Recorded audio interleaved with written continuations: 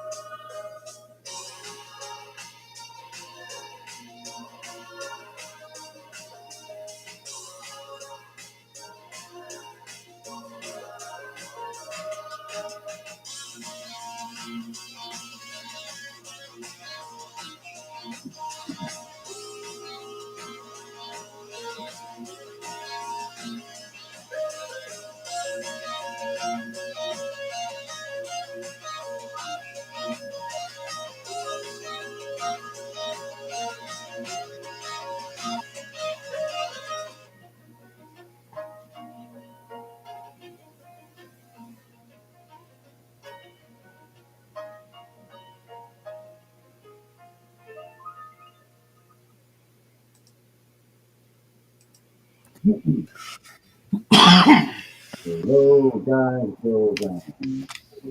It's good.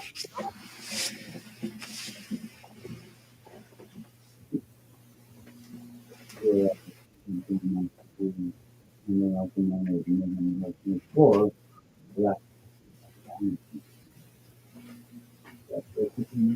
right now, it's like Ramhala.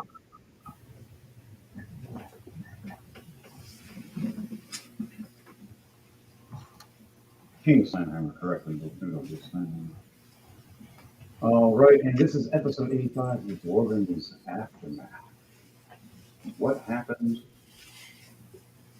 about a month ago before all our blood saints exploded out of the top of the mountain and fought against Crusade? All right, I'm a level 20 barbarian fighter, also known as Blackguard Slamhammer or King of the Dwarves, was secretly hiding amongst everybody else for years. All right, we're gonna go to the next people after that. Definitely jump in and say who's next. It's your boy Pando coming in a little early today. And today I'll be playing as a Dwarven fighter named Drogma. There's a punchline to that. There's a meme. Well, what's his name? On it. Drogma. Drogma? Yeah. Drogma.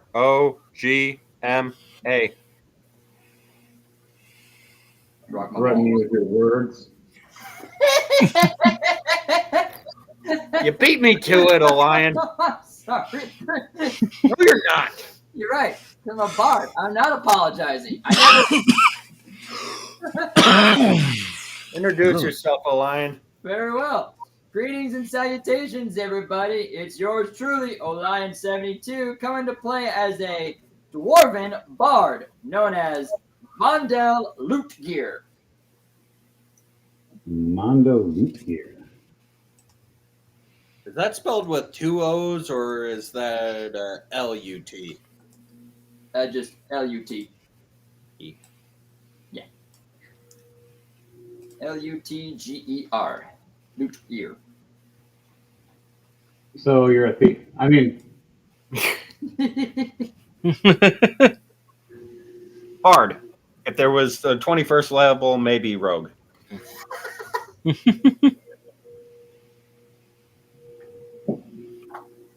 All right, I'm bringing you guys your music am playing as a dwarf as well. Solvon-Dedex. I am DJ Thunderbass. Woo! Jordan, what was the character's name again for you? Vondel. It's VONDELL.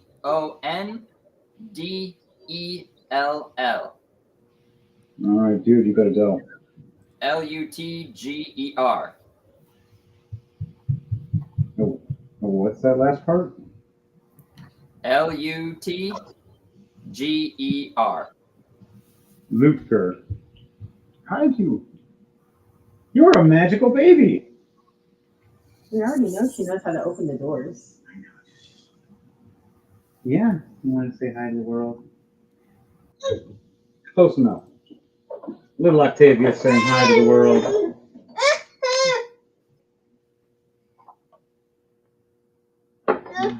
Okay. You get 5 seconds of fame. Say hi. Yeah, say hi. Everybody else want to say hi to Octavia? Hey, She's going Octavia. to be one of our future Hello, DMs. Octavia. Yeah, she's going to play the games with us and be in here. You're going to hear her little voice. I'll change the studio by then. It'll be safer. I'm still organizing this new studio. All right, on that note, Mommy Luna. And the jump scare. I love the jump scare. Beautiful. Oops, I almost messed that all up. Might need to wash that out. Smell of 1,000 Mary Janes in that bad boy. No, that smell of 1,000 beers. Oh, jeez. All right, so guys, girls, and squirrels. Last thing you guys remember was Dwarves. Does anybody remember what happened last time before you guys were sent off with the Blood Saints? Sadly, no. I was off at a football game with me Gramps. I could make a really dark joke. I know you're going. I say roll with it because it's past 5 minutes. Well, we brought down a mountain. Oh, Lord. And the owner of my hands kind of got eaten by the purple people eater. What? Oh, yes. So he finally threw it in. I wasn't joking. I was not I mean, joking. I knew you were never joking. I was just fearing the day it would come up. And man, that bard played his heart out. And that was actually the second time. That was the second time the purple people eater made an appearance in this story. It is. The first time you guys ran away from him. Second time technically too. I think he was. To be honest, I don't think floating is going to be a good option. Here's why it was in the Fey realm. We were in the Fey realm. Had it been when Abner had taken the mushrooms for the first time. Yeah, Pando wasn't there, I don't think. Nah, I don't think you were there. Pando would have remembered a purple people eater. He would have still tried to fight it, but John Cena me. Are you sure about that? I would have laughed. Oh yeah, we also befriended a dragon. A 5-headed platinum ice dragon. Well, damn.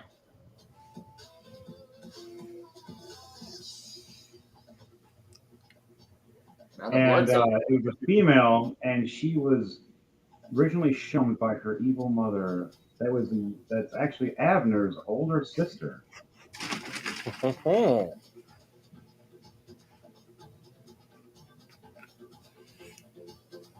I mean, this is going to be news for Abner once he finds out. I have a sister? She protects the moon. All right. I need to start sharing this everywhere real quickly. I'd like everybody else, if you can, to share, share, and subscribe as well for our Rolling2Die. On that note, for Rolling2Die, I'm going to pull up this and then pull up D&D Beyond. for our characters, what happened last episode? We survived, and yes, we blew up a mountain that time too. We blew up another mountain with the bloodstains. It just seems to be a trend with the bloodstains.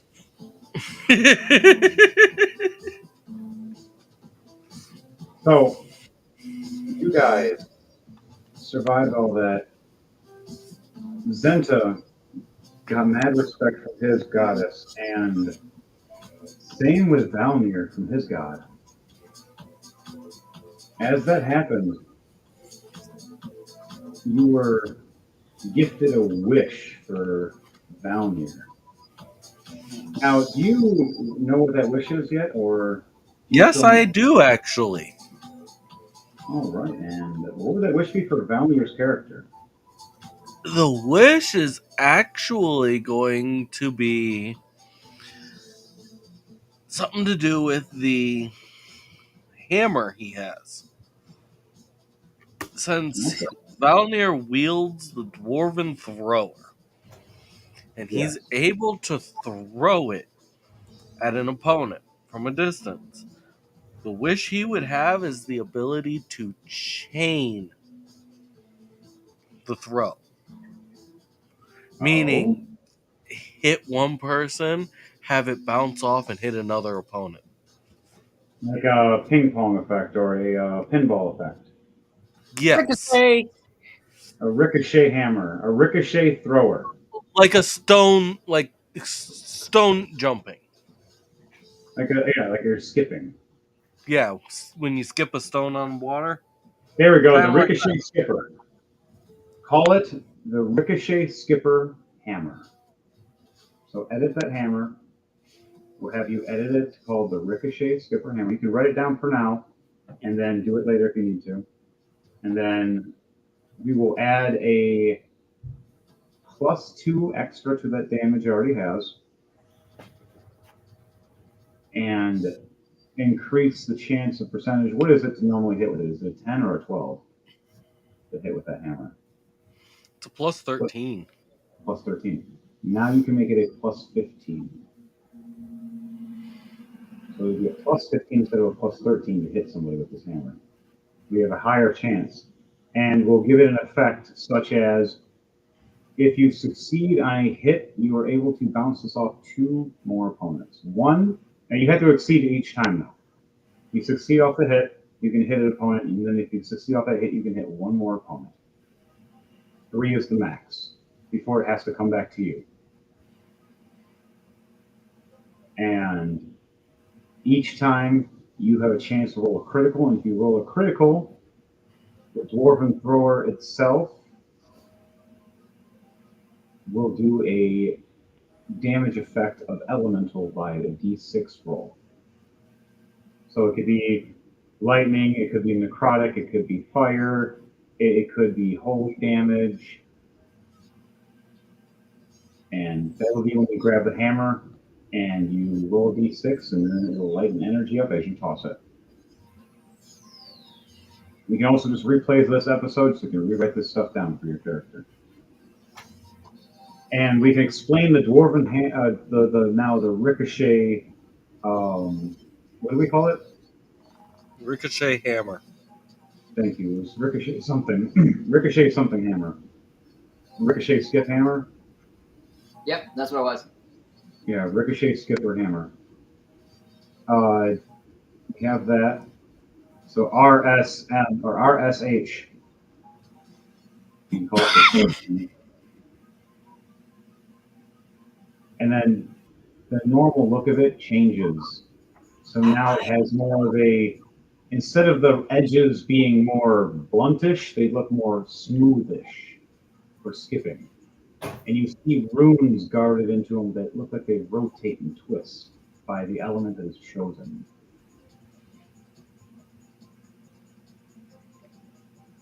And there's a unique handle on it now, just for you to grab it, that looks like brass knuckles. Hmm. A little easier to grab when you catch it. And it goes right to your hand every time. This is going to be a unique weapon that's locked to you. Also meaning you're going to get a Thor ability for a second. No one else is allowed to wield this weapon or hold this weapon but you. If they do, they will not be able to lift it off the ground without a strength check succession over 30. They pretty much have to be a Hulk. My character can make it, but I would have to almost get a nat 20.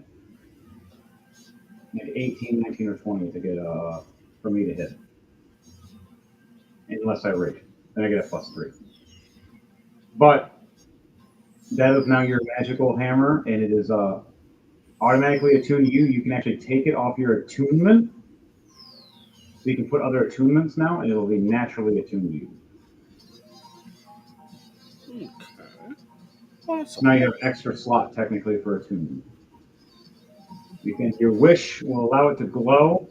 Now, what color do you want it to glow for Valnir Nighthammer? It'll glow like his aura, the icy blue. Okay, so it's going to be like a light blue aura glows upon flickers every once in a while, especially when you grab it. When you grab it, that's when it glows. And we're going to allow it to have a AoE light effect. A brightness of 10 feet around you and dimness of 10 more feet past that. And if you want, you can focus within a 5-foot radius to make someone have a chance of being blind. But you can only use that effect once per long rest with this weapon. Like once per recharge. We can work on the effects of that more later. Mm-hmm. For the rest of that episode, Zenta did his wish.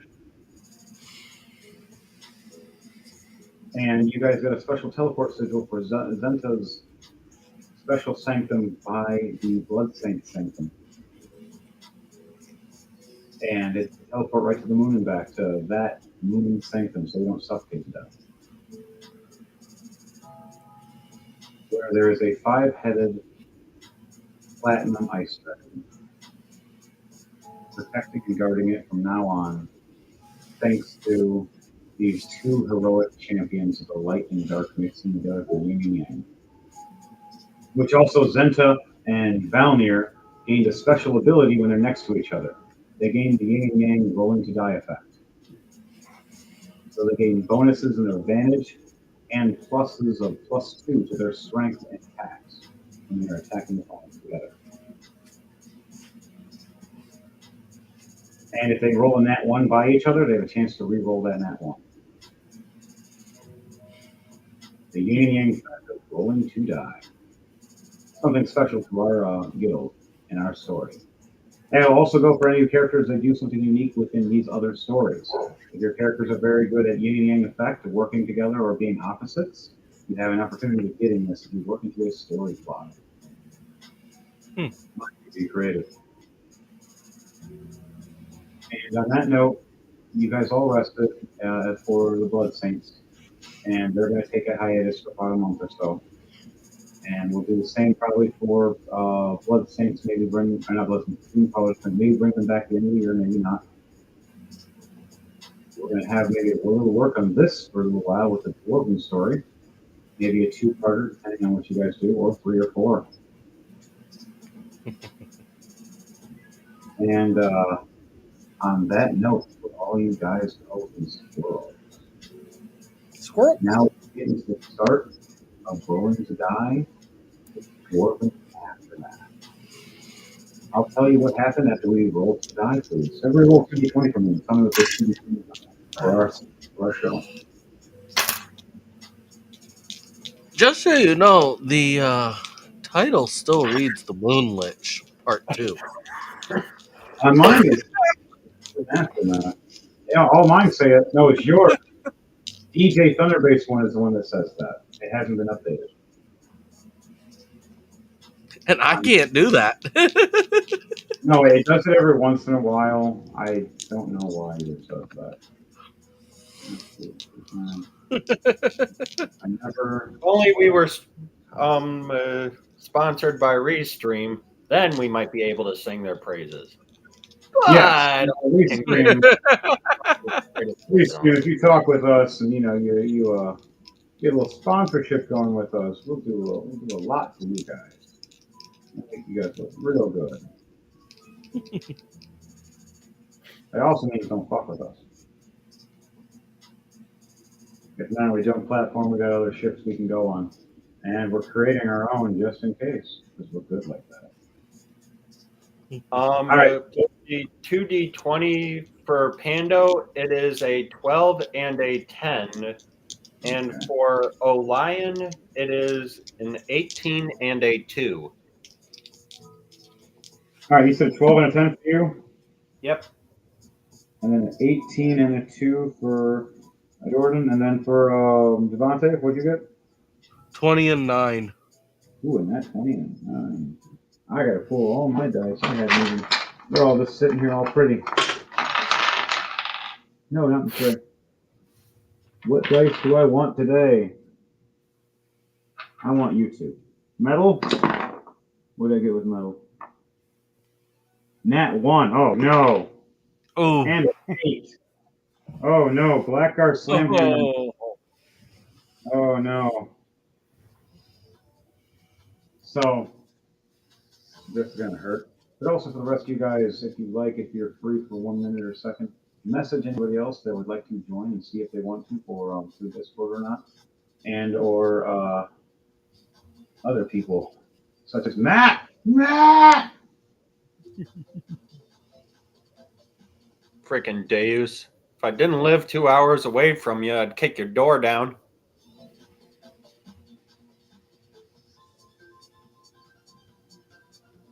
Oh, one day we will.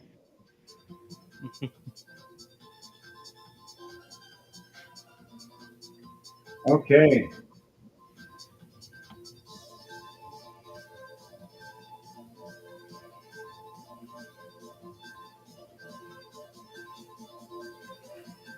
So back to it. Guys, girls, and the world. The Blood Saints.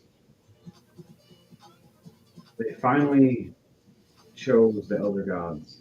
The Elder Gods gave them the formidable powers to take on the crusade of machine gods, destroying and ripping apart everybody.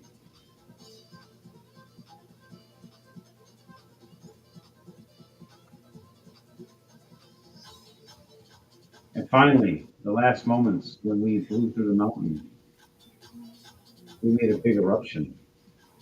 We blew the top of the mountain off after each one of us gained our powers to beam through it first with holes, and then Matt's character from Berlin explodes with this black raven demonic dragon of elder darkness, ripping right through and blowing up with giant wings of a 250-foot wingspan. That's a big wingspan. Making this noise that pierced through everybody for 1,000 miles plus. And we all flew down and fought, took on the crusade. One by one, we destroyed all of them as the Doom Crawlers came through the Feywild portal, taking on the Fire Queen of the new realm that was powering these machines, as well as Crawl, Tomb Crawl, eradicating her in her last moments in front of all of her men that worshipped her. The Blood Saints came in, smashing down all these heavy machines. And the giant mega ones that were about to nuke the town, you guys made sure they were disintegrated before they didn't have a chance to go boom. And you reverted back into yourselves and cheered as everybody else cheered on all around, all happy, except for one place. The place that they had to gain their powers from. The place where there was ancient scrolls and tombs and writings of runes on the wall that had all been decayed and destroyed and eradicated in every sense.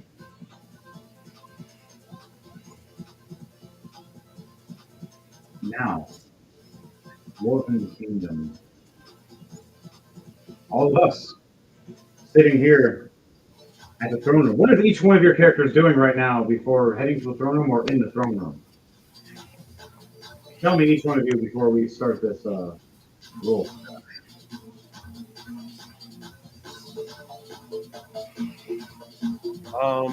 Drogma was outside watching the mountaintops when it exploded and is now running as fast as his little legs will take him to the throne room to warn about the mountain exploding. If you do that, you'll be late to everybody else. Let you know. Oh, okay. We're in the mountain. The Dwarven kingdom is in the mountain that exploded. Okay, so we just kind of feel. Oh, wait, I forgot. We also have stone sons. Yes. We all right now. This is happening. The explosion is going to happen in a minute. This is Okay. like a redundant time. We are all supposed to be meeting at the throne room because Blackguard, Slamhammer, and Deadaxe have just came back from from sending the Blood Saints on their way to go and eradicate what they need to and gain the power. You know, what are you doing in that moment, in that instance? You hear that Slamhammer wants a meeting with all of his elite guard, his specialized soldiers that are his boys. Sprinting from the forge to the throne room, hoping not to miss anything. Again, kind of a dwarven waddle run, if you can imagine it. All right, Lyden, what about you? What is your character doing? He stepped out for a second. Just assume he's in the room. All right, well, we're gonna go with next. EJ Thunderbase Deadaxe then. I'll go check out the lion in a sec. Yeah, you can do that right now if you like. Saruman is in the throne room already. Slamhammer and you both are walking to the throne room right now after letting our blood saint friends go, warning them about the dangers. As we're walking there, then I'm basically looking at the at my giant slayer battle axe, going, ugh, this needs to be sharpened. Because he's also a smithy. Yeah, well, perfect thing that you have a blacksmith coming towards you from the blacksmith area, a Pando's character.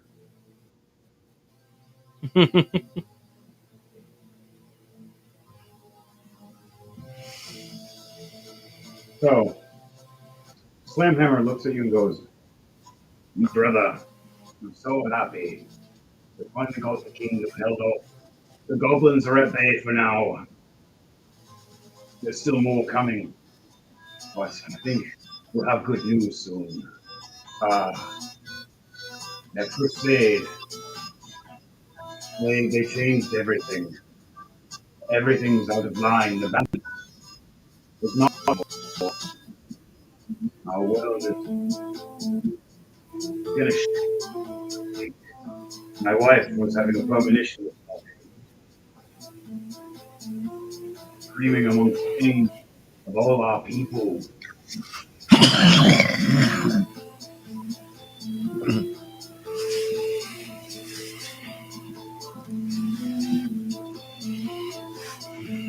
What do you say, my brother?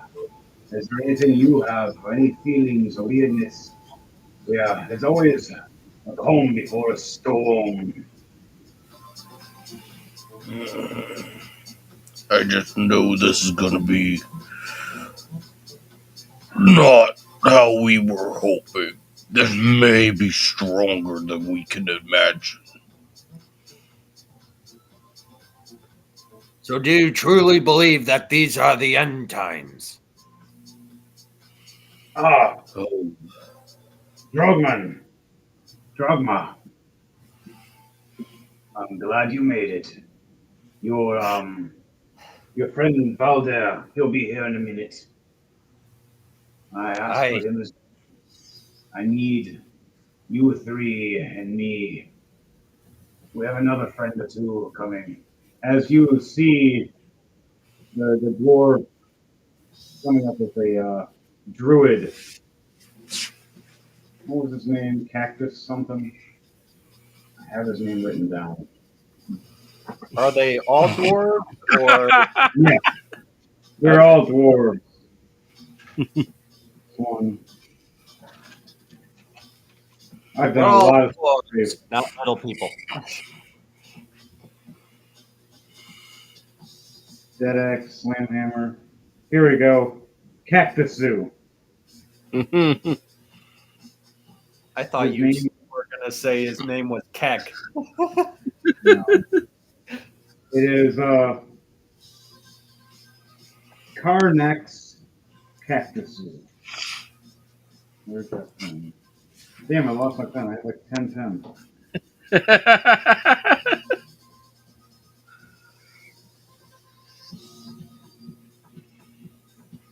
Is it the good pen or the ink pen? It's ink pen. Cactus Oh. Zoo.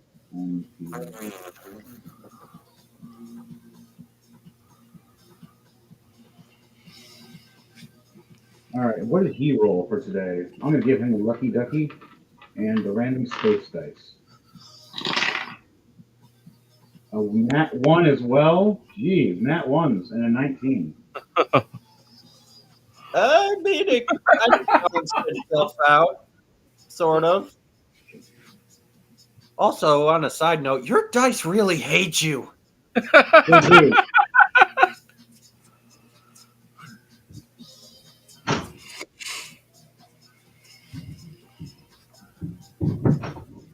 Okay, 1 and 19. Yes, they do hate me today.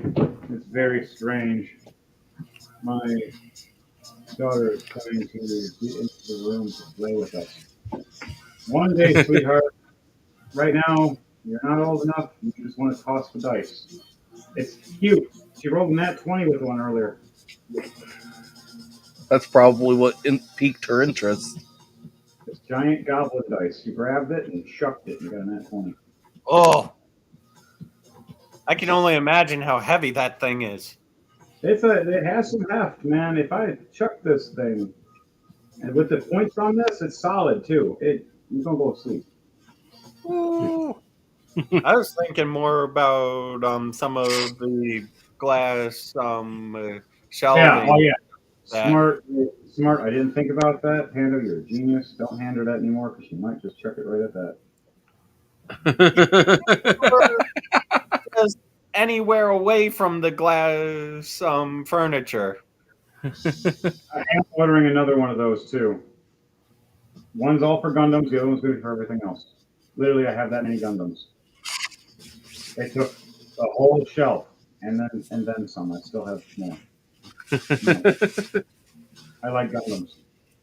Japan, make me a heavy arms Gundam from Endless Waltz Custom. Purple though. I will be your best pilot. Period. And then you'll have everybody else here in the crew. We'll all pilot them. And my Well, wife- I mean, Pando has to learn Japanese first. So Right. there's They that. know English is their second language. They trade with us. Japan's pretty fucking smart. I respect them. Madly. And their TV is insane. I love it.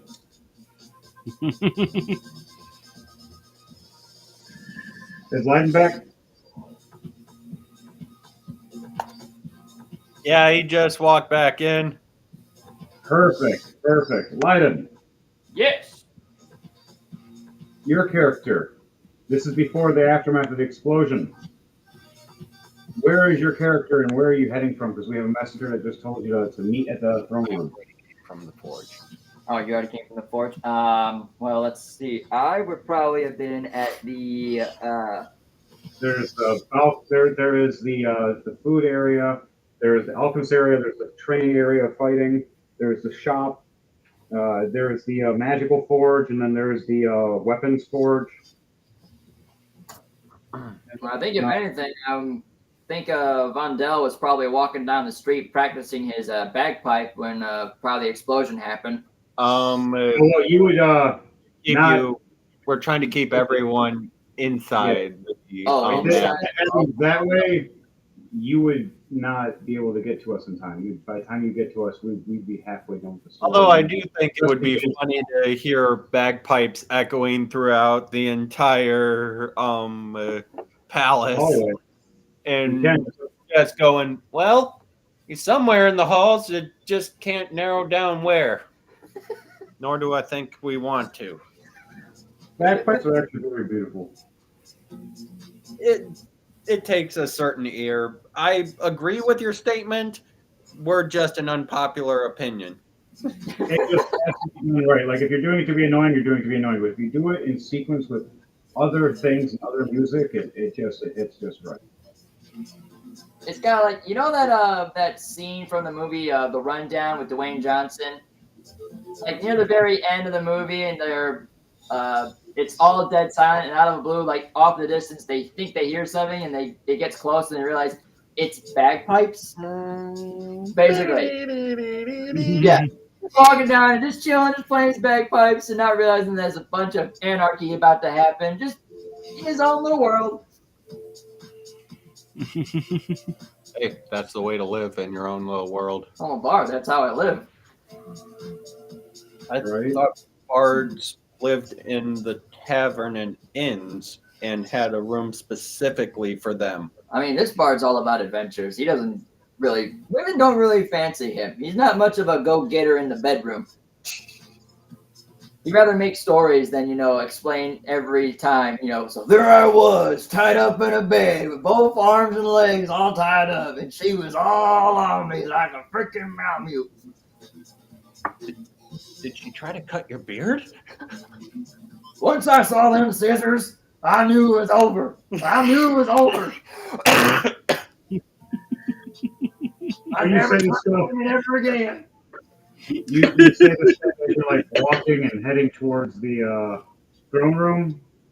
Yeah, I'll say that. While playing his bagpipes. Playing the bagpipes, stopping and talking and going, and you walk past the guards, and all the guards look at you with like, roll a charisma check. Roll. I want you to do some music for me to see if these 6 royal guards and their 7th commander will respect you as you walk past getting to the throne room. You're a bard. You're all about that charisma, homie. All right. 13 plus 4, 17. 17. 16 was what we needed for a succession for charisma. Now, do you have any special charisma boosts you can do? It'll be a free skill to use. Oh, damn, I should have. Oh, no. Oh, I had a great entrance and I totally fucked it up. Oh, damn.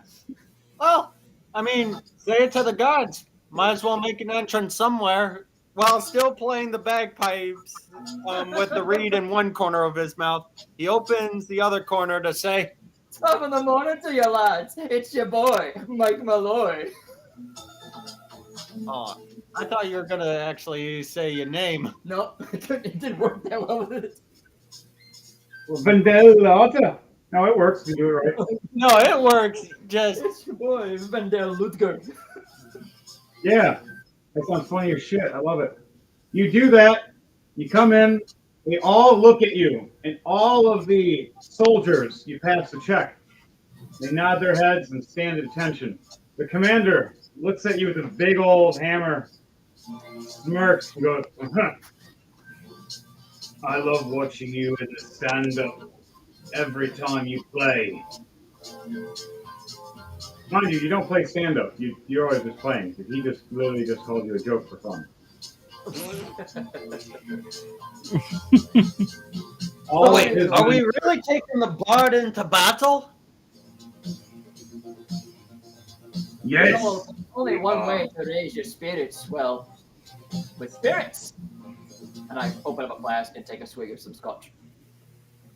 Bards are universal as hell. They're technically the universal character. Like, they can fill any spot and role that you are missing. Same thing technically with a monk mixed with a bard. is that you can technically run almost like half the classes with just those two. You can heal people, you can kill people, you can learn spells, you can do crazy things, you can literally if you're a level 20 bard. Are you a level 20 bard? Yep. We all are. That's You what. know power word heal, you can heal the whole party, and you know power word kill as a bard. So you can literally, if someone's under 100 or 100 HP or less, you can play your song and just kill them. He's checking his spells. I know It's I an got actual spell. as one of my abilities. It's in there. You have it. If not, I'll give it to you. I'm certain it's in there. I can look her up. Yep. I have all this. I only got healing word, but I could probably get that on James made a bard, and his bard does both. He knows all of it. He made a superior bard that can just ruin everybody. I love it. I can't wait. I'm excited. But, all right, guys, girls, and squirrels, we need to go back into the story. All four of us meet up and look around and we see the queen. So, queen, how are you and all this? I told you, I have a bad feeling, and the old witch has been acting weird, and I swore I saw the network cleric again. He, they're up to no good. I've heard premonitions. The gods, the elder gods, they're on our favor, but they warned me to not be at this throne at this time.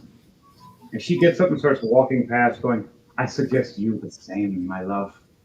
Immortal or not, I think a boulder would kill you. What do you mean, a boulder? And she walks away and asks her guard to come with her for a second.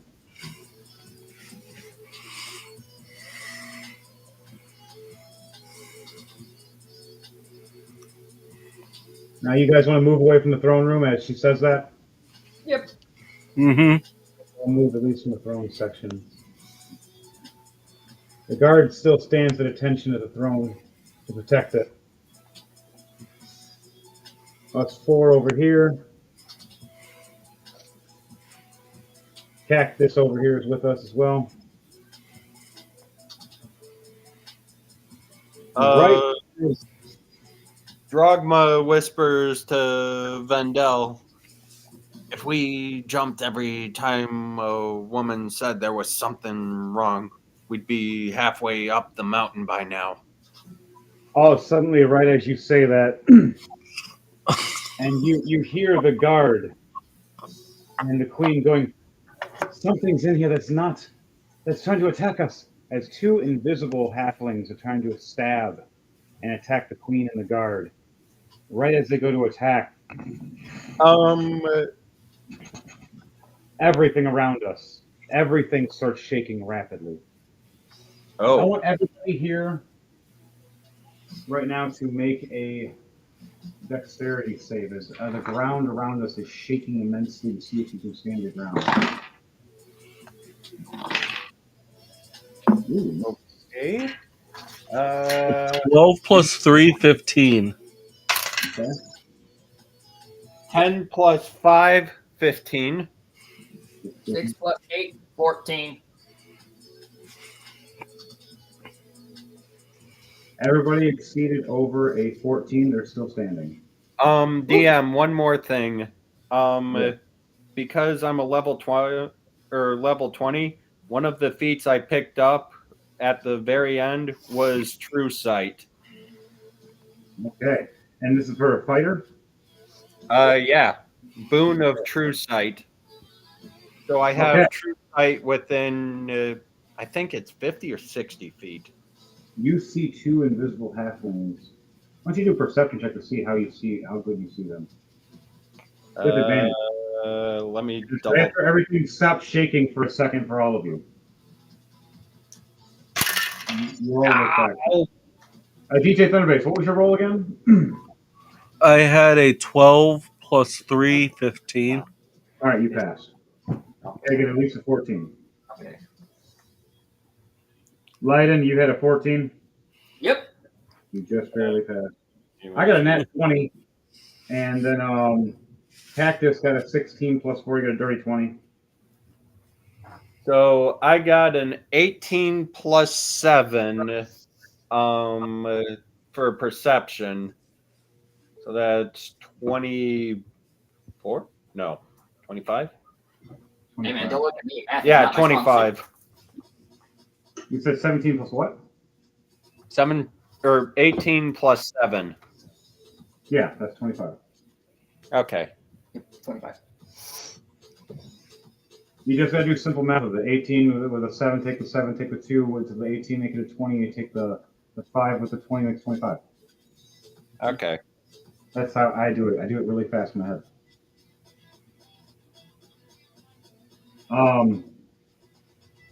So we all shook as you've seen this.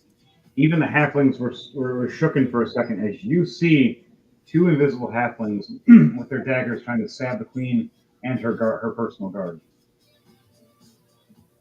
They missed the first attack because of the shake. You have a chance. That can't be the pains I had last night. Now you're gonna anything and I'm tell going me. to run up to the halflings while screaming, "Get down, my queen!" All right. Explain how you're doing this, like running as you're going. Like I pull out my great axe and wind back and scream, "Get down, my queen!" She looks over. Whoa! Oh no! And she tries to pull her axe out, trying to defend herself. I scream again, saying, "I said get down!" All right, you want to do an attack as you do a rush attack? You get one attack before we go to the next person. Yep. Which would I'm be going two. You have one action. to attempt to. Let's see. Are the halflings next to each other? 5, 10, they're about 15 feet apart. Damn. Too far. Well, Well, unless you jump between them. You jump between them, you're 5 feet both. they're too close to the queen that if I were to try and cleave, I could potentially hurt her as well, unfortunately. So I'll just do the single the attack. angle you're standing, you can hit the one with cleave without hitting her. But if you move, you're going to hit her. You told her to get down. She is stepping back and she is putting her guard up and getting down. Okay. So then Roll for an attack for me. just for a normal swing because Yeah, Drogba is still worried about hitting the queen with the cleave. All right, this was going to be a straight roll without the spider because you were worried. Yep. Straight rollies. 11 plus 10, 21. Nice. You just barely hit as the AC is 21. Oh, shit. Back of this halfling's back, it's just hacked with your axe. For damage, 7 plus 4, 12. 12 damage. All right. You hurt him, but he's not dead. He's angry now. Now, is there anything magical about this weapon? No. It is just a straight great axe. Did you guys choose any magical or special weapons or gear or equipment? No, I didn't get the numbers for those, like how many we were allowed or not. Usually 1 legendary, which is 1 orange, 2 purple, 3 blue, and 4 green. So go home set when it's not your turn. Okay. And add that to your inventory of those things and replace things if need be. Same thing for Leiden. Me and Devontae already have ours. All right. All right. Next, we're gonna go with Leiden for a second, and then we're gonna go DJ Alright. Thunderbase and then me, and then we're gonna go into a turn of initiative after that. Everybody gets their one reaction first. Leiden, you heard Yes. this. You've seen uh, Dragma run over to the queen, screaming, "Get down!" as he swings his axe at this invisible creature. But right when he swings at this invisible nothing, you see blood. Now you see it trickling down. You can kind of see half of a person because you see blood running down the back of somebody. They're using Cool. true invisibility. Still invisible. The blood is giving them away now. At least one. Oh man. Shoot.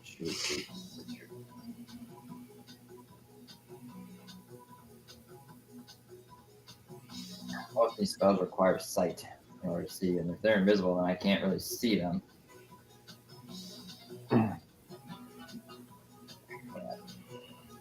Well, you can kind of see one, right? Yeah, because the blood that's splattered is a good giveaway. Yeah, make it so it's not disadvantaged when you attack. It'll be a straight roll instead.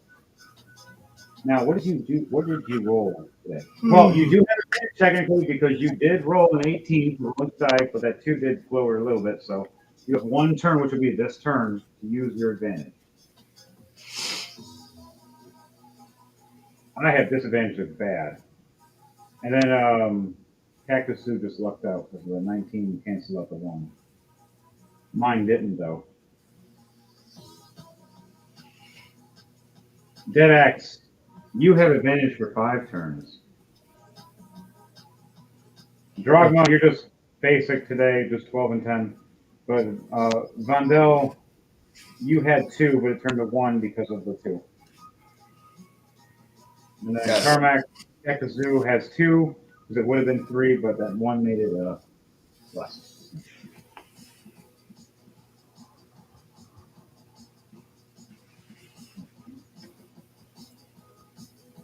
So, what are you doing? Well, honestly, I've got really Oh wait, do I have? Bullseye Lantern. What the hell is that? I got some oil. I could just Guy? kind of pop the cork off of the oil that I have, and I'm gonna try and throw it at where the blood was at, and see if it lands on the person that Drogma attacked. Drogma? Yep. Drogma. Okay, thank you. Requires me to throw, so it's a dexterity.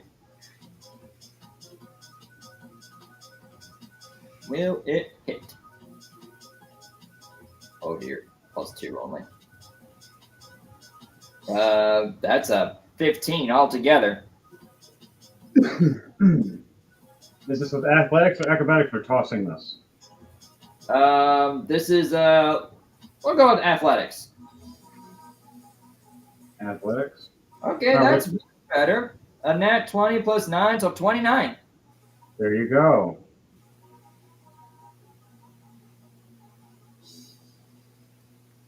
Vandel pops the cork and says, "Hey, I can't see you. Give yourself a bath, you little shite." Now, do you want to do another action? Do you want to do another, like a small reaction of tossing some kind of flame involved? Or no? I got nothing for fire spells at the moment. Do you have like a torch? Let me check. I got a tinderbox, but no torch.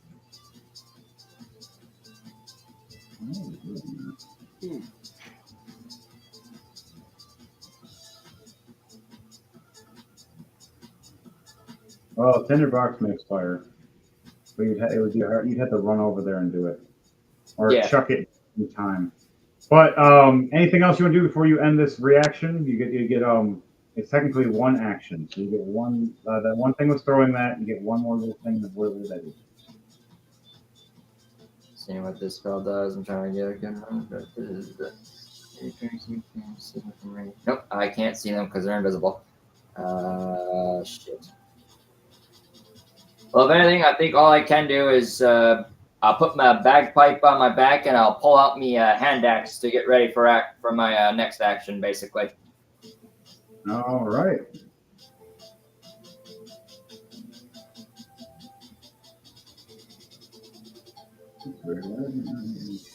Oh, there we go. Okay. I was trying to like share stuff and it was freaking out for a second.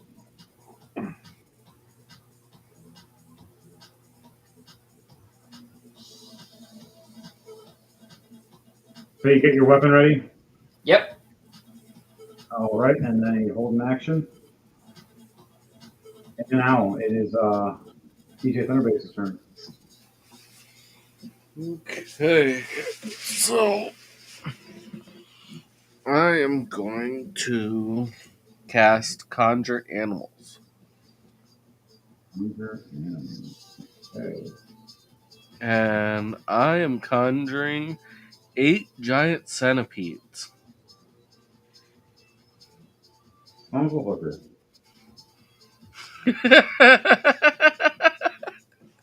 First off, I don't like insects. Secondly, I have insects.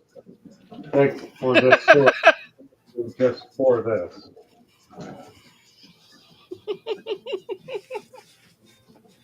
But I was going to use those, but now you're summoning them. You son of a.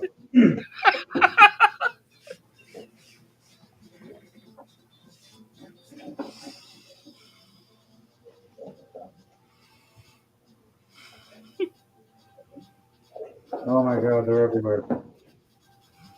Even if they're just fake. Okay, I got 5, and then I'll give you something else that looks kind of like them. Because, I'm sorry. I can make you 5 giant centipedes, and then you can have like a couple scorpions or praying mantises or cockroaches or something. Um. Okay, so I'll you allow said it there to was be only. like So you said 5 yeah of the 5. giant centipedes. Yeah, I got 5 of those. Okay. Then for the other 3, I am going to use giant poisonous snakes. Ooh, nice.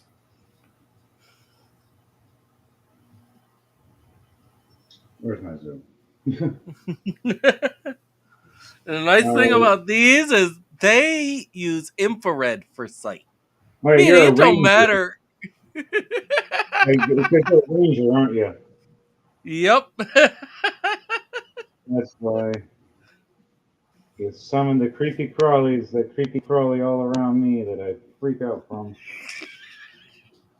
Now I have to.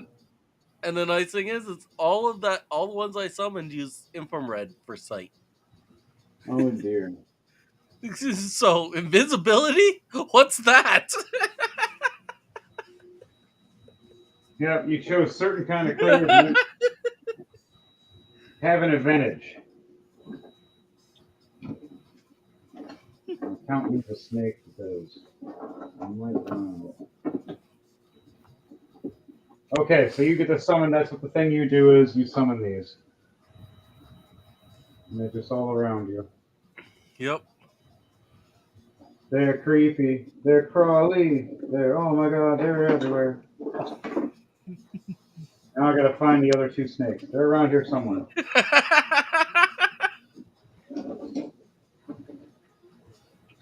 When you have a zoo, at least now I have room to actually place everything. For once, I will have room. Oh, there's a snake. That'll work. One will be a giant cobra snake. The other 2 will be giant green snakes, but I gotta find them. There's one. If there's one in here, that means the other's in here.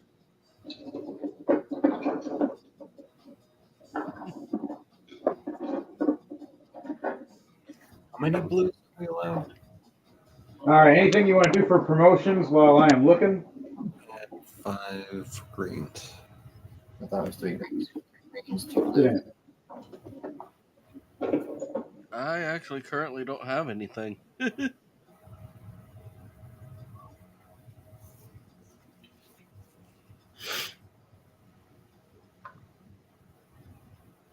And snakes, all the snakes. Why the snakes on the plane?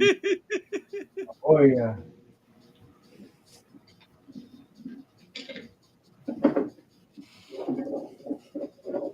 Why do you do this?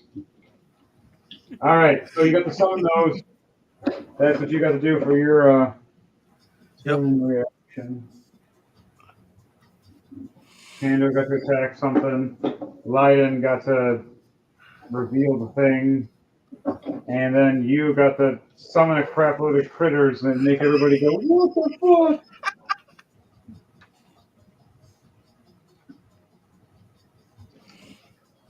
Even Slamhammer's looking over going, I was not expecting my nightmare to just be summoned next to me by my best friend. The fuck, bro? You know these things scare me. Sorry, they can see invisibility. I'm just gonna drink more. Okay. So, on that note, you summoned all your creatures and everything else. Everybody did their turns for that. We're gonna have Cactus Sue. He's gonna look over and be like, there's a visible thing, so I'm just gonna summon my buddy. He summons his little pet for now, and then that's all he does then. The queen takes her reaction and swings her axe at the one that's been revealed by Leiden. Completely misses with a nat 1. Ooh. Slams it down. Her guard misses with it. Wow, 6. 6 plus 12, still a miss. The queen misses again. And the guard, wow, both these ladies miss all their attacks. These halfling invisibles are just dodging like crazy. Their turns are done. Now we're going to roll for initiative, everybody. All right.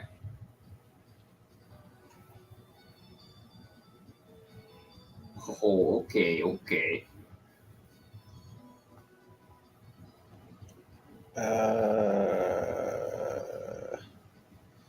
Vondel rolled an 8 all together. Oh no. Dead axe? What did you roll?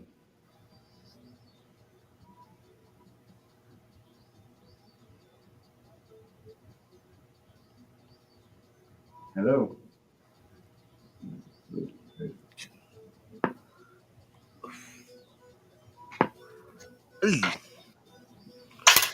Gesundheit. Drogma got a 16 plus 5, 21. Wow.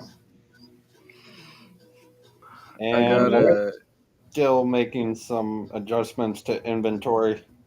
That's fine. 18 plus 6, 24. What do I have? Mine is a plus 5. My dice. 19. 19 plus 5 is a 24. We got to do rollies. Rollies. I got a nat 20. 3. I was wondering where all the bad rolls for you went. Oh, they're still there. All right, Cactus Sue. Really like him today. 3. Nope, never mind. 14. And then the queen.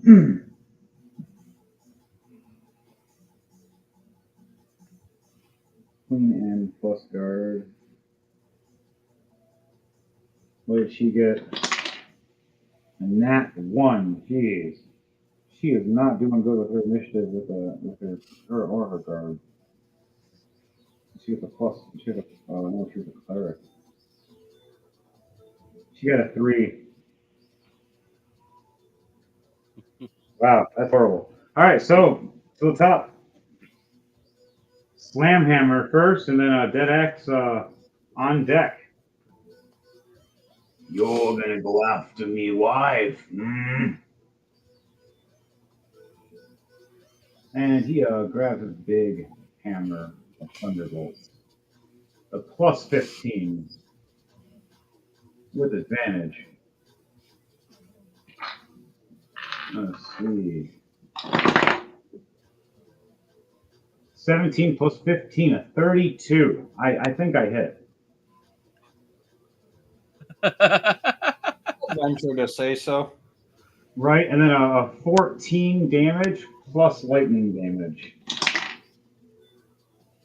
10 lightning damage on top of that. A 24 damage first swing. Back swing. Coming at it with a 15 plus 14. 29. I'm hitting again. How much damage? A 13 plus lightning damage. 6 more lightning damage on top of that, so it's 19 damage. I got my second action. Wait, attacks per action. 1 action. Done.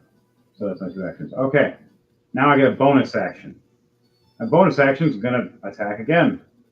Swing my hammer at this halfling.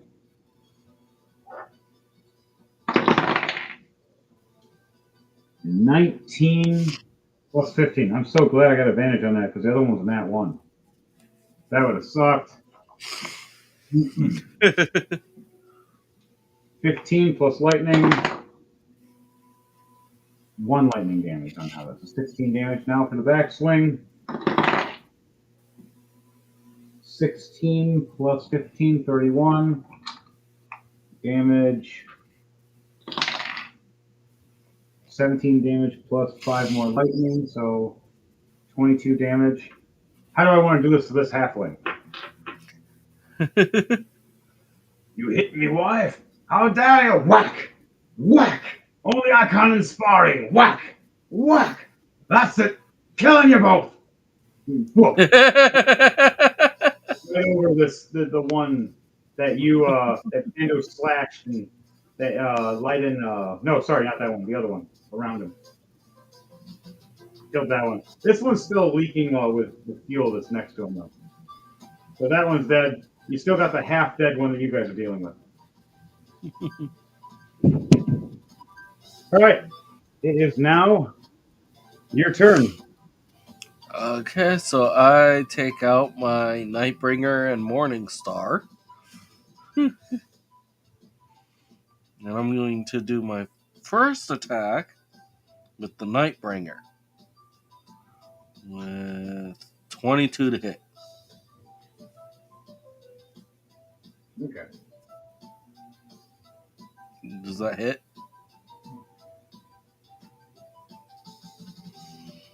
Does 22 hit? Yes, 22 hits. Okay. I am going to also, in doing this, expend one of the charges. All right. So make a DC Constitution saving throw 20.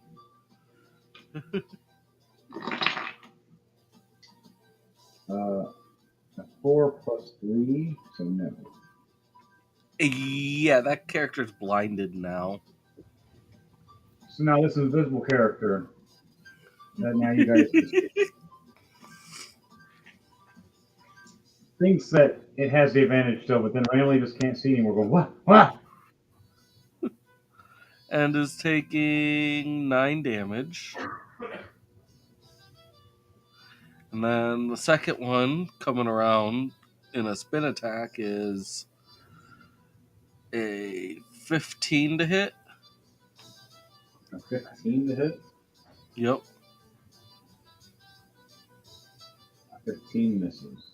Oh, wait, I just realized this. There's also a +3 attack. Your is this your action? I have 2 attacks per action. All right. How many actions you guys said?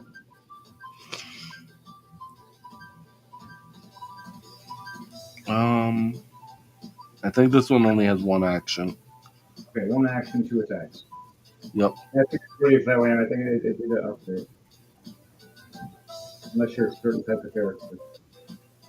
Fighters have more of the advantage on that than anybody. Mm-hmm. Fighters and monks. But I am going to use my bonus action, though, to rage. The rage. Yeah.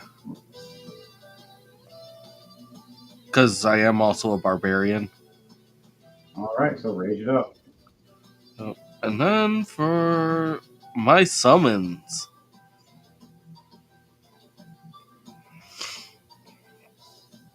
my first giant centipede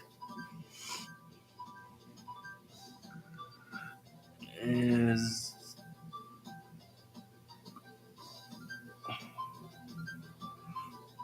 okay.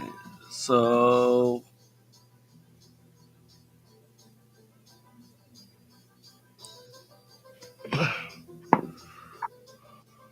16 plus 4, dirty 20 to hit.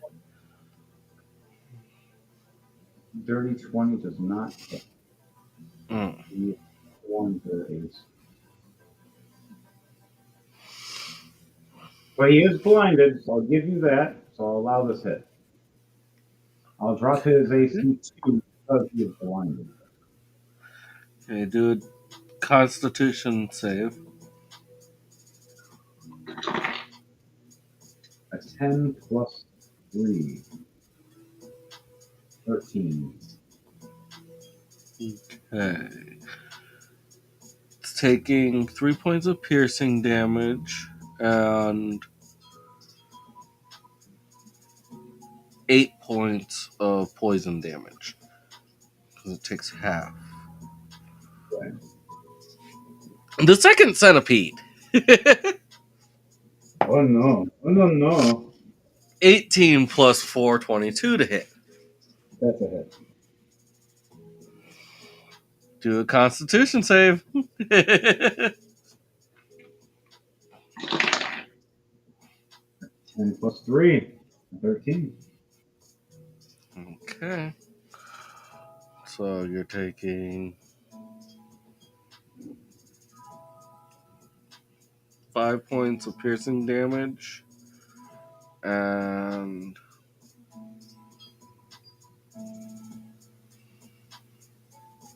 7 points of poison damage.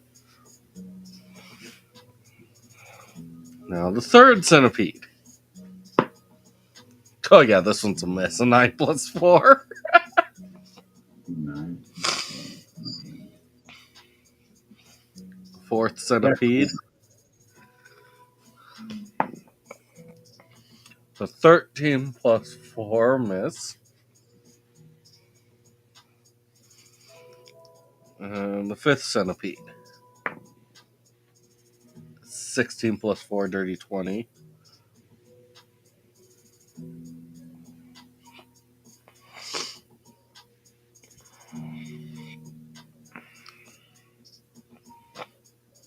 Does the dirty 20 still miss, or is that still a hit? No, dirty 20. Oh, yes, it does hit because of the AC drop because he's blind. Okay.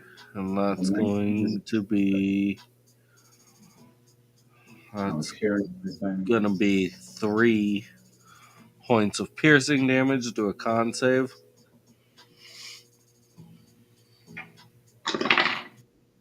Uh, 3 plus 3. 2. Yes. You're taking 11 points of poison damage that time. Oh, jeez. Now for the first giant poisonous snake.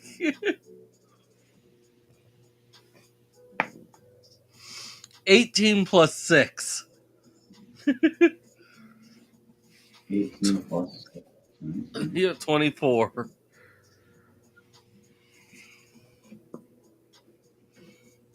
That's How do you gonna do be.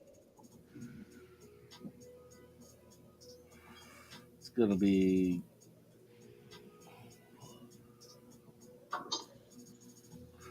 7 points of piercing damage plus make a Constitution save. A 2. Plus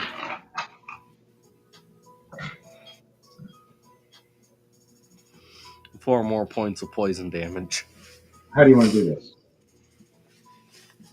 So I do a quick spin motion with Saruman, only for as soon as I go past this person, all my animals start striking. Only for the first poisonous snake to actually get the kill. Because it's all bite attacks that they're doing. Yeah. The bugs were sniffing and champing at the armor and ripping at the clothes. And finally, right when there was an opening for flesh, the snake struck just right. Struck. The other two snakes looking jealous at the first one. Okay. What do you know? A familiar that actually listens for once.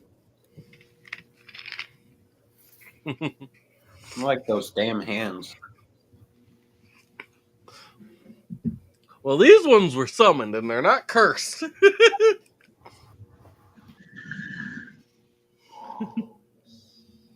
All right, so you killed the other invisible guy. You start hearing commotion near the guards of more fighters saying there's more invisible fighters and they don't know where. Quickly, men, where are they coming from? I don't know. Halflings are attacking us now. What? I thought they were on our side. They want to take over. They see weakness. Again, another. I read you a dexterity save with disadvantage this time, please. If you have advantage, it's Oh! Oh! Oh! 12. Nat 1. I had an at one as well. First one was 25. Aww. Nat 1 plus 3, 4. First roll was 25. Second roll was an 18. I roll both of my physical dice simultaneously. I got an 11 and I got my first 20 of the night. What a waste! Aww. I'm pretty sure that shaking does not count as something that I can see coming. Well, not It's like something swimmers. so much see coming as much as You it's feel a it. bonus action of It's a a- dwarf. I think it's like a new racial ability or something. Tremor sense. Basically. Yeah, tremor sense. With tremor sense. You guys can feel it and you know it's coming, but you were so distracted by combat that you didn't feel this one at first. But now that it happened again for a second time, but worse, Blackguard Slamhammer got a 1 plus 5, So- he got some 12. And then Cactus Zoo got a 5 plus 4 and fell as well, a 9. We're prone to the turn when we get back up. Okay, so the second one is one that we could actually tell was coming then, right? We felt we were the only reason we didn't know it was coming was because we were in combat. We would have known. Oh, okay. If there's another, we will sense it though. The queen gets So up then, and yeah. looks. Not one then. The queen looks at all of you and goes,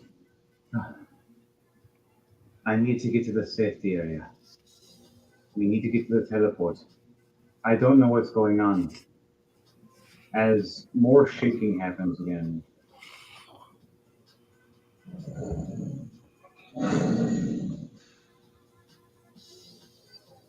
One after another within the course of a minute or so, like combat up the mountain.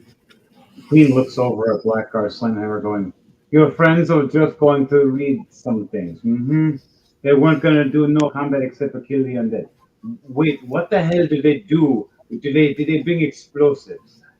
Were they They're going to just blow the top of this mountain or something with something? Well, actually, knowing Mayhem and his crew, Right as he says that. Another dexterity save with disadvantage for everybody, and well, straight roll for everybody right now because you guys all sense it this time. 14 plus 3, 17. Orion, bear witness. I Orion, Holy shit. You got a nat 20, bro. I got another nat 20. nice. 10 plus 8, 18 for Vondel. I didn't even add the modifier. Queen got 25. a 15 plus 5. Her companion got a 12 plus 5. Slamhammer got a 10 plus 5. Got a 15. Everything shook After again. the last tremor, Drogma slams his hammer down and goes, "These tremors are getting real annoying now." I take to hovering, so that way I don't have to deal with this shaking anymore. What's a dwarf doing flying? I have the wings of flying.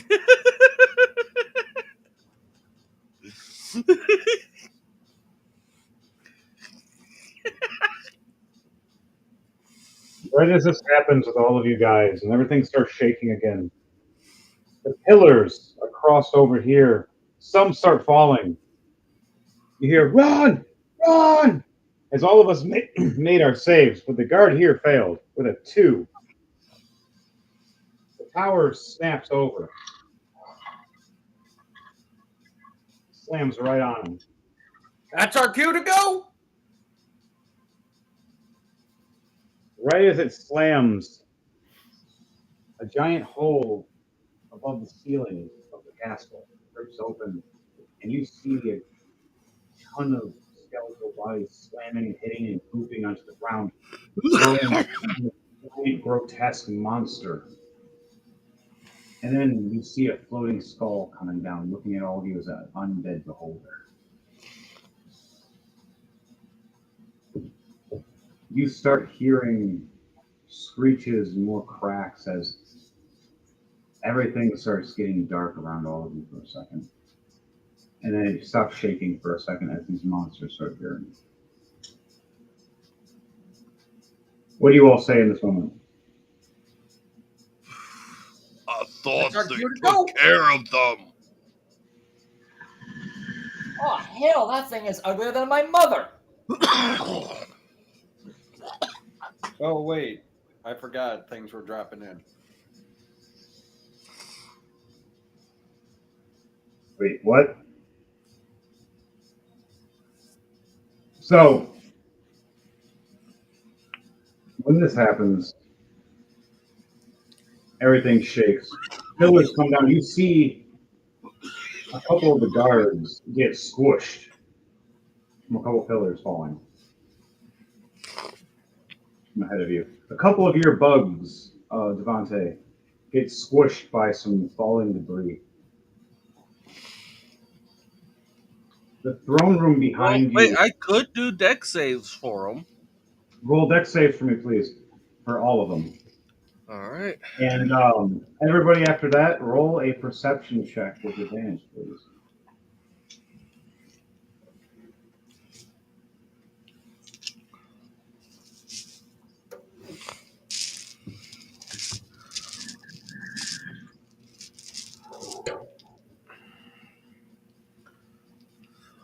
Perception check. Yep, with advantage.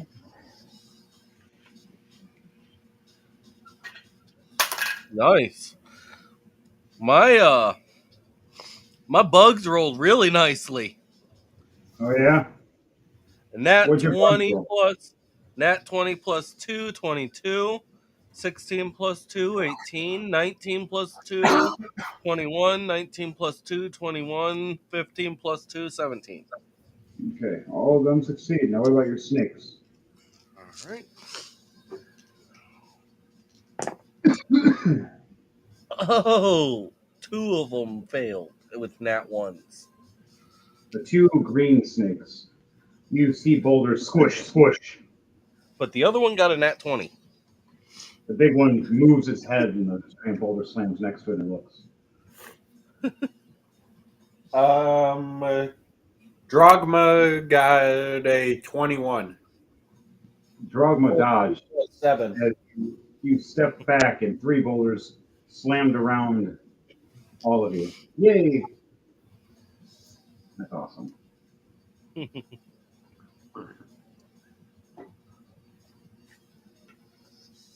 You guys all look around, all worried. Dust around a little bit of you. The queen grabs her sigil, and her commander sits next to her and holds her. As you see them teleport, going, "Honey, I'll see you on the other side." And she teleports away. Roll perception check for me, please.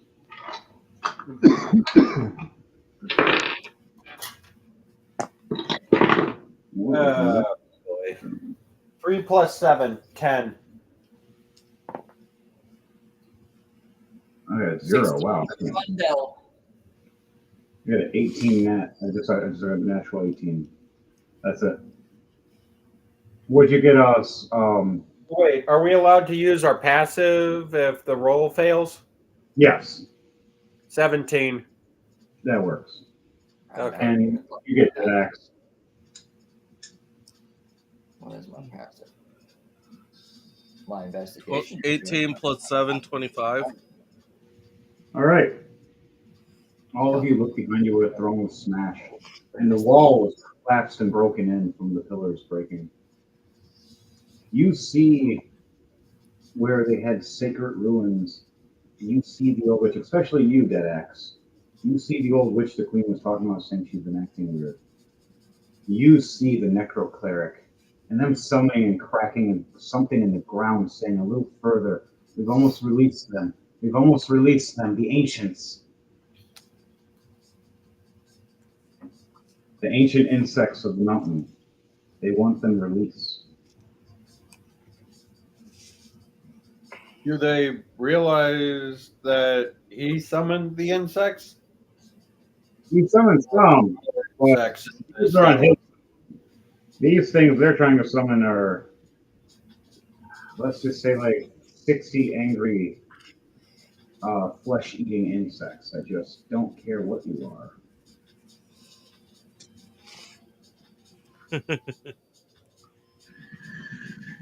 Anything you guys say before you see what happens next? Some casters really want to watch the world burn. Speaking of, Arise, arise, ha ha, ha ha. as they drop down the coffin boy. in the red you see this purple liquid spew out everywhere and starts burning some of the creatures and the people, even the witch. You see the coffin melt, No, our Lord. and then you see the liquid disperse. And they see, it looks like weird flesh at first, or exoskeletons. Like, what is this? What are those? As the undead soldiers she has look over, even the necro cleric is like, "I think we should go. I think something woke up in the process of the shaking." And you start hearing chatter of insects.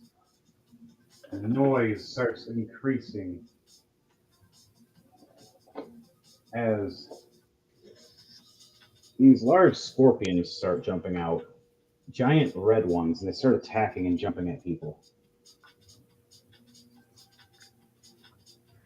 Attacking the undead, attacking her minions and her creatures and her monsters, even attacking her. As well as other insects and creatures start popping out. And every turn, more are going to start popping out and then spreading. As some start bouncing and trying to jump through the walls and over the walls a little bit. Everything starts shaking. Orders? For once, I think we should listen to the queen. Get the hell out.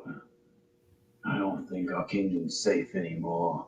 As you see Slamhammer for the first time step back, scared, puffing his pipe, looking at the ceiling, looking at the ground cracking, going, I I feel a dark energy and an ancient energy mixing.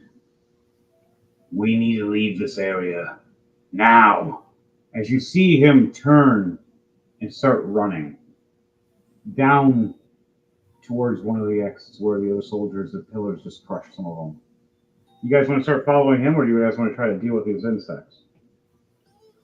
As it's starting to shake again. And the next pillar is starting to collapse over.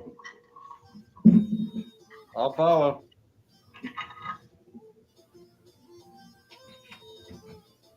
I'll follow.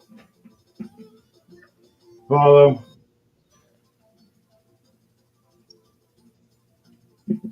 Say Leiden followed too. I'll take points since I have true sight. All right. That way, if there's any more halfling assassins out there. Oh yeah, there are. They're popping up and fighting these guys. These two are dead from pillars dropping.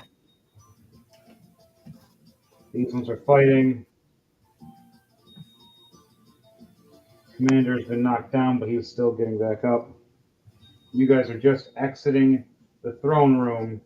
The giant snake is right behind, and your insects are as well. But you're a ranger, you stated, Dead X, correct? Yes. You have a sense to nature.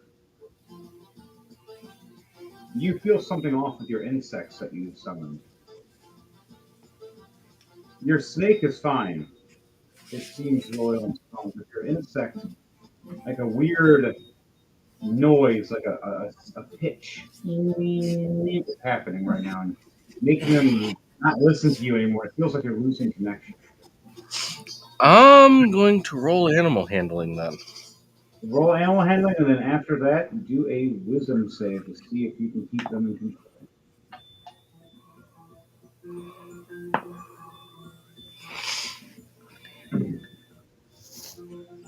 A 17 plus 7, 24.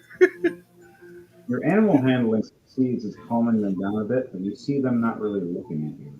They're looking away. Now do a And then you wisdom said- see if you can control them or not through your means of training through ranger skills. It's a nat 20 plus 1, 21. Okay. Nice. They snap back into your control for a minute, but you still feel, even with a nat 20, that there's a pull.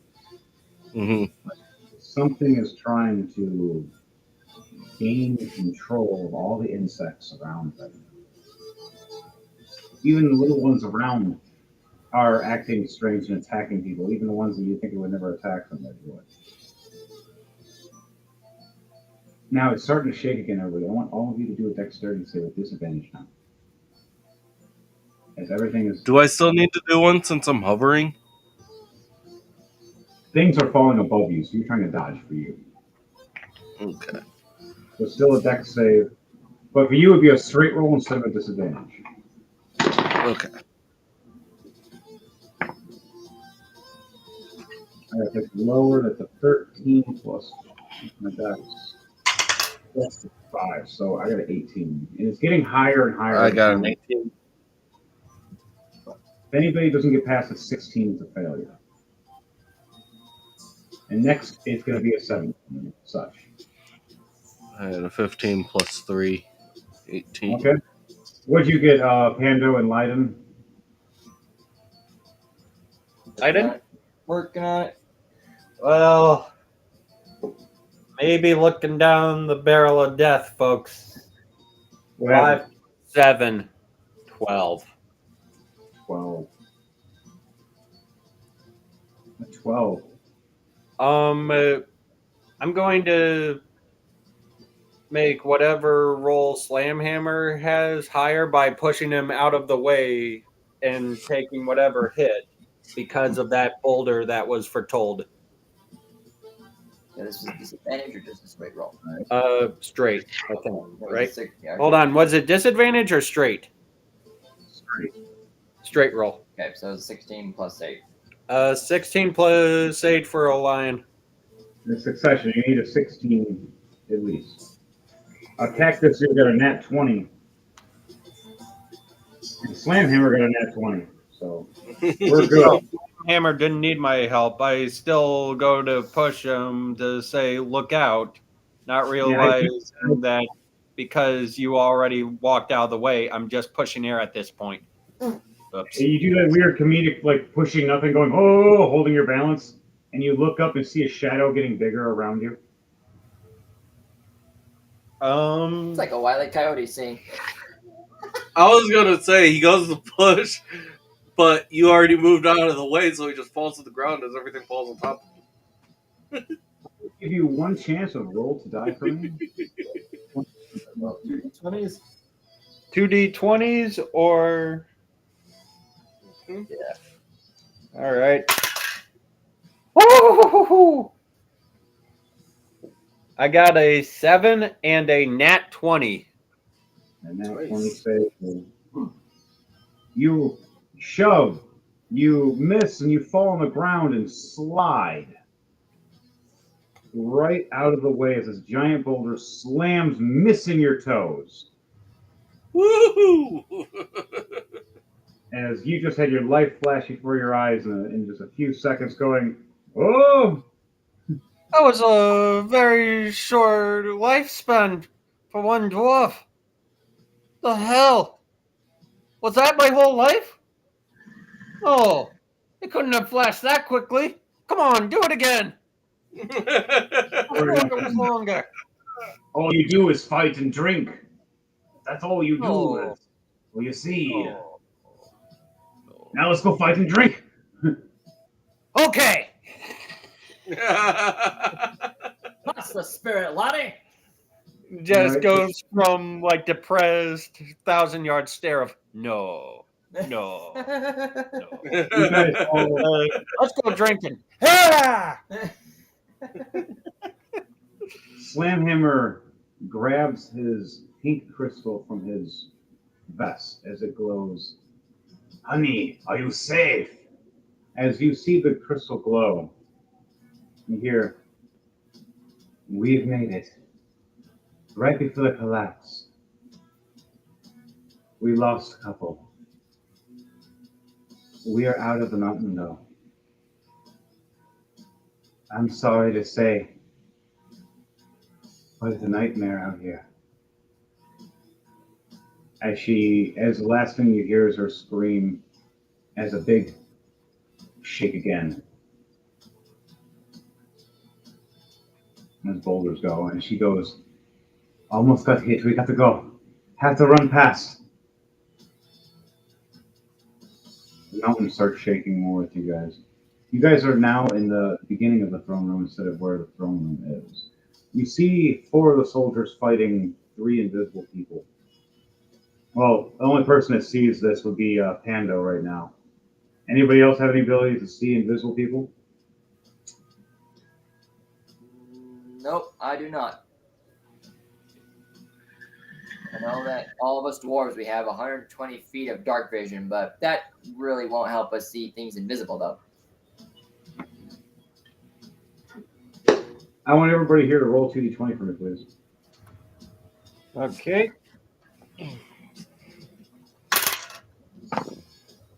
Nice. 20 and 3. 11 and 17.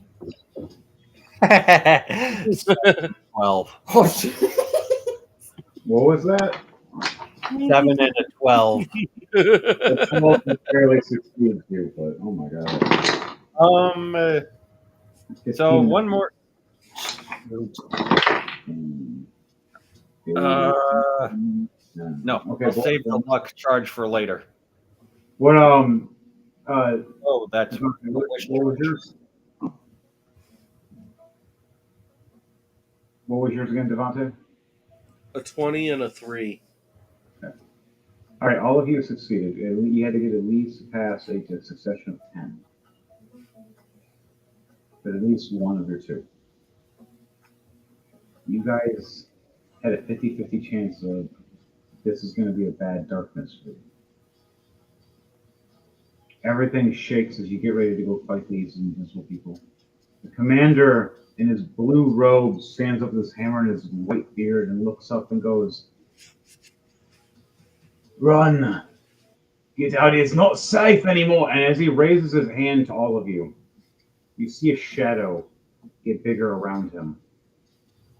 As he looks up and you see tears in his eyes and he swings his hammer up to try to hit the giant boulder hitting him, but it's too late. As you see the commander of your guard just get squished. And you see the last 4 dwarf fighters scream no as they say, "Protect the king! Protect the god! Get them out of here!" And right as this happens, darkness.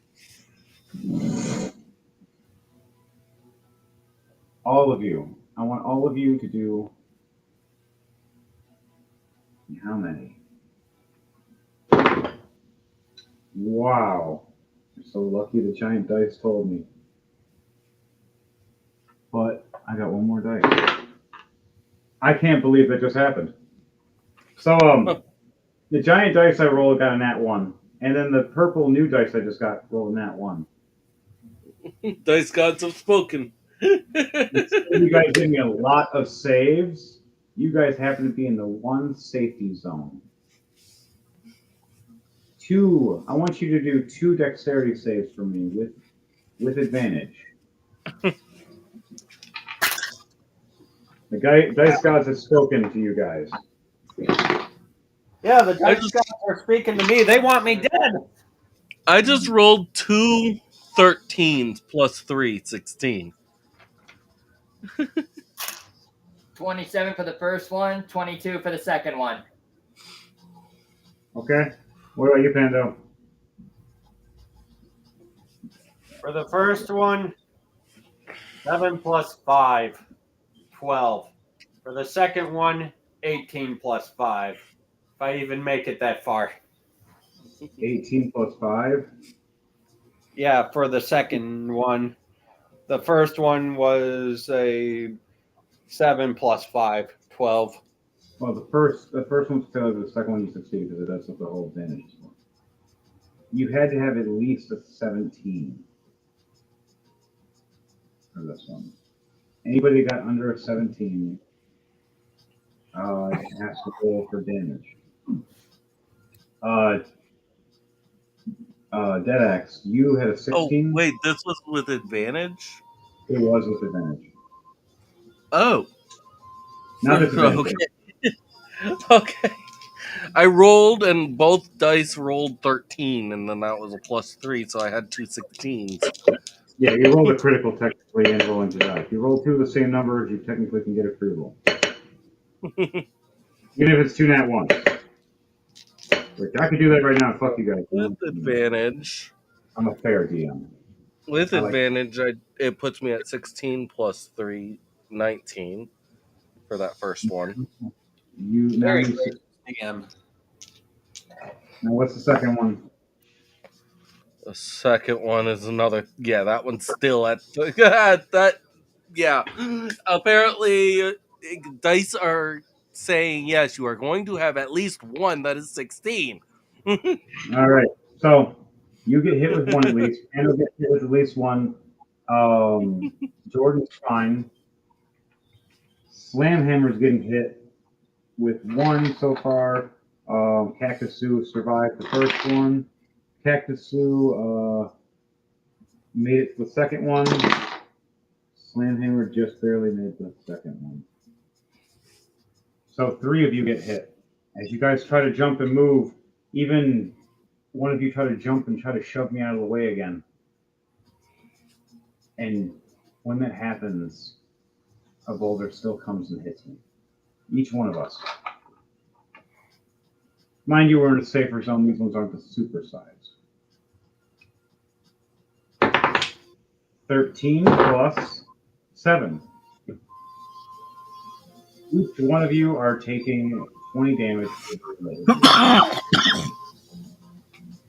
As bludgeoning damage. So 20 bludgeoning damage just fell right on top and hit you. I'll take the 20. You lucked out. A lot of people did. As you look over, everybody roll a perception check with disadvantage now, please. Even with your dark vision, it is dark and dusty, and there's a No, fog. that means it's a straight roll for me because I have natural advantage on my All right, perception. then straight roll for you. And anybody else that has it like that has advantage. Then it'll be a straight roll instead. Coughing fits start as we are all dying from the smoke and dust around all of us. A 15 plus 7, 22. 22. Okay, and what's everybody else's? 5 for Vondel. Damn, that's horrible. You're blind. You can't see. You got a lot of dust in your eyes. What about you, Pando? Drogma Niels rolls his dice and he says, I'm not exactly sure what these numbers mean, but I got a 9 plus 9 plus what? 9. All right. So, 16. 9 plus 16. Okay. And what was yours again? Lightning was a 5. Okay. No, nope. Sorry, wrong character. That was Hecus. Hecus is there too. That one's my dice. All right, I got a 19, so I got a straight roll with that. And plus perception is a 0 for me, so 19. We look over, and those 4 guards that were trying to protect us and save us ran to shove all of us out of the way in the right time. To make sure we stayed in a certain area where it was harder for it to cave in. All 6 guards now are dead, and the commander, and the invisibles, except for one's trying to stand up. And you see there's dust around it and blood.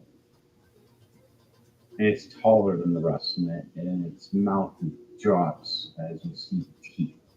It's Smiley. This is a couple months prior before you horribly executed him.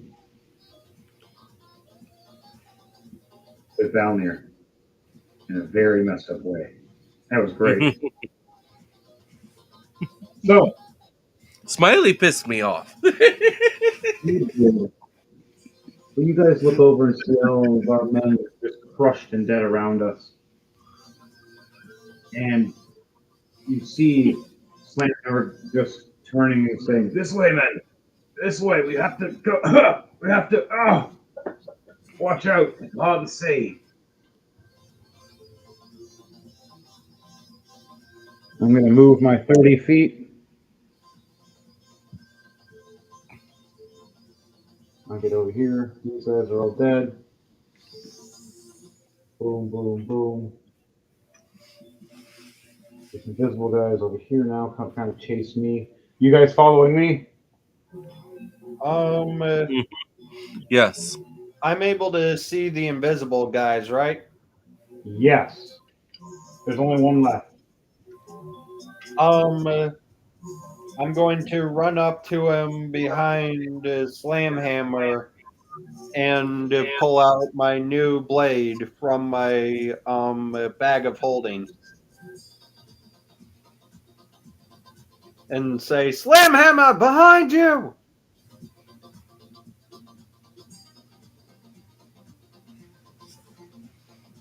Your insects right now, Deborah, are being attacked horribly.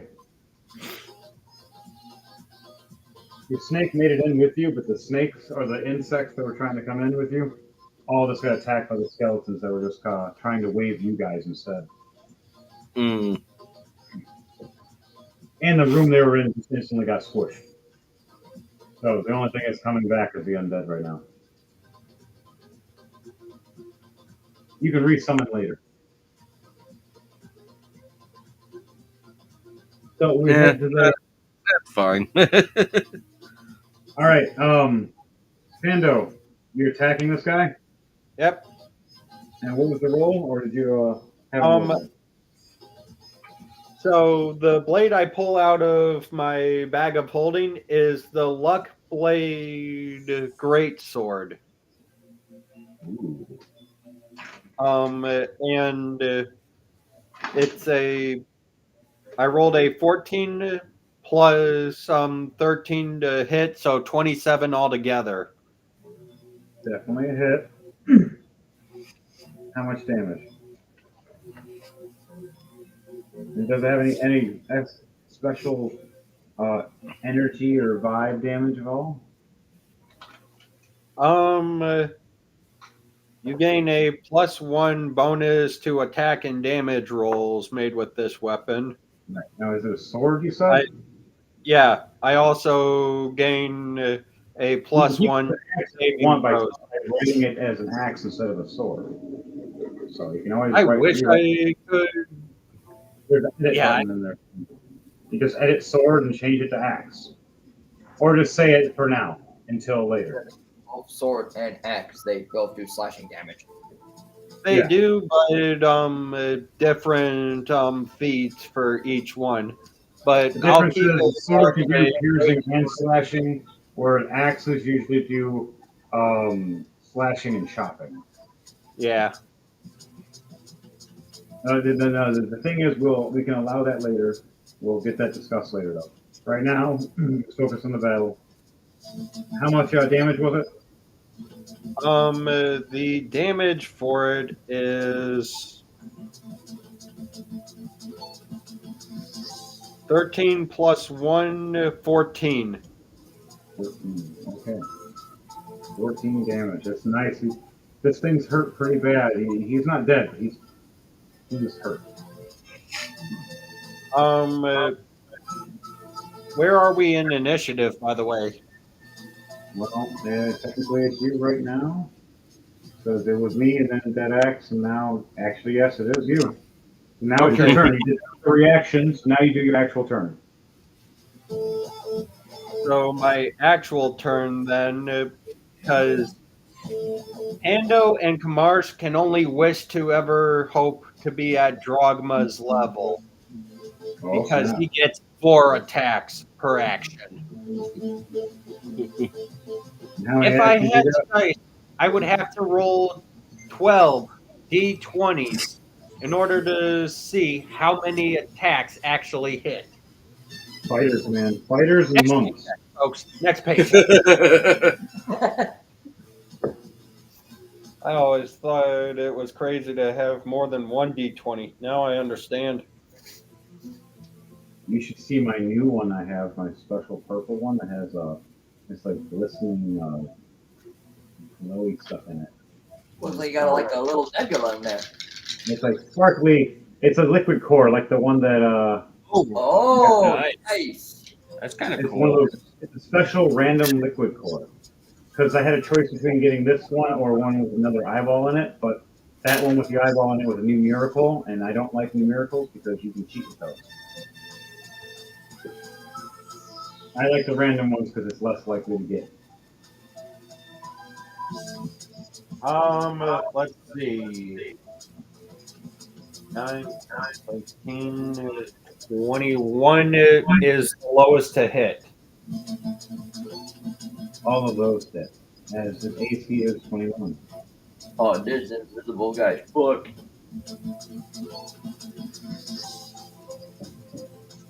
Hammer's looking over his shoulder, going, "What did you say?" And he sees these teeth in the dust, smiling, kind of bite at him, and you just come from the back, and he just attack this guy. He's like, "Whoa!"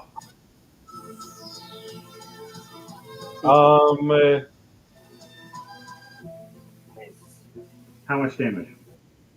Rolling that up. So 11 plus 12 is 23, plus 13 is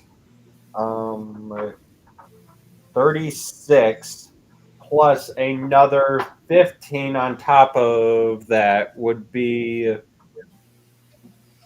41. Check my math on that. I could be wrong. Don't look at me. Either way, you said the guy was 51. Okay, 51. I forgot to carry one. How do you want to do this? Downstroke, He had cross stroke, 50 cross stroke. He had 50 health left. Oh, damn. 1 point of Really? overkill. You know what, folks? Like I always say, IRL ain't no kill like overkill. So you killed this guy. You slashed them all up, you said? Yep. Upstroke, downstroke, cross stroke left, cross stroke right. And right when I turn around, it's trying to snap at me. It just drops to its knees and falls apart. And I'm just like, what the hell was that? Thank you, my friend. So I'm wait, covered in whatever that blood one this was is. controlling that one? I'm so confused on so many levels. Wait, what? Because you said that after I slashed up the halfling, the other jaw thing dropped No, to no. its. You killed the big smiley guy. He was the only one left. It just. Oh, that My was guy, the invisible guy. I thought it was yeah, a halfling I was attacking. he got squished. It's, I looked. The thing I was explaining was I looked over my shoulder, and my character seen him smiling, trying to attack me with a bite, and then he just gets cut down by you, and just his blood splatters all over me. And my guy freaks out for a second because the blood is all coagulated because he was undead. come on, First he gets overkilled by Valnir, now by But he's gonna now come by back and get killed by Valiant. He just doesn't know it yet. So He's stuck on the moon. let me see. He'll come back to life and he'll be like, I'm stuck on the moon now, alone. Shit! And then the giant dragon burns him alive again. Because that dragon can see invisible things. So, Pando, anything you do before you end your turn? Before we head out through the next door? While Slamhammer is stuttering with the blood on him, I just kind of turn my blade sideways as like a shield or something almost, and just kind of gently push him, like, come on, let's go! Get moving! Enough Alright. people have died for our sakes. I'm not having any more. Alright, so we'll take your movement and I'll use my reaction as a movement to move forward to the next room. There's no more enemies in this room yet. But you're heading. I'm trying to get everyone through as fast as we can since shit's falling around us. Excuse my French. Right as we're starting to leave the room, a giant skeleton creature slams through the wall, and another one flies through as well, looking for us. So the dust is covering us right now. I want everybody to do a stealth check as we're trying to leave the room. Oh, I actually. You said that the dust is falling around. It is pretty much partially hiding us right now. Yes, we are in cover right now because of that. It is fully hiding me. Oh. Because Wow. as a ranger, I have an ability that allows me to hide in plain sight. Oh shit. Uh-oh. And it doesn't require an action for me to do this. The dust around you just makes you invisible. Just instantly, I don't even know where you are. You're just floating around invisibly. Your snake is following you. That's the only reason I know where you are. A giant snake is just tailing right behind you. So, what did everybody get for their stealth checks? So, here's the thing about a lion and I. Drogma, because of his armor, rolls with disadvantage on all stealth checks. Even when you have advantage? He's Then it'll wearing be a armor. straight He's roll. wearing stealth. There is no advantage to stealth. Cling, cling, cling, cling. The hell was that? Hey, who are you? It'll be a straight roll then. You'll have a straight roll because you have advantage with a disadvantage turns into a straight roll. Okay, my first roll then wasn't the good one either. So, Then do a re-roll. want to break the news about your roll first, or should I tell them about mine? Well, you do a re-roll for a straight roll. I rolled a 2 plus 5, 7. With your new roll? Oh, a new roll. Okay, gotcha. New roll. Okay, I'm not as bad. 12 plus 5, 17. So my armor's quiet for once. How you doing? The dust is, covering up for you a little bit. And Lyden, you have a straight roll or advantage? It's a straight roll. I'm not wearing heavy armor. I'm wearing medium armor, but Vondel rolled a nat 1. Ooh. Plus 5. So, for all of you, all of us walk through. Cactus Jack's walking right next to Vandel, and he looks over and goes, I know those bagpipes are loud. You should get a case for them. Even in here, if those undead things hear us, they're coming for you first. As he walks past, and right when it happens, a rock falls from the ceiling about maybe size with giant D20. Hits your bagpipe. And I would have laughed if they punched them through the bags and then it just slowly deflated out. I was thinking it, but I don't want to ruin his not yet. Not yet. If my bagpipes got ruined at that point, it's like, fuck Bard, I'm just going all out. Like, I'll pull up my axe, like, I came in this world covered in blood, kicking and screaming. By God, I'll leave the same way as I came in. Well, technically, you can still sing as a bard and just eat their ass with a weapon while you're singing. This is my father's bagpipes. I will never let anything or anyone touch it. You could turn them into nunchucks or a 3-section staff. Oh, they got broken. Now they're a staff. I don't know. I'm just being a dick. But you make this noise, and you heard a skittering from the left at first, and stop and go right to the right. And you've seen this pink beam of light looking through the dust at us. And it happens to graze across you of all people. They don't see you, but the light is hitting you, which makes it so any magical effects you have are inert right now. Oh, lucky me. Now, do you have any magic effects or abilities or armor that's magic right now? I didn't put any items on me. I just basic starter kit. I have nothing magical. All right, choose your basic stuff the same way Pando did if you need to. While we're playing, if you want to. I don't know. That might be the strat to go with. Yeah. Just because we're already so overpowered.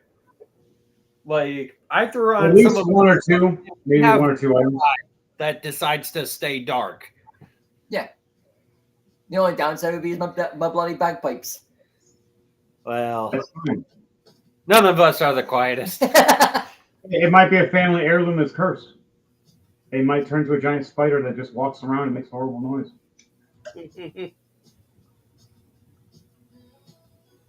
Or worse, it could turn into a purple people eater. That could happen. That could. But that's only if DM starts getting suspicious. How many generations have been blown on that? My father's father's father, so that's 3 generations. Which end were they blowing? Mind you, 100 fucking years. Slamhammer looks at you guys. I've heard all his generations blow, and they're all good at blowing because I know their wives. Oh, and he starts walking away. Silently, you hear giggity. And then you see Slamhammer smoke from his pipe and pull out his flask and drink from his flask. I need to get really messed up tonight. I gotta do a dex save. Let's do after the teleportation circle. I fail my con save. Oh, jeez. I smoked the pipe too fast. I drank the liquid or the liquor too fast. I looked at you guys, tried to look cool, walked around the corner. Blah! And the plus side, he I won't tried to die act of cool old about age. it. He's in the clear. I fucking forgot about that joke. Shut up.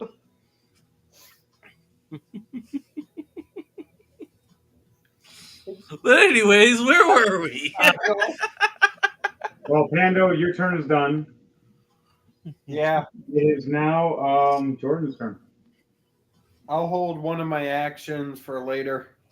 I'm just going to make a beeline for all 30 feet straight to the area we're going to be teleporting to.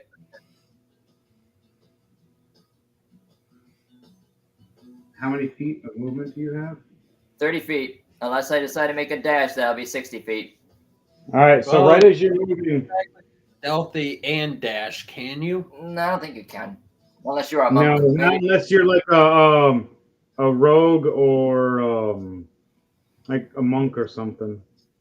I lost a check on none of those. I just sing and play bagpipes. That's all I do. Oh, you went straight bard? Aye, straight bard is what I went with. Hey, straight party, let's go! I'm not. I'm a cross of barbarian and fighter. I'm 15 barbarian, 5 fighter. I'm a barbarian ranger, half and half. So we're half and halves team. And then we have our one straight up druid. So you have 3 straight full characters. So we enter into the hallway just as you see one of our dwarven women standing there with this sharpened shovel, about to swing it, realizing who we are, and puts it down with her giant mushroom hat. Oh, sorry, I didn't see you. Told you, bloody bitch! Stop swinging that thing at us!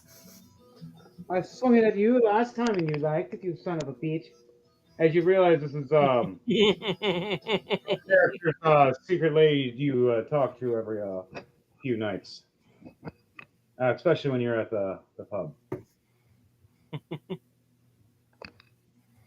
She likes to garden and she always makes your favorite smoke. She's always fun to hang out with, especially when she's drunk. Oh, yeah. What you didn't fraternize? I don't! I have many so- jokes and have a great time. I drink and I smoke and I know things. She giggles and laughs at you and slaps your ass. I thought you said you didn't fraternize!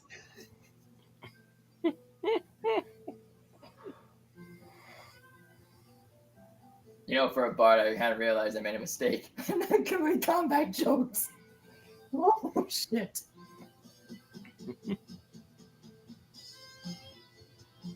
That's okay. It'll come to me eventually. It's going to take some time. Well, yeah, it's gonna come to you. You're a bard. That just happened. Now, see, that's how you do it. Take notes, my boy. Yeah, I'm going to need to take a lot of notes.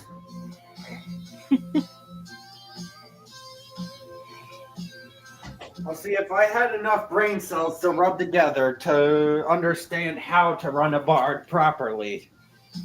I'm just winging it. I've never played a bard before, so I was like, you know what? Let's go for it. Yeah, so it's bagpipes? Fuck yeah, I'm going to have bagpipes as a dwarf. I enjoy making characters that survive, or at least make an attempt at surviving. DJ Thunderbase, your giant snake is being attacked. I need you to do a what is the AC of this monster? 14. I remind you, snake is fine. Giant creature with a 9 plus 4 with a 13. Tries to do a beam of death. It just misses your snake right above its head. And the snake looks over and hides back in the dust. Can you do a stealth check for your giant snake phase with advantage because there's more dust around you? Nick. Okay, Nick. which... Nick. let me check real quick, see what... It's under Dex. Okay.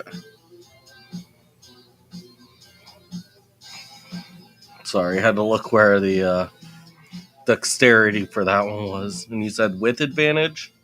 Yes. There's dust all around.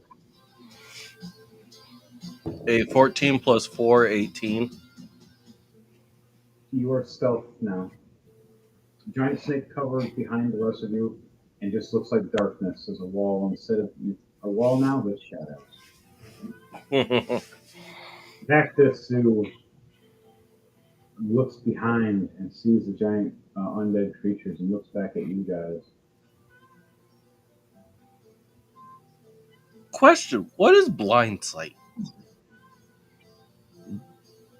You should be able to click on it and it should tell you. It doesn't. Then Used to do it, but last I checked, it was for 3.5, so I wouldn't be able to tell you. Let me look it up real quickly. One of the frost dwarves that I gave you, Mayhem, on the card, it has blind sight on it. Blind sight D&D. Blind sight versus normal sight rules. It was made in 2018. A monster with blind sight can perceive its surroundings without relying on sight, such as hearing or vibrations. Okay, yeah, the snake has up to 10 feet of blind sight. And like sniffing and stuff. So yeah, so the snake can sniff around or use its vibration senses and know if there's something around. Mm-hmm. Even if it's blind, it can sense you and you're screwed. As long as you're within 10 feet.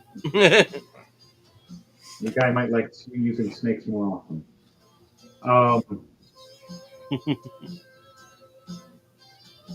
Cactus Sue looks at all of you. Live, are you going to turn? Yeah, he's done with his turn. Do you want to hold any of your actions? I got nothing really. You didn't use any actions? Well, I mean, that beam just nullified my entire magic ability, so I can't really do anything. Oh. It was only when you were in the line of sight. You're not line of sight. Oh, I was in the line of sight.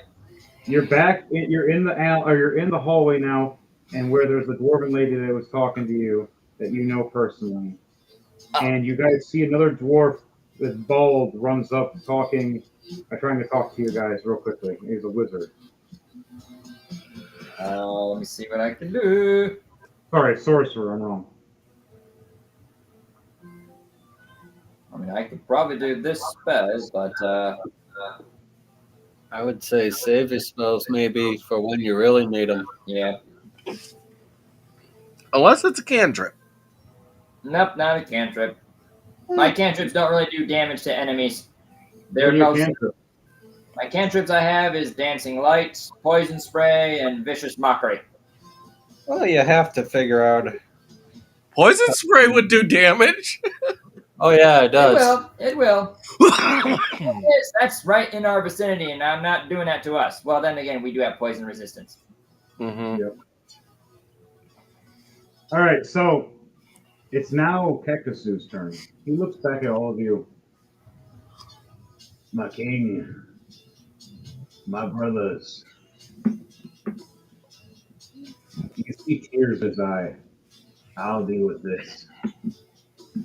You guys all disperse. He touches the stone wall. And he uses the stone wall shape, and you start seeing it close on one side, and he touches the other side with his other hand, does it again, and close on the other side, doing 5 feet of each side. Sealing behind you, so the undead can't get through.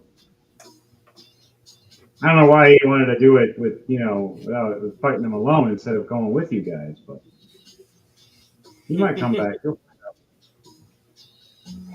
He's going to go and fight the undead by himself for a minute, though. And hold them off. Probably be a giant gorilla or a dragon. He likes to be dragons. So, can't find the dragon turtle right now, but I do have a 3-headed Dragon. You know what? Fuck it. So, Gold Dragon. so he's a druid. Yes, he is a level 20 druid.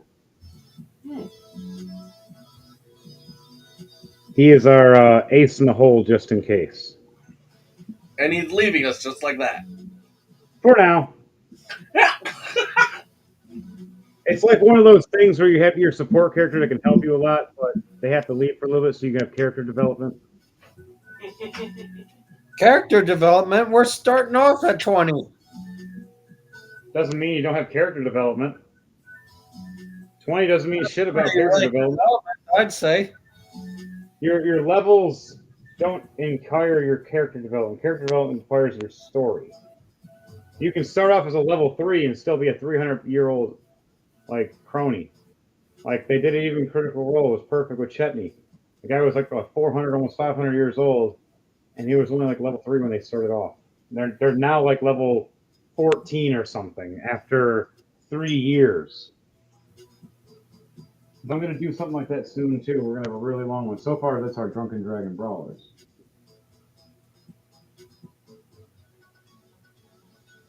But we're going to have a new story one day where it's going to just literally be just that for the whole year, except for occasional specials.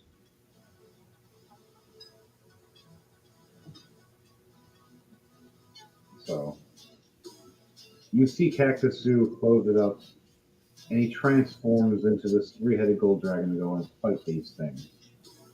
And I'll roll for that stuff and deal with that later. All right, back to the top. You see this sorcerer dwarf going up. We're being attacked. We're being attacked. You guys, you're the king's special guard. I'm the king. Oh, my lord. Look, every room, all the halflings, they all position themselves at the right times. They turned on us. They're attacking right when, and then everything goes. You start seeing some of the walls shift and more rubble starts dropping around. Nothing yet for deck saves, but it's getting close again. But the number did increase again. It is now an 18 for a save, not a 17. It did increase again. He looks back going, there's these invisible people everywhere, and these monsters that keep dying and coming back. What do we do? Do you guys have a cleric or anything? We get to the teleportation circle, as the queen stated. It's either that or we get squished into a pile of mashed potatoes. That's your choice, lads. You have to vacate, my friend. Tell everybody to leave. Fight if you need to. But get away safely. First things first, get the young ones, get all the little ones. Where was the first time, my lord? They're already gone. They went with the queen. Good, good. All strong able fighters pulled off. Everybody else vacate. We need to go.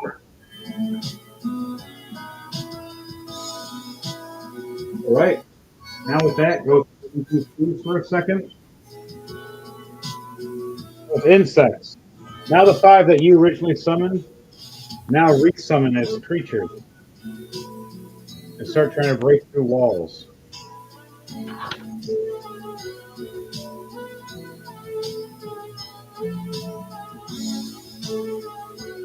The Necrocleric teleports away by using a dimension door and then going to a teleport circle, leaving the witch to die on her own. As the insects and creatures, some rush through this way,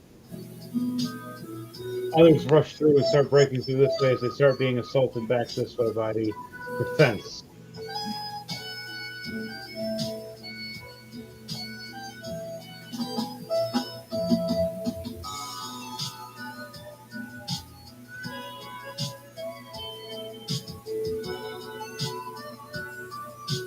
All right, now it is Slamhammer's turn. All right. We need to get out of here. As you guys start hearing down the hall, splitting.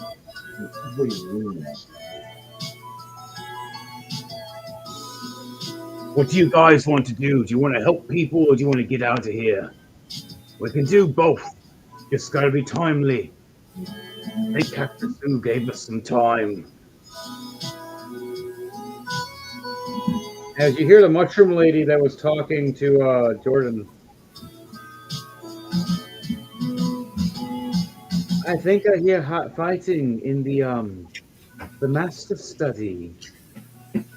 She turns around to the next door over here, opens it up, and realizes there's a fight going on. Now, do you guys want to disperse and split the party for a second and fight against these other halflings, or do you want to all team up? Deadax would rather just try and get out of there, try and evacuate. Everybody take the choices. I second that. GTFO. All right, guys, start exiting and heading. So we'll take our turns to head forward until we come across a fight. So Slamhammer, oops, just threw you. Slamhammer moves first. Now here's the thing: we head to a fork in the road. We got a left, we got the middle, and we got the right. We came from behind us. Which way do we want to go? To the middle, or the right, or the left? The left. Each one we hear fighting in each direction. I think we might be better off splitting the party real quick. Unless anyone else has a way of seeing these halflings.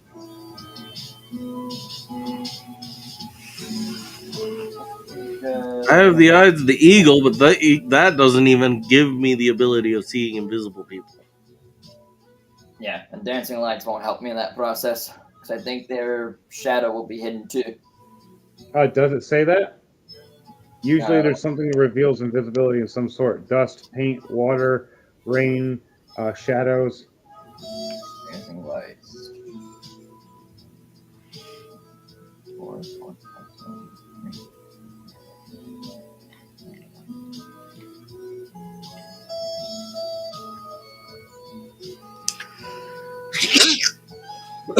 Okay.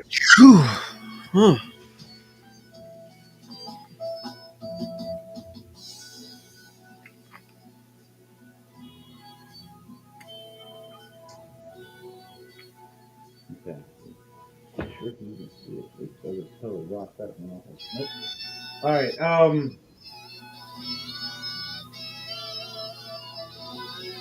So, which way do you guys want to go?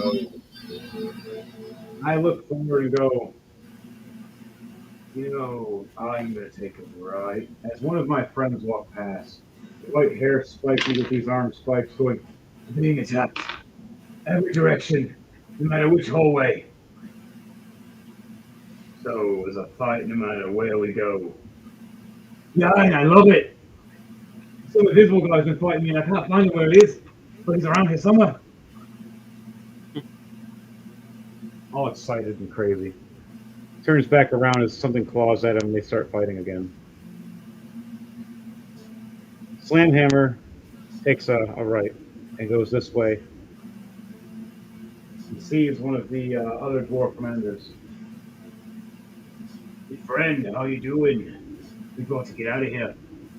My lord, there are as two arrows stick in his back, and then you see lightning strike to him as he drops to his knees. Slamhammer looks over and sees a halfling with a bow and arrow, and sees another halfling with lightning magic in one hand, and then a wand in the other hand. Oh, we found the king. If we get him, we can kill the queen. Gotta kill them both to keep them both dead. Yeah, let's do it right. Slamhammer is going to take his reaction to attack. So he's got the one to talk, and his last thing is attacking with his bonus action. At 20. Oh yeah. I'm hitting. With a plus 15 to the 35. And then his backswing, a 16 plus 15, so a 31. So he does how much damage? It's calling me, I do more damage too. So 16 plus 5, so 21, and then plus damage, 9 damage. And then a 17 plus 5 is 23 with 6 more lightning damage. How do I want to do this for the one halfling with the bow and arrow? I slam down my hammer at first, looking at him and kicking it, uppercutting him. As he looks up, as it busts his jaw, and I swing right back down, slamming his head right into the concrete, crushing his skull. There's one down. You guys kill the rest. As my turn is done, now it's Dead Axe's turn. Okay.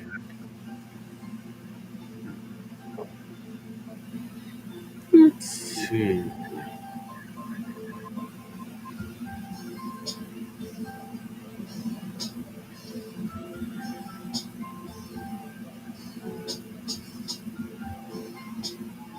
I am going to cast Detect Magic, first level. Twitter. I agree. This should hopefully help me be at least able to see them.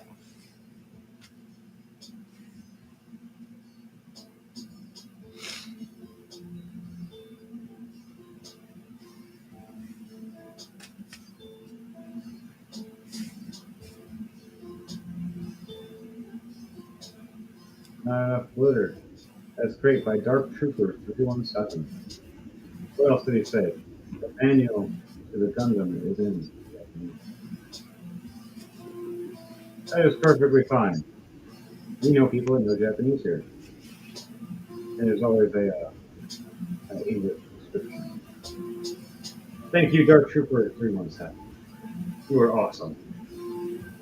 Anybody else wants to like, comment, share, and subscribe, please let us know for Rolling to Die. And back to it. What else are you doing before you end your turn? So, that'll at least allow me to see them. Yes. Okay. I'm going. You have your snake to help you. You are a ranger. Mhm. It makes sense to tell you and warn you who's around within its AoE effect and its eyesight.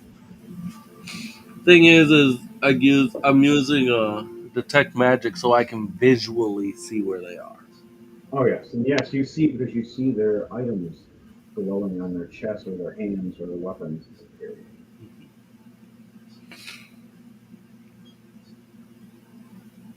19 hit.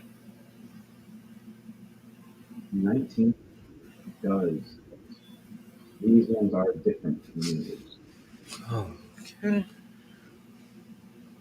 Then He's they're actually by getting fighting another guy right now, so he doesn't.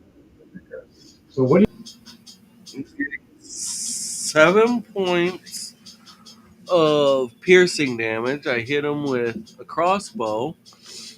But because I also casted flame arrows, he's also taking an extra 1 point of fire damage. Nice. Now he's been fighting this guy for a minute. He's pretty hurt. He's more than half health now. He's now. I gotta roll see if he's on fire, which will also reveal him. Oh yeah, he rolled a 3. You hit him with a flame arrow. Where does this flame arrow go to set him on fire? Hmm? Where does this flame crossbow bolt hit him to ignite him on fire? I am aiming for his chest piece since that's the biggest thing I can see. All right, so right when you hit the chest piece, the whole body ignites in flames. Now you guys can all see a giant flaming body with a big toothy skull grin. more than one of these guys. Now you should be able to see that bastard. You get a reaction from one of the dwarves with the white spiky hair and the two spiked gauntlets looking at you going, "Thanks, lad. I needed that." And he turns back with a bloody face and just starts punching away, taking his revenge.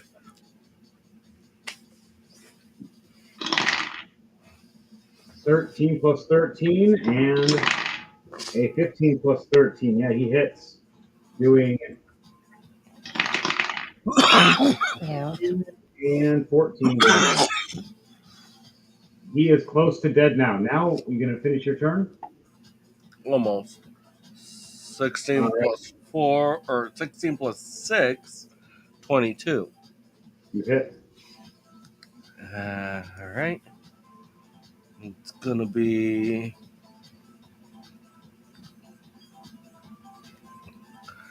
It's gonna be 5 points of piercing damage and do a constitution save.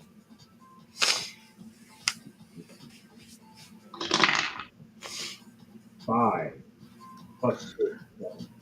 Oh, 5 plus what? 2, 7. Okay.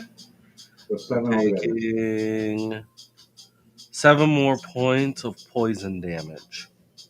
How do you want to do this? So right as after he gets lit on fire and beat up even more by the other dwarf, he sits there panting, trying to figure out how he's gonna stop being on fire, only to look over and see a massive snake come lunging out of nowhere. Because my snake was hidden, and me and my snake were hidden. You were flying, and the snake was in the shadows, and you're flying above, like right near the rafters, right in the shadows of the rafters. Mm-hmm. And you see the snake slithering behind you in the shadows, just lunge down and strike.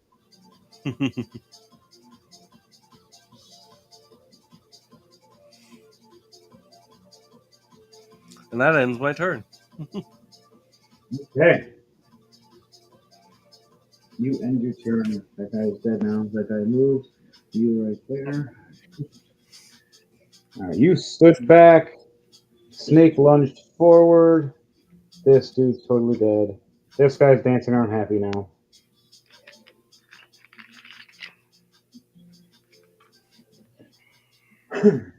Okay.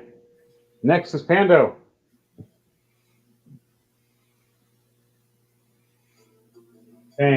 Pando. Sorry, I forgot I was muted. How dare you?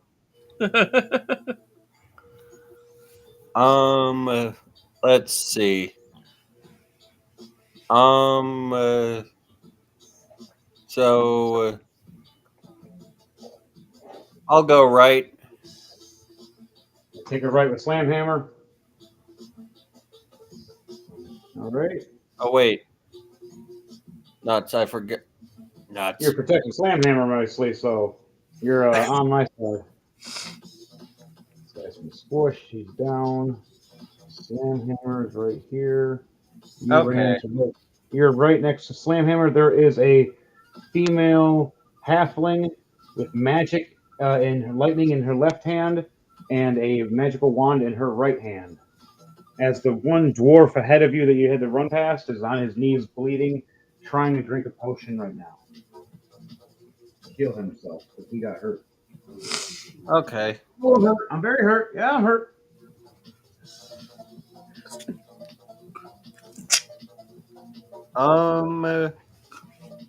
I still have my lucky greatsword pulled out.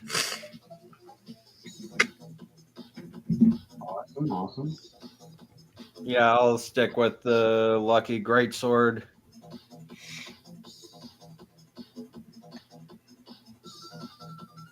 Uh, 12 plus 13, 25 to hit.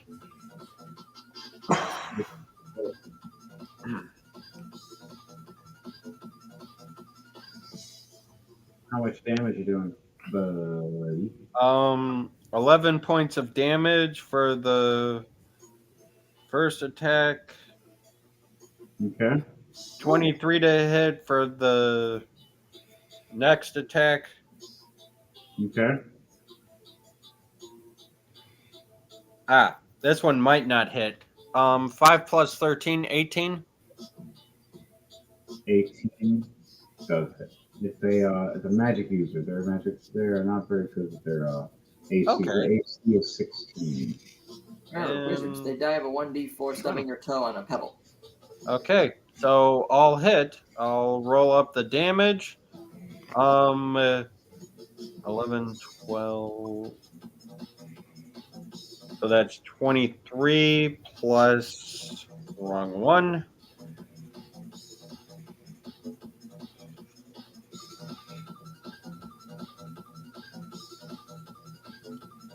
Wait, did I? Okay, sure. So then, let's see, 23 plus 13 is 36. Then roll the luck blade one last time. 36.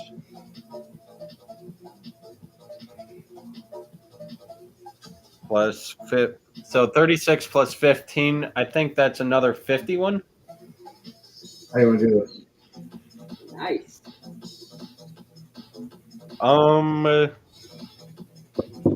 does Just it look? kind of stab her and the blade into the wall, or actually, I'm gonna cartoon this. I'm going to put the blade up defensively, like sideways, like Guts would, to try and defend a strike or whatever, and throw my It's whole sideways. body into the halfling, into the sword, up against the wall. Splat! Come on, we gotta go! And just keep on running. Landhammer smiles and looks at you and goes, I really like that one. He's funny. All right, you're going to keep moving, you said? Taking that one out. Yep. Are there any more enemies up ahead of us? You run past this room and you see a dwarf fighting a halfling with a giant greatsword just as big as yours. Do you want to help him out or do you want to run past? I'm standing there looking, going, I'm going to help him, but it's up to you. You sure you got this one? Well, we I'll can clear the both way take up ahead for us if you think you can handle that with him. it. I got you, buddy. All right, you run to I here and swear by the divines, don't die on me! Protecting I your run team is your up main up thing. ahead. You're an idiot, but I still love you.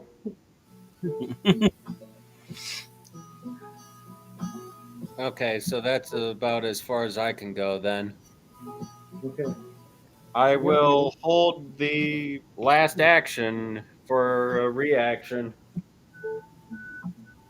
Attack the zoo as a three-headed gold dragon attacks. Triple lightning breath. Hitting these undead. With a 18, 19, a 15, plus 15 each one. All hit. And doing 47 damage apiece. And then after that does a wing attack trying to push them back. And pushing dust everywhere. That ends his turn. Now it's your turn, Leiden, for Vondel.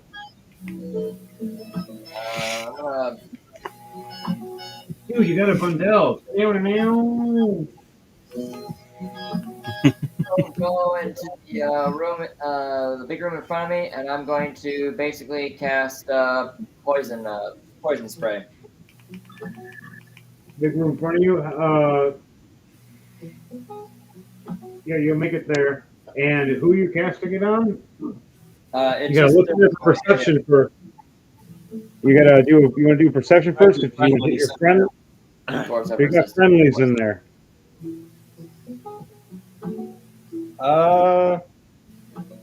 He says He's banking on the poison resistance that dwarves have, so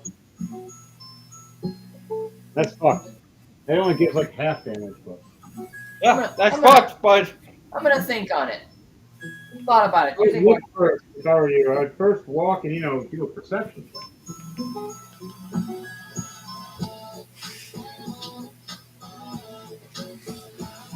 But that's my choice. It's up to you. You just want to walk in spraying, or you want to walk in and see and then spray? You still Walk can in do and spray. a perception free. say it into the mic, I guess. I walk into the room and I cast poison spray. All right, and it's a spray effect. I got a spray denominator. 12 plus 10, 22. All right, so you hit the 2 invisible halflings, and you hit the 1 dwarven guard that is actually friends with Dragma.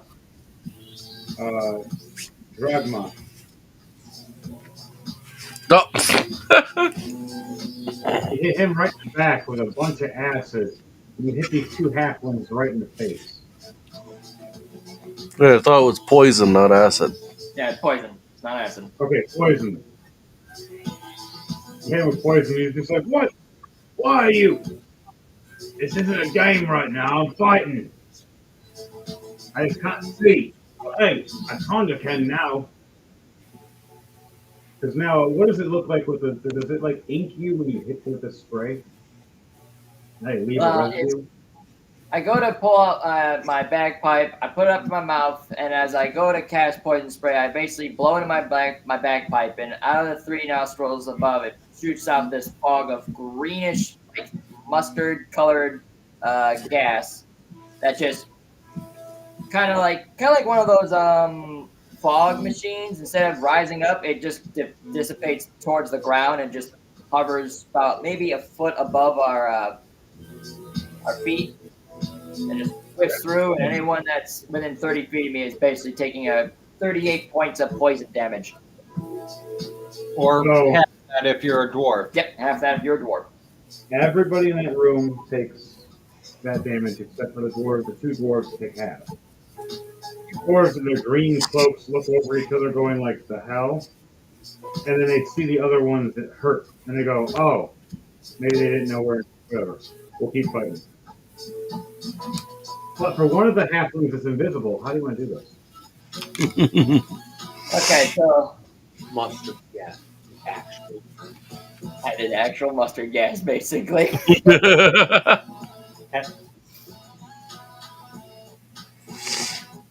Okay. Do they have to concentrate in order to stay invisible? Let me see it.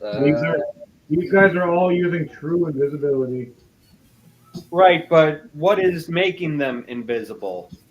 Is it a spell? Is it armor? It's a Is it spell. something that they can either take off or?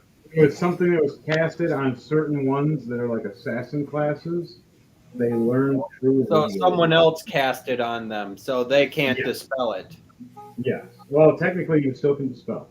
You can dispel someone else's magic, no matter who it is, as long as Well, you can dispel it at a It's not certain going to be level. dispelled, but I mean, it'll make them knock unconscious or kill them, but since the one guy, yeah. he took a whiff of it, and as he breathes it in, you'll see kind of like, someone coughing up blood. You'll see a little speck of blood just shooting out in one spot. And then you see from that just more blood as like it spews out, like they keep coughing and just more blood just out of their throat. Just like I was making a noise. So they collapse, and then as they fall down, just blood oozes out of their nose, their ears and mouth, and their eyelids. Groovy. So you see a puddle. You might be just seeing a puddle of blood on the ground. You might be seeing a dead halfling with a puddle of blood around it. The invisible friend, though, he can see him. He's freaking out that he just saw his buddy just die. As he's gasping for air himself, very low. I remove the bagpipe from my mouth and say, "Sorry, that was the beans from last night." Now, what's the encore? Well, that's not what that is. What's your encore? You still got a bonus action. I will then cast my cantrip of Gust. Does it do damage? No, it just moves the gas. It moves the poison further away, basically. Oh, well, that won't help you anyway. It You spreads can it throw your axe. one direction toward away from me, basically. I'll allow you to have your axe be a special axe. It'll be a teleporting axe. You can throw it and it'll come back to you. Like a hatchet. Like a teleporting hatchet. Well, do I see the other invisible halfling now, or is he still? I cannot see him. You see the blood coming down his face, kind of like the other one. Okay. You do see him. If you want, you can roll a perception check, and if it gets over 16, you get advantage with the roll. If not, it'll be a straight roll. Unless you have a perception, a natural perception. 13 plus 2, 15.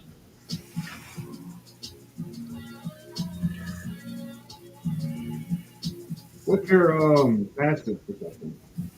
My passive is pretty much shit. Never mind. Okay, so you just roll straight roll then. Straight roll plus your attack. Oh,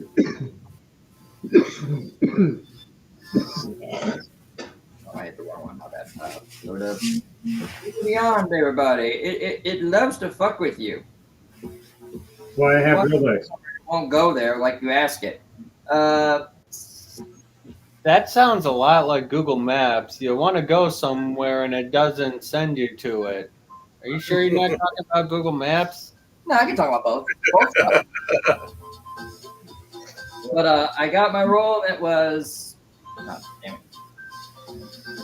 I looked away and now I look back. Now I don't see it. Well, again, it'll show up. What are you looking for? Your passive perception? Okay, yeah. So the first one is 17 to hit. That's a hit. Okie dokie. They are dropped in their AC right now.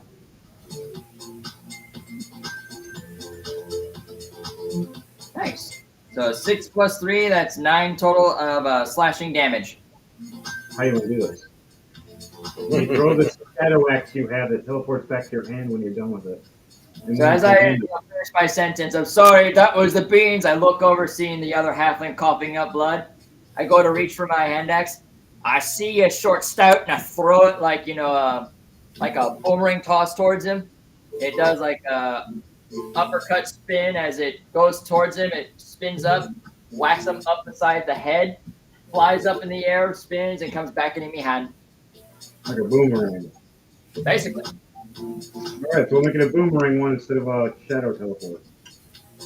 God, could you imagine a boomerang with 2 axe heads on it? Not that it would actually work, but for Valnir has one. Valnir has one, the boomerang shadow axe.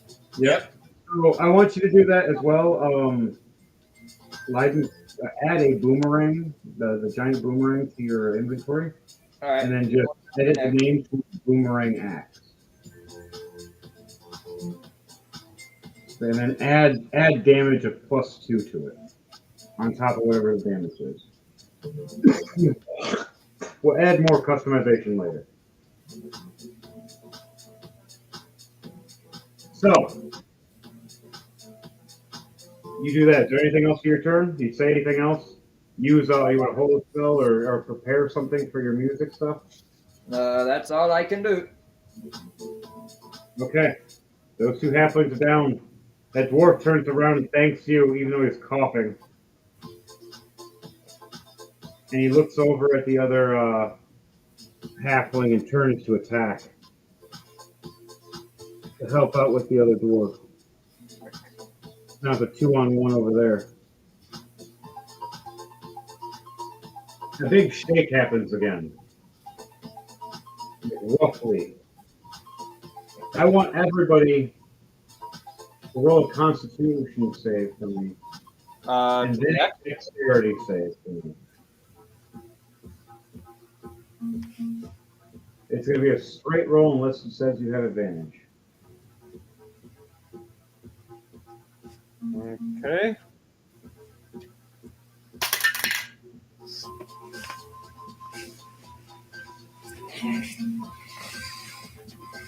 I got a 18 plus 5, 23. Yeah, 23. Okay. What did you get, Leiden? Um, he stepped out for a second, so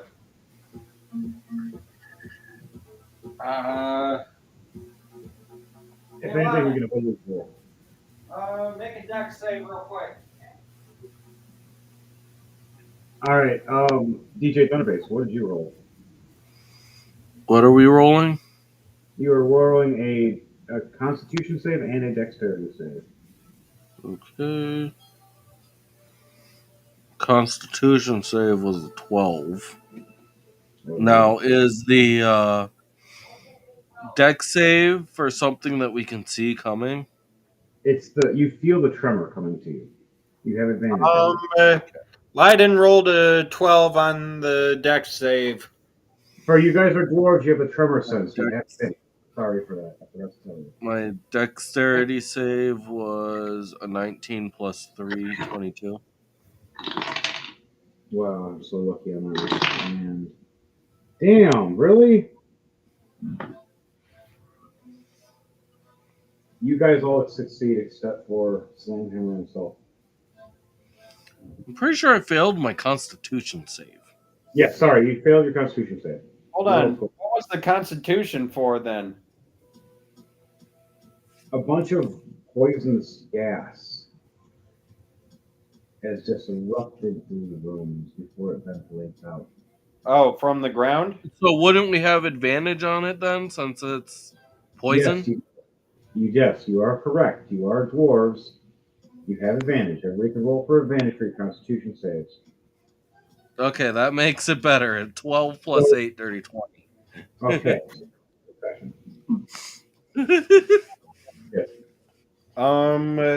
I got a 7 plus 11, 18. First roll was a nat 1. Second roll was an 8. 8 plus 8 altogether. 8. I rolled Oh, yeah. two Taking the half poison damage, I guess. That's fine. Blackguard Slamhammer rolls 2 nat 1s. Oh. He shakes to the ground, drops from the shaking, breathes in a bunch of the poison, and takes full damage instead of half damage.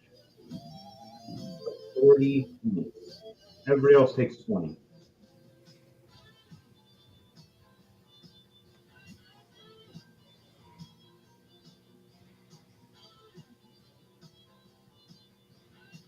If he coughs up and you see blood spewing out of his mouth, Pando.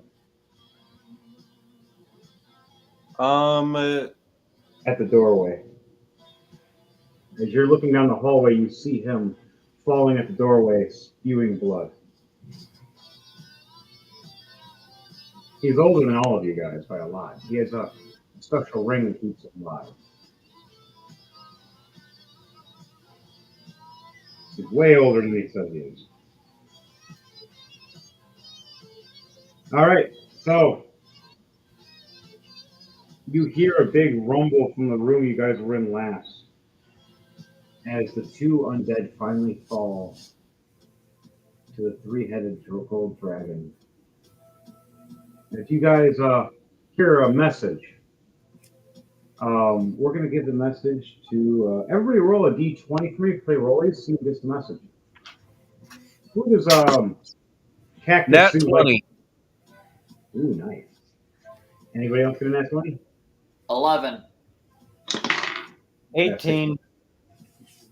All right. Deadaxe, you hear in your head a message. Took out the dead. We'll be heading back in soon. Hard to breathe in the poison.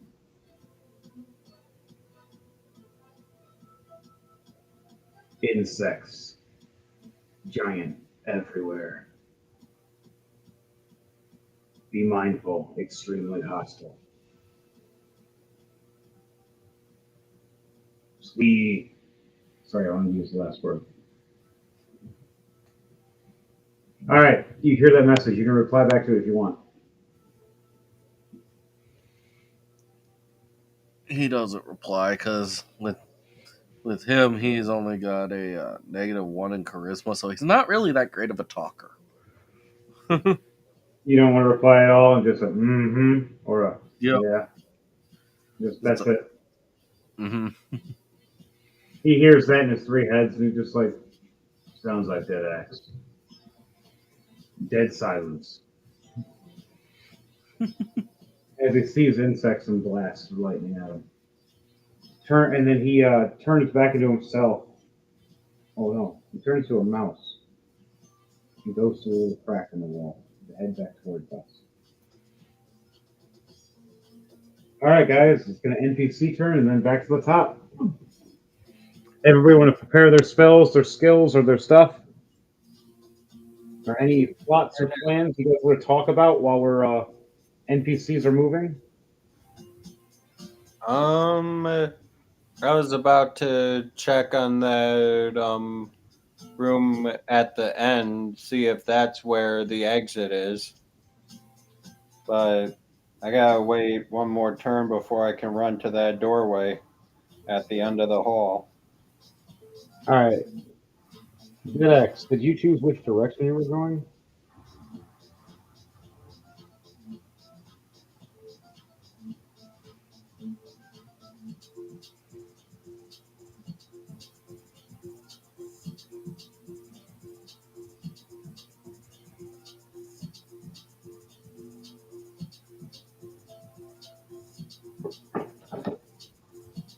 Devontae, did you choose what room you were going into?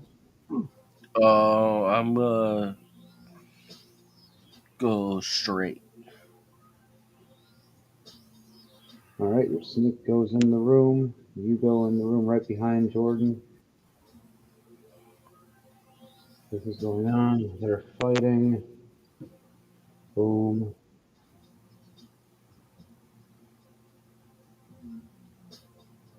They're fighting. Fire them off. This one. And now more giant insects appear, smashing through. Boom. Oh yeah, by the way, I literally got like 60 of these giant insects, plus other ones. I wasn't joking that they're going to surround you guys if you guys don't get out of the rooms. And they're all clarified as giant. So they hit hard and they hit fast. And they hit like a swarm. You do have a giant spider that will be joining you in a minute. Because Deadaxe finally appears back. Or not Deadaxe, but Cactus Zoo. Finally appears back and transforms into a giant blue spider. It would have been another spider, but I prefer this one. I like this one. My dad gave it to me. It's a really cool gift. Where did I put him? Cactus Zoo. Now giant spider. Is there anyone in the room that is considered hostile right at the moment? Yes, there is a halfling wielding a giant magical greatsword fighting two dwarves. And your giant snake just realized it's right there. And you're 5, 10, 15. You're about 20 feet away. Floating. And your snake is about 5 feet away from it. These guys should switch. Make a DC save. Make a wisdom save. Can you see all that? Yes, it does. Awesome. DC save. Mm-hmm. And that one. Oh.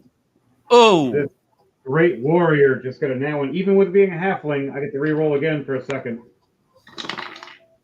A 4. Still fail. Mm-hmm. Okay, that at least stops it from being a crit. Yep, it's a halfling effect. All halflings get that, so yeah. Good luck getting that ones on these guys. You're taking 3 points of piercing damage from spike growth. The ground in a 20-foot radius centered on a point within range twists and sprouts hard spikes and thorns. How much damage is this doing? 3 points piercing. Wow. He had 3 points left. He was taking on the 2 other dwarves and they're messing him up, and he was literally about to die. He just got the 5 damage from the last guy that dropped him down to 3 points left, and he looks down and sees spikes coming everywhere. How do you want to do this? How does it look for this halfling slamming his big sword, trying to go at these 2 dwarves as you're just making spikes appear? So I have a javelin, so I'm gonna take that and pretty much just shove it into the ground, saying spikes. As I'm looking at where the where this halfling would be, So, and a crack goes from where my javelin goes in and goes directly to where I'm looking, and at the end of the crack is where the spikes will start.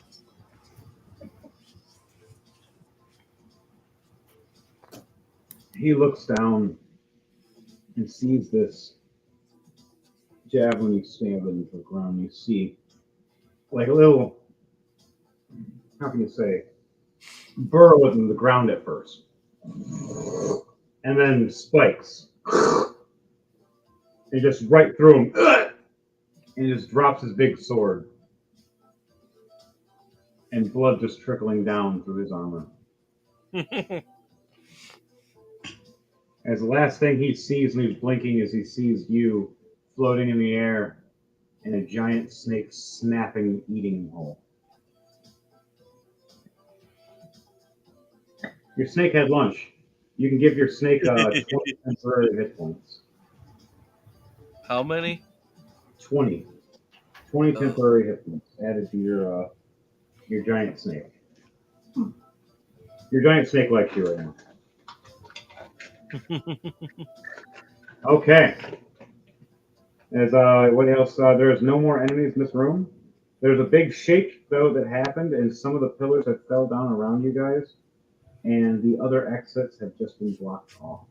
There's the only exit is actually back out the entrance you just came through. Oh boy.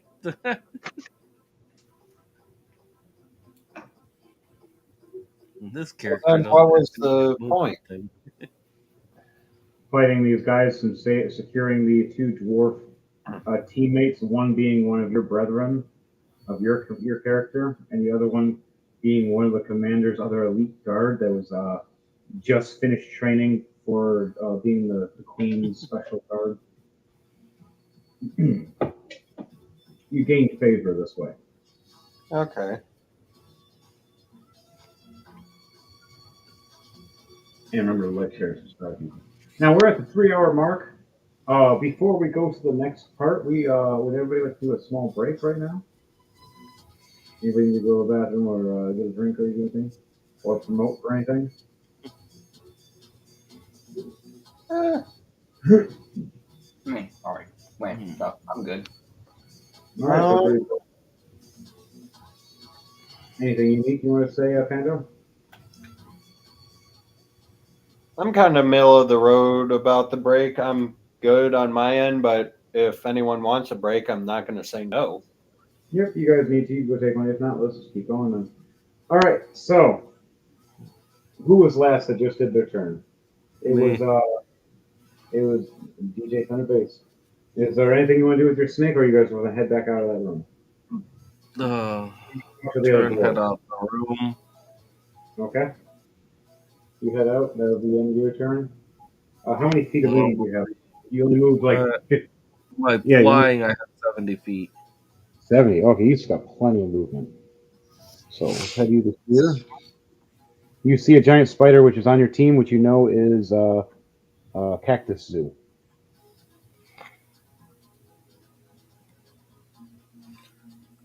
I am going to be going though because I have been up since early. What happened to energy drink, homie? Energy drink. It wasn't an energy drink. You needed one. Sometimes these just go too long.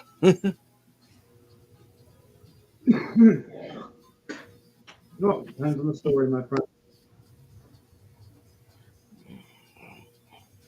All right, but if you're gonna head out, then you have a nice night out, DJ Thunder Bass. Alright, you guys have a good one. Yes.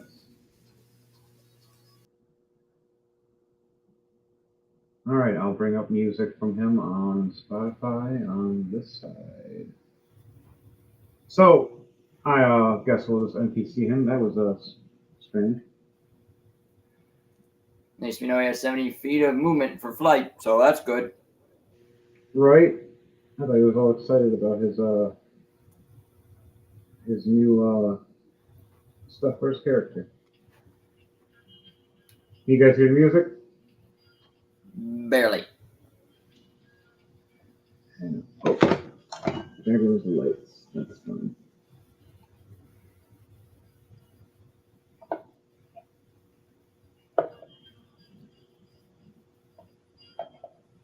Can we do this?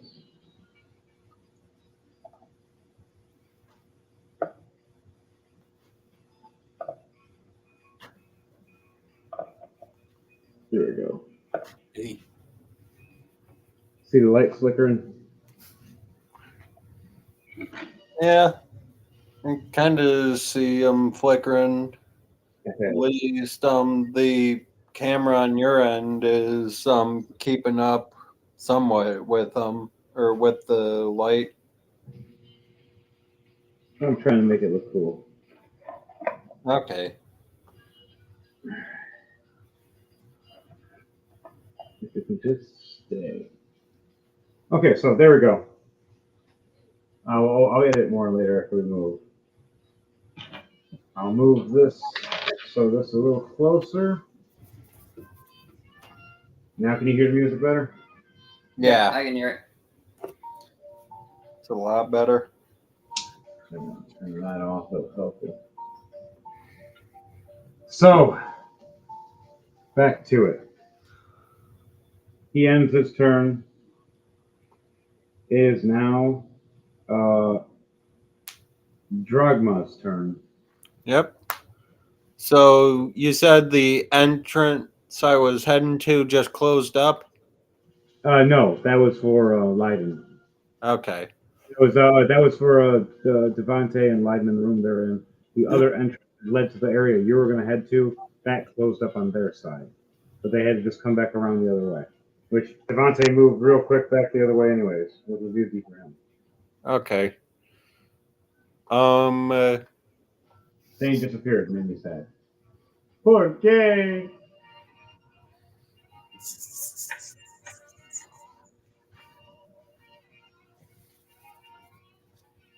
It's okay. Still love him.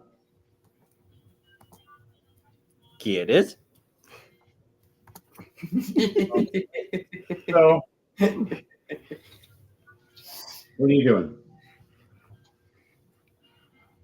You gonna go down to the room I'm that you going wanted? to run up to the door entrance and let's see, passive perception of 17, if that's good enough. Yes, that will be good enough. Okay. Now I can move the camera forward. NPCs had their turn. These two actually. He ran forward. I roll up to it and I go, True Eyes Obscene, ha! There. He's there. Slamhammer's here now. Get down. Leiden still has to just follow behind. This has been your daily dose of Pando. All right, so you ran in and said some crazy shit. So with your eyes, you look. What do I see? Who do I see? How many bodies to kill? I mean, slap. Oh my. I wonder if this will work. There we go. Is that the death ray? No, it just bright. You walk right in and see all the bright from the heat and the forge area where the lava runs. Oh no, this is the forge room? I thought this was the way out. Nuts. Half and half. They both are. There's two different forge rooms: magic forge room and weapons forge room, which they both have two different ways to get out. You just actually ran to the right one, to be honest, though, because the other one is being infested right now with insects. Ah. Okay. There's only a few halflings in here you got to deal with, and a couple dwarves are trying to help. One of the dwarves just died right as you walked in. You've seen one of the men with two axes that you were training with earlier and having a good battle with. He was teaching you how to use them well, but he was overwhelmed by four halflings. Three of them with rapiers and one with a bow and magic. I'm going to run.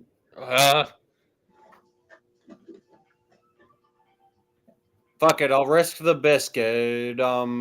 By running up to the other two, giving the one next to the door an opportunity of attack since I'm passing him. But for once, I'm not going to use any of the spiders to cleave these guys. No, you're within No, because all now three of there's them. close enough targets to cleave each other with. Yeah, there are all three of them. You are surrounded by all three of them. As one is attacking you right now for you running past. Nat 20, crap. I take it to the chin. Give me the damage. You're taking it to the leg. All together, it would be 20 damage. This is going to be 40 damage. So you just got a heavy crit right to your. 40 leg. damage? Yeah, 40 damage. And it's slashing and piercing. Okay. Unless you have any protections from those. Let me check. You have my protections from defenses real slashing quick. piercing? Nope. Doesn't look like I have any other resistances. So I'll take the 40. I'm still over 100, so I'm good. And biting through the pain, I will use cleave. And instead of using the great sword of luck, I'll pull out my great axe for using cleave. All right. Let's see. You have three halflings all around you.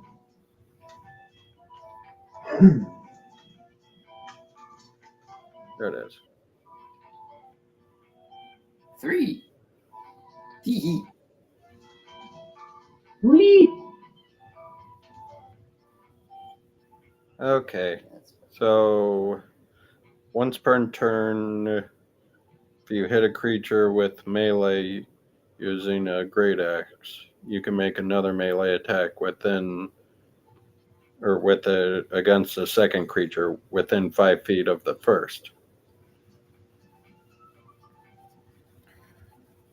All right. Hit it. All right. For the cleat, 19 plus 16. Automatic crit. Because it's a 19. No special crits because it wasn't a 20, but Amen, that works. critical roll. Didn't mean to steal any copyright from that. But the critical roll was a 26 damage. Yeah, it's technically a turn, so you couldn't control for saying it. It's like the same thing with our stuff. Roll to die. You roll 2d20. That's the same thing with the concept. Or if you're making a death save, roll to die. Yep. All right. So, did all of them go over 16? Ooh. Yes, they all went over 16. And you hit all 3 of them. Okay. Let me roll up damage because another one within one of those was another nat 20. So, All right, that's 20 is double damage. Do that one right. separate. Um, 16 points of damage to one of them, and then another 15 to another, and then the last critical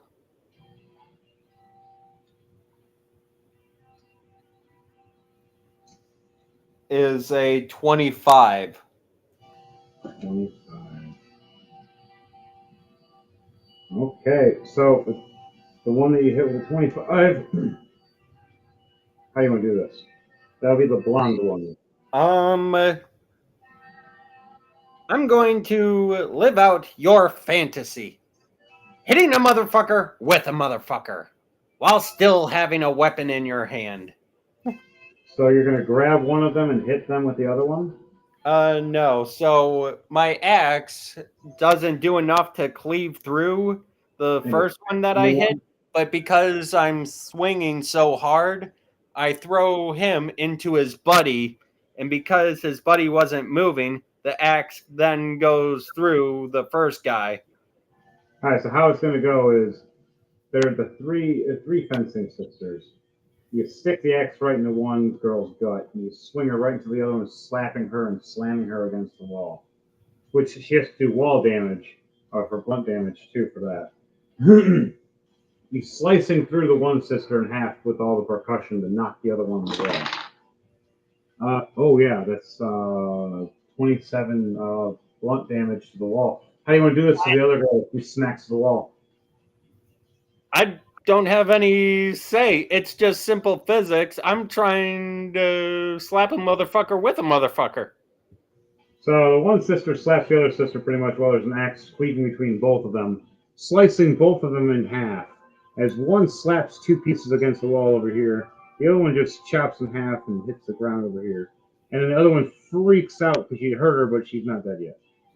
Okay, that was my first action. What? This guy is scarier than Pando and Kamarsh. I love it. Do it again. I'm gonna do it again. I rolled a 2 plus 16, 18. I cannot fail. Y'all Don't fucked. say that. I've done that. I said the same thing with my gun guy. He's OP'd in Jordan's. The second I roll on that one, I'm screwed. Yeah, but the good thing about great axes and melee weapons, they don't deal with gunpowder. They can't explode in your hands. True.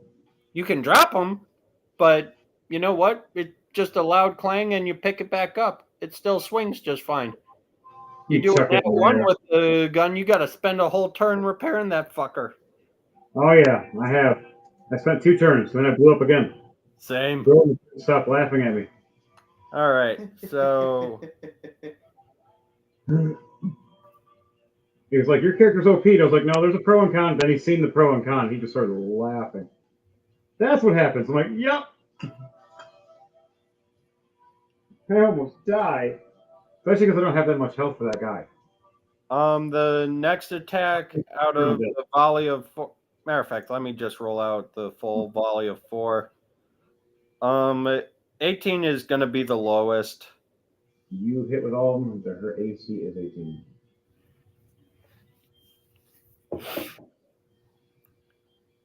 Okay, so 21 plus 17, 37, 37. plus another 22, so that's 59, plus another 23, so that's 2, and then that 72. How do you want to do this? Nice. Now, see, part of me was running through the numbers, and as soon as I hit the 50s, I went, she's probably dead. She's probably dead. Do I need to keep doing the math? So, so same sort of thing is going through Drogma's mind. First slash does his damage. Second slash does his damage. Third slash does his damage. He puts the axe on his shoulder, thinks for a minute, do I really need one more swing? Looks over, she's bloodied, but still standing. Limp standing. Doesn't realize it's a dead body standing. And goes, she's still up! Whack! Cleaves her in half. Nice. You see two pieces the opposite way, or two got sliced in half this way from the stomach. The other one got sliced in half directly this way. And just fell apart. And you see there's the fourth one across from you, 5, 10, 15, 20 feet away, shaking and quivering. Like, you killed my sister! I put the great axe back in the bag of holding, quickly pull out a javelin. Now I kill you! And I throw the javelin. All right. Woo! 13 plus 13, 26. You hit.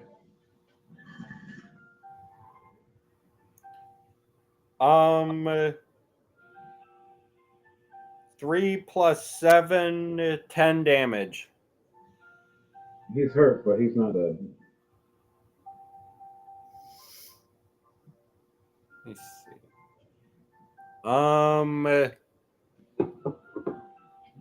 think I'm from the doorway or however far I moved in.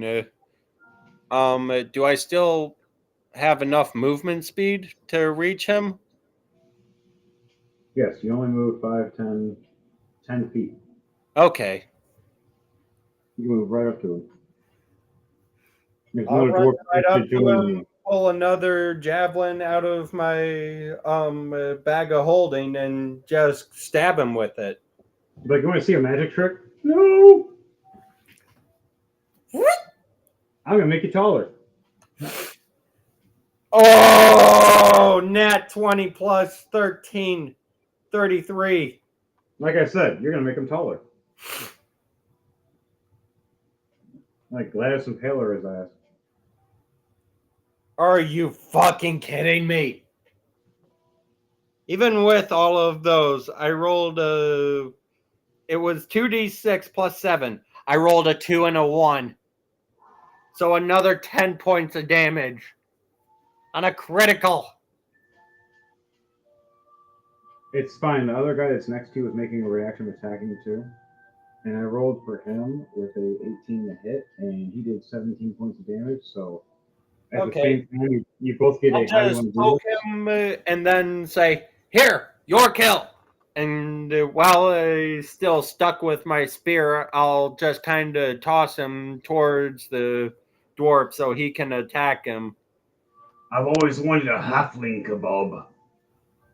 As he swings down both his maces right down at this thing and just starts humbling the hell out of it. You killed my friend. Now we gotta resurrect him. Which one's the cleric? Clerics have a lot of work to do.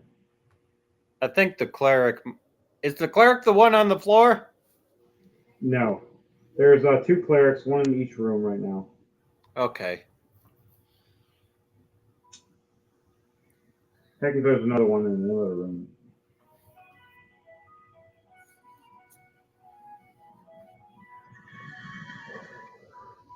So all the halflings are dead. I'm going to call everyone else up to our area. Do you want to use a sending stone, or do you want to use a message, or do you want to yell through the hallway?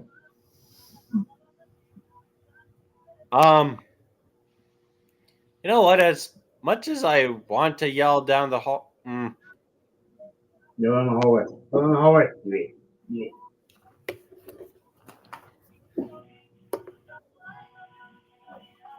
It's up to you, homie. Yeah, I'ma just yell, "Coast is clear!" Some of the dwarves look down the hallway and see the king, Blackguard Slamhammer, walking in the hallway, coughing, spitting up blood. I toss him one of my greater healing potions. Thank you, my lad. I finally get to here. All right, your turn is done. Now it is Jordan's turn. Can I use my bonus action real quick? Yes, you can. I'm going to pop one of those greater healing. All right. I gain 18 points. Nice. Leiden, it's your turn. Okay, so you said the door behind me that I walked through has been closed on me, correct? Yep. So you can head back the other way if you want. Yep, I will head the other way. Kind of like the same way that I forgot his name already. Argon? No, not Argon. Dead axe. Dead Axe. Yeah, I'll head the same way he went. Granted, he's way ahead of me, but still. You can jump on his snake, and his snake can slither forward for you. I'll double your Yeah, I can do that. I'll go for it. No, I'll make it so it doubles your speed. So get you right up behind us down the hallway. So make it so you move like 60 feet. Okay. Pando's turn's done. Now it is anything else you want to do, Jordan, before you end your turn? Spell or ability or Was there anyone near me that needed healing? Slamhammer only has 2 more damage, but and that's about it. But everybody else is okay. Okay. Then there's no enemies around me at the moment? Not yet. Everybody else got slaughtered. All right. I guess I'll just be riding on the snake to get out of the room, basically. Okay. You guys end your turns? Yep, that's all I'm going to be able to do. All right. Cactus Zoo climbs the spider, jumps over, startles half the guys as it jumps in at first, and then it lets everybody know because it can speak that it's him. And then it climbs over to here.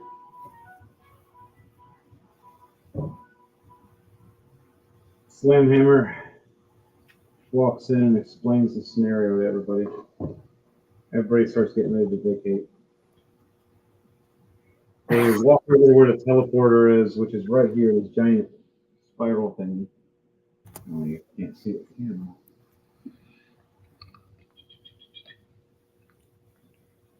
Now you can see it. There you go. Now you see all the bugs infecting and infesting. Yeah. Oh, boy. Oh, it's not done yet. No, it isn't. That's what I'm scared about. This room's getting overwhelmed now, bad. Oh, boy. The rest of the teams that you're behind you start screaming and start fighting back as the ones that did survive fight now their stand as they're starting to break through the rooms over here again.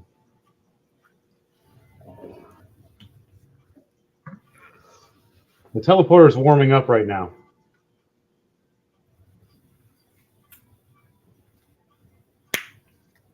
The rest of these dwarves are fighting back the best they can, knowing that some of them, this is their last stand. They know that some of them can be true resurrected back, hoping the clerics can get to bringing him back one day. We'll see if it all happens. Oh, giant cockroaches. Oh, creepy.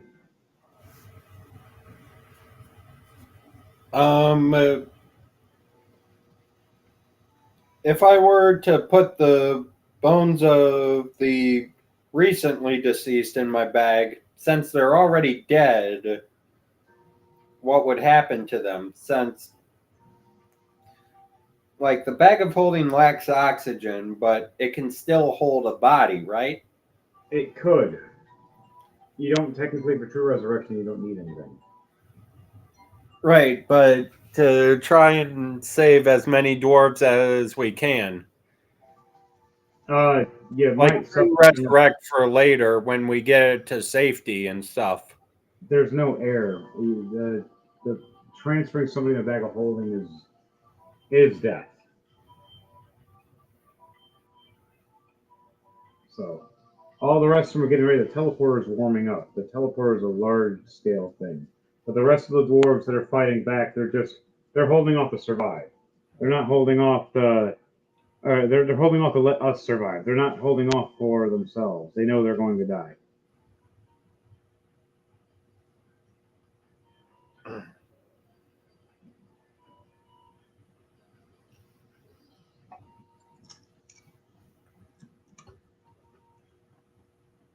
All right, you guys all headed. You guys all made it in the room because my turn. I made it in, and Devontae's turn with the giant snake brung Jordan Yep.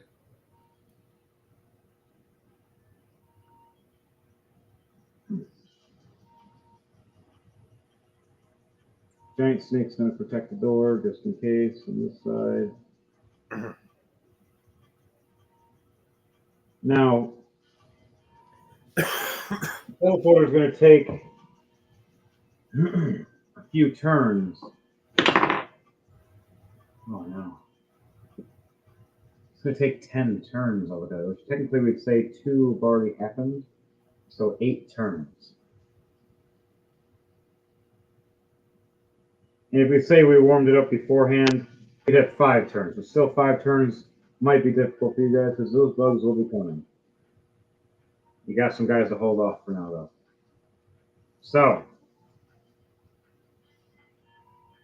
it is now back to Panda.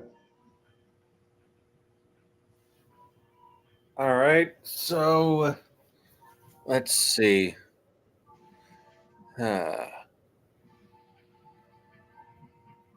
I say we ready our forces. Or wait, we can't see the next room, right? No. All right.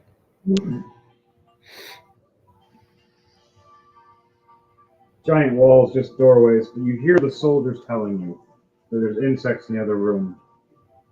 And then all our soldiers over there are being surrounded, and the blacksmiths are being surrounded, and even the ballista defense.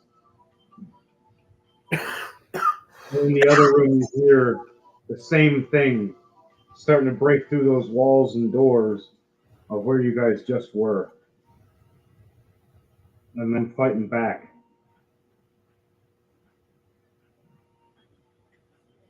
We need to get this teleporter on.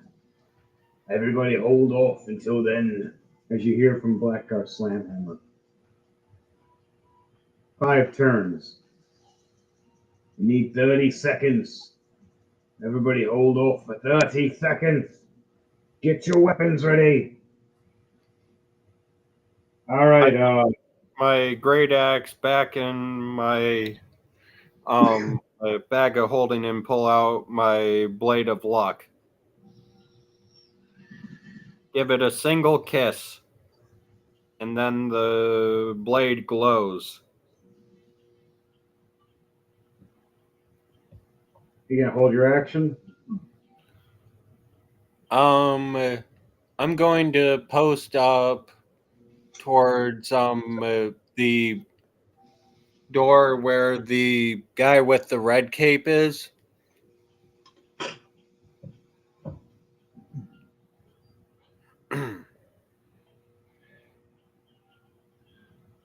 All right. He's one of your brethren too. And the other brethren actually shows up to help you out. So all 3 of you are back together. If there was an inspiration, now would be the time. All right. Oh yes. There's your inspiration that you need. Choose it, Bard. You got the right music playing. Let me find it. I gotta find it. As a bonus action, I have 1 wish spell that can be used from this blade. Oh wow. That's why it's such a lucky blade. I can only inspire 1 creature with bardic inspiration. What? That's what it says. Within 60 feet that I can see or move, that creature gains one of your bardic inspiration dice, a 1d12, once within the next hour. When the creature fails a d20 test, the creature can roll the bardic inspiration die and add that number roll to the total penalty, turning the failure into a success.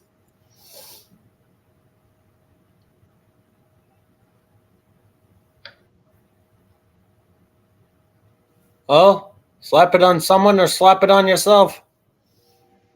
Or wait, it has to be someone else, right? Yeah, I can't do it to me. It's to someone else only. All right, we'll choose. You can. I have no need for it. All right, I'm gonna go and give it to. I'm gonna go give it. What was Devontae's character name again?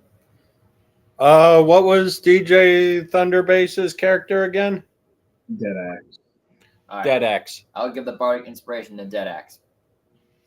It's like a theme with some of the dwarves. Like I have Slamhammer, he's Dead Axe, and Cactus Zoo.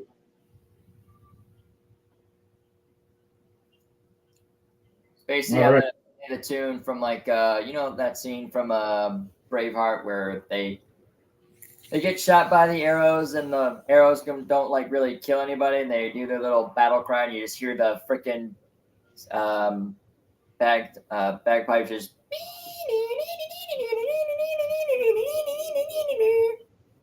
All right. So roll a charisma check for me with advantage, please, to see if this I'll allow this to be for numerous people if you All get right. a high enough charisma check. Charisma check. Well, first one's a nat 1 plus 4, so a 5. Second roll. That's a 4 plus 4, so 8. So, never mind. It goes just to that one person. This goes to Dead Axe. I'd say roll real dice. I like real dice. Tower, no tower. No tower. The Okay, towers are gone! 11 plus 4, so that's 15. That's better. That works. That can give you 3. All right, so 3 So people bardic inspiration then. The way I see it happening is he goes, "Hmm." Wait, hold on. Readjust the sack. Hmm, hmm. Hold up. Wait. Pretty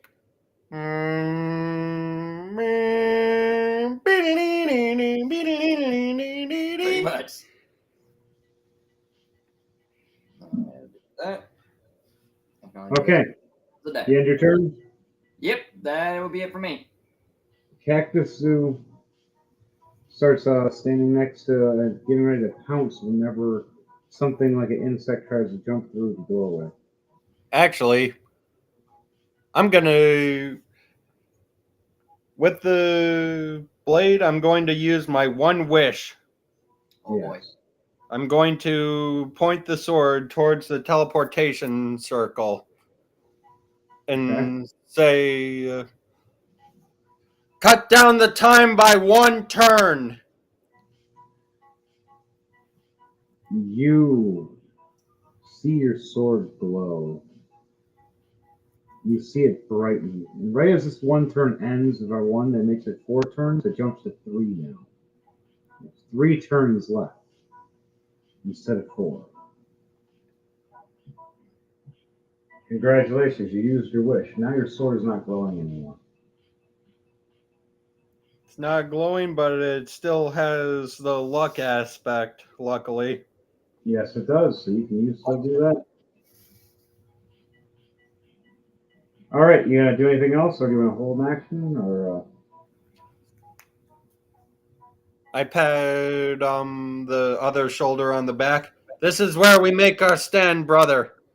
Not for death, but to survive. As the other ones get next to you and agree. Not a single man dies on my watch. Is that understood?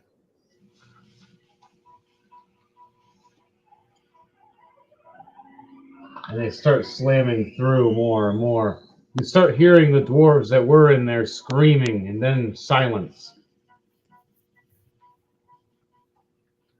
As all of them got eaten or ripped apart.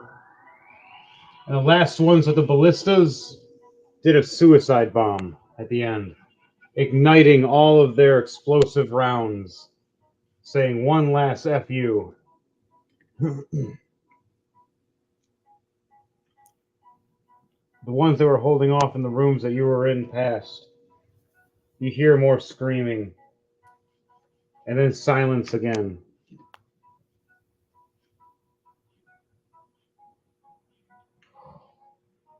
The snake starts snapping at the door real quickly.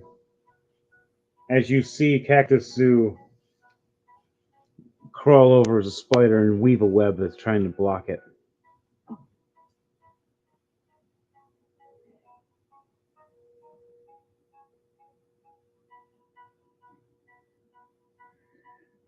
Now Slamhammer's turn. Oh, me people. The people I love and care for are all eaten. All because of a stupid old witch that wanted to get more power. He shakes his head. At least she got what she deserved too. We'll true resurrect everybody later. But her. As the rest of the clerics agree and nod their head. As the gate opens up even more and starts brightening. It's not ready yet, but it's almost there. Alright. It is Deadaxe's turn. He holds his crossbow pointing this way. Every time he sees one creature through the doorway, he starts firing. And his snake starts snapping and holding back while a web is being created by Deadaxe, or by Cactus Soup, while Deadaxe is holding on. Alright, Pando, it's back to your turn.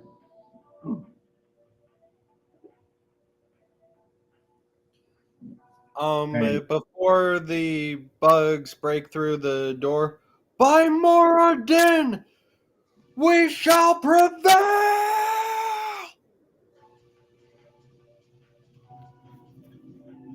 One insect makes a reaction and jumps at you right as you scream that.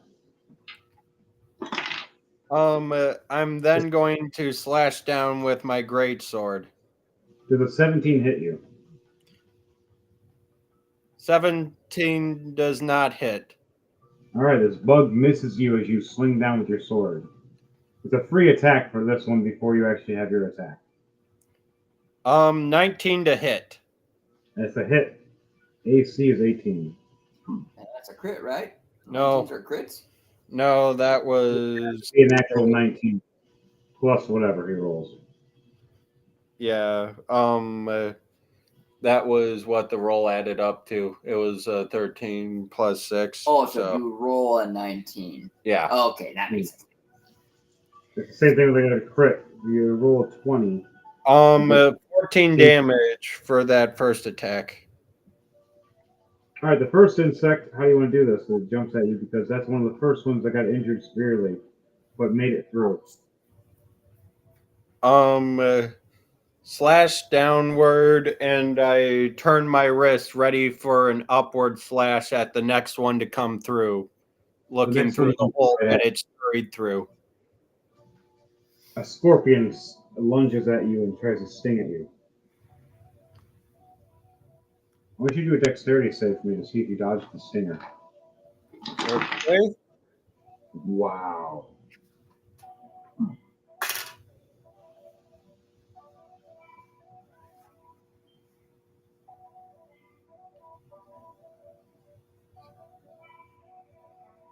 Um, 12 on the dexterity save.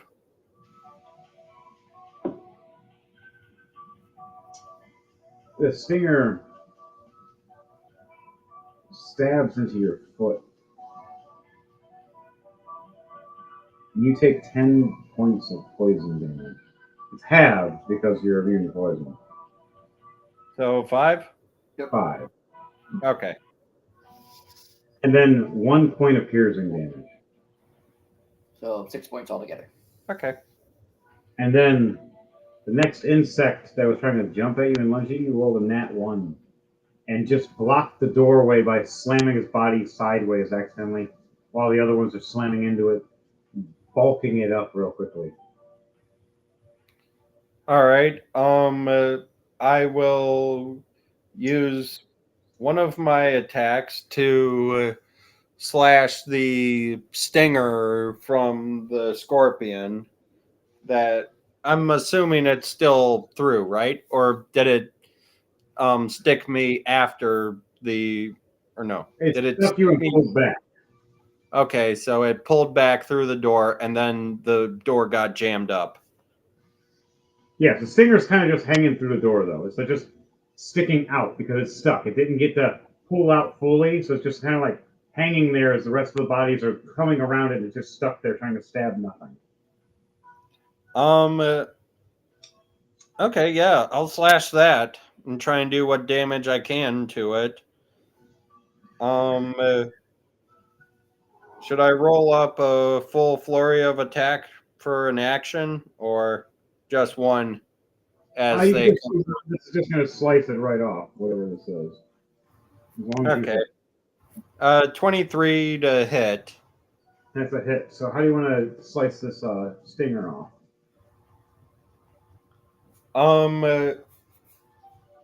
After it sticks me, I scream, "Ah! You bitch!"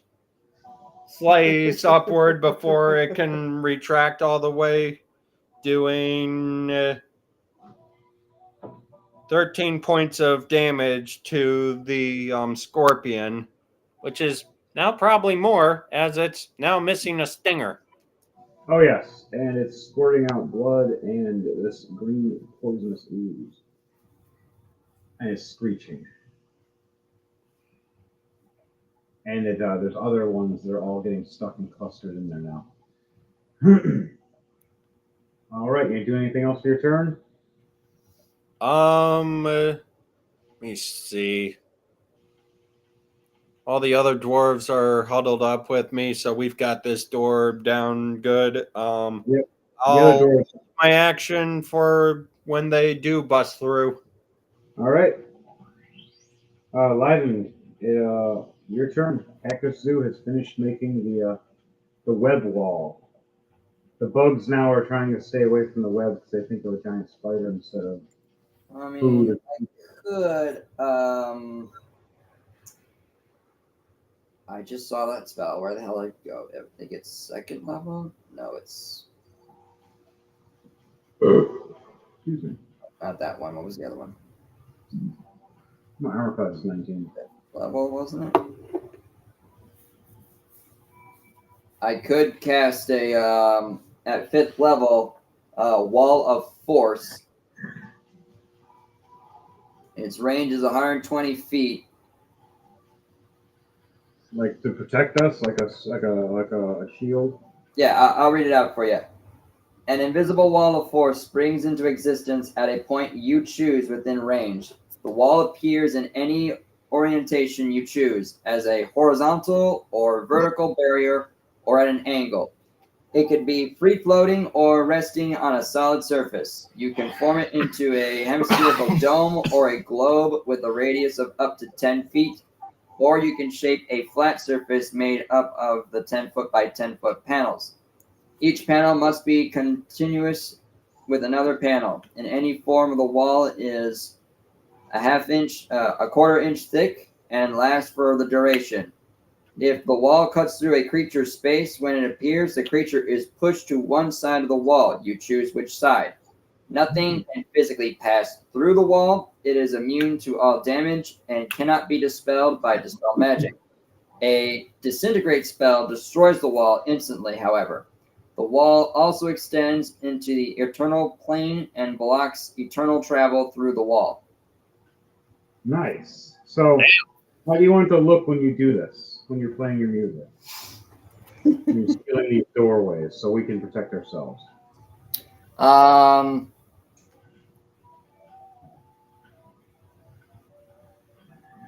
I want to kind of like have my back facing away from the door and make sure the pipes from my bagpipe are aimed towards the door. And as I go to blow on my bagpipe, it makes like bubbles at the end of each nozzle. And as they get bigger, it becomes it combines to become a big ass sphere, and it goes up towards the doorway to prevent the creatures from getting in. You see insects hitting the doorway but can't get through on both sides. They just say, Slam "Where's the scenery?" Hammer thanks you. The clerics are, come on, we're almost there. We got it. We're going to. And all you hear in all of your heads, every one of your heads, even the insects, stop for a second. The elder gods have awoken. And the mountain shakes and rumbles. Ooh. I want everybody to do a dexterity save with disadvantage, please. Okay. By the way, the spell lasts for 10 minutes. The spell will protect us for certain things, yes. Yep. And you said roll for a dexterity save? Yep, this is just rocking like crazy. Things are still falling in some kind of manner. We still have a shield around us to protect us, but Yep. the blocks look like nightmare. All right, 2 plus 8, that's a 10 for Vondel. So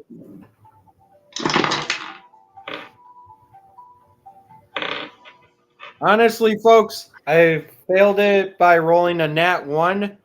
So I'm going to use Indomitable to try and re-roll it. And because I'm a 20 reader, I get a plus 20 on the new roll. Do it. Do it. I just rolled for Devante. 8 plus 20, 28. I forgot to add the modifier plus 5, so 8 plus 5. Either way, I clear it. That's all We that really. all. Devante gets a 24. I get a Nice. 21. Sadly, 2 of the clerics that were trying to open the portal failed. Fell in the lava from the shaking. Oh, shit. Burned alive.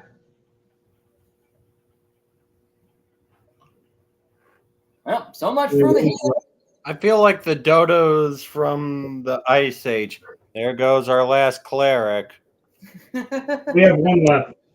He's Oh, we have holding one the door. We have one cleric left. Mhm. The portal, he looks over at all of you going, everybody hang on! I think something's going on with the top of the... And everything goes dark. And that's all you hear is a big... And you hear a screech. A horrible, draconic, bird-like dragon screech in all of your ears. Everybody drops to their knees, holding their heads, screeching for a minute in pain. All the insects squished. The rest of the kingdom fell through, rammed and squished. Jordan, you literally just saved the party. This would have been a TKO. I rolled the time, you guys would have failed. Jordan just saved the party. Holy crap. King So dwarves at this point, ever. I'm going. Wait. Hold on. You said within 10 feet, right? Everybody would have been squished.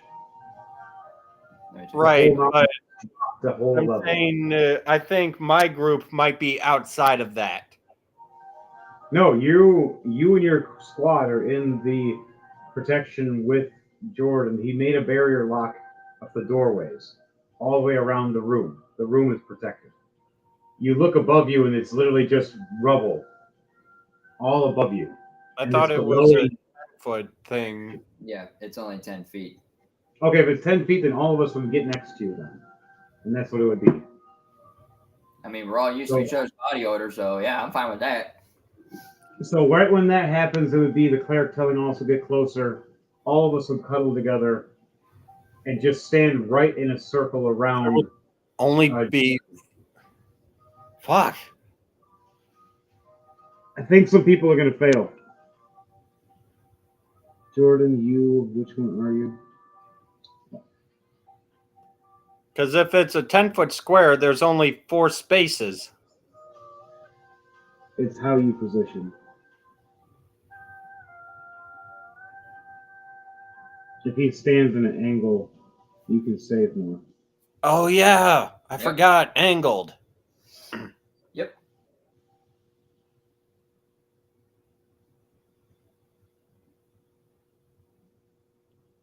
Literally everybody that was in the room that left. Those other 2 guys would have died anyways. Your Devontae's giant snake died. The giant spider runs and jumps and turns into a small, teeny animal and jumps into as a bird into Blackgar's beard to just be enough to get in. Devontae Deadaxe just barely swarms in as he watches his giant snake get squished to death. As all of you look over and see a giant, the barrier. What color kind of barrier do you say it looks like, Jordan? As it gets slammed and hit, like it's like translucent, but it has a coloration of energy. I would say more like an What's your bardic energy come out of you? Scanlan, it was purple. For what would it be for you? Mine be like a sky blue color. Perfect song for this. We hear horrible noise for a while. Shaking, rumbling, boom, and silence. 1 level, 2 levels, 3 levels of the mountain collapsed and encaved in themselves. Just While all of this is going on, Drogma looks over his shoulder, trying to see the number on the wall. Like how many turns before? 1 turn left as this is happening. His face turns pale white and his jaw just sinks. His hands holding against the shield, holding against the wall as the shield is just touching, just barely against the wall. He's shaking. He looks over at all of you and goes, "The king, I served you well. When you get in, that's it for me. It's not enough. I'm sorry. Enough for only 4 of you." And he starts shaking really bad. The 2 soldiers right next to you, Drogma, put their hands on your shoulder. What do you mean there's only room for 4? He has only enough power for 4 because of the cave-in. The whole machine is destroyed, and just enough generated for only a portal that I only have enough for a couple seconds. He cools back and opens this swirling reddish-orange portal. And you see at the other end the queen screaming, "No! Before the soldiers push me away, I grab a lock of each of their beard and slice it off before they push me into the portal. Leiden, what do you do when you're getting shoved in? Oh, fuck.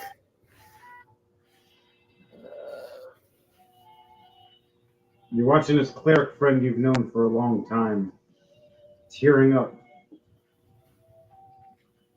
Healed you many times in the past, especially in your crazy drunken bard nights.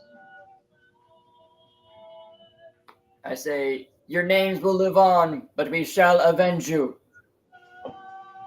God damn it, bastards! If I can take you with me, I'll take a part of you. The red-haired cleric grabs Leiden Vondel, throws him right through the portal. Deadaxe runs and jumps right through. And Slamhammer looks down at the two guys and the cleric. I'm sorry, my friends. I wish I could be lost like the old days. As you start seeing the portal of the shield that Leiden created starting to flicker, and rocks are starting to break through. I'm sorry. As right when all three of them shove the king through the portal, he turns and watches his friends and sees the rubble come and collapse right on them. And the portal closes as all three of you get thrown right through. I want you all to do a D100, please, to see how you land. As you watch your friends in that portal, their last moments be horror and pain. 47. Smirk of honor before death. What do you say? I did that wrong. Roll again. I rolled a 47, so I just kind of land on my back, kicking and screaming. God damn it! What about you, Vondel? Yes. Roll a D100 for me, and what do you say when you see your friends shoving you through a portal, smiling, before they get squished to death with the horror of death in their face for their last moments that you see before you get land? Same as I said before. Your names will live on, will avenge you, and I rolled a 75. You land just fine. Slamhammer. Oh no. A 4. Oh, shit. He watches his friends and just can't stop watching. Every last moment. Remembering training the two brothers with Dragma, the three brothers all together, and the cleric that was actually his son.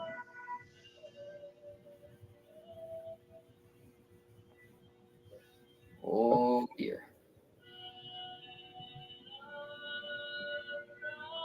So, how about that character development there, eh, buddy? Right? Watches him die as he hits the ground, as the queen kicks him in the back of the head. You should have had him instead of you.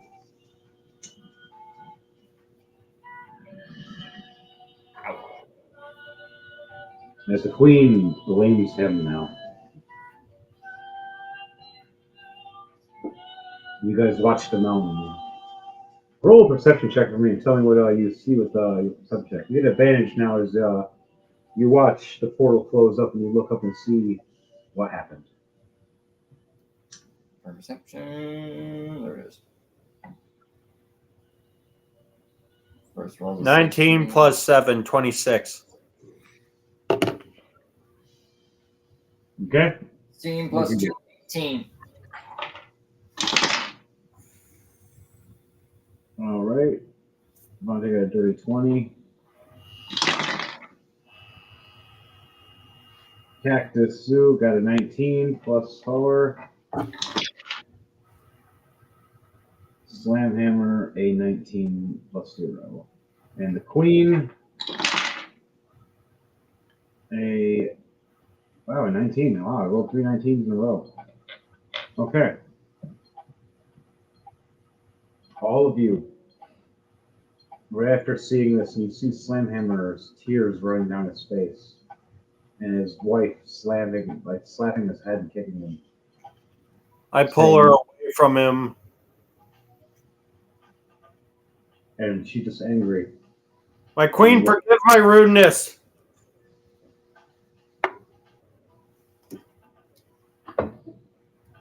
And as you do that, she finally stops and looks up, and all of you look up, and you see tears in her face right beforehand. Oh, God.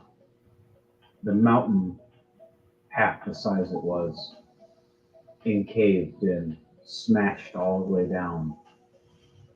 The dwarves that went to the underground area to the sanctum encaved. Hundreds of dwarves instantly squished to death.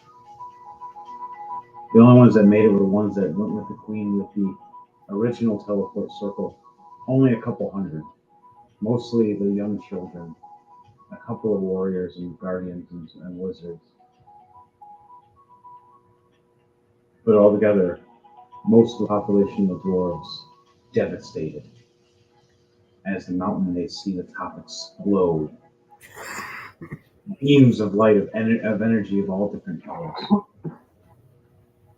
Where there was snow is no more.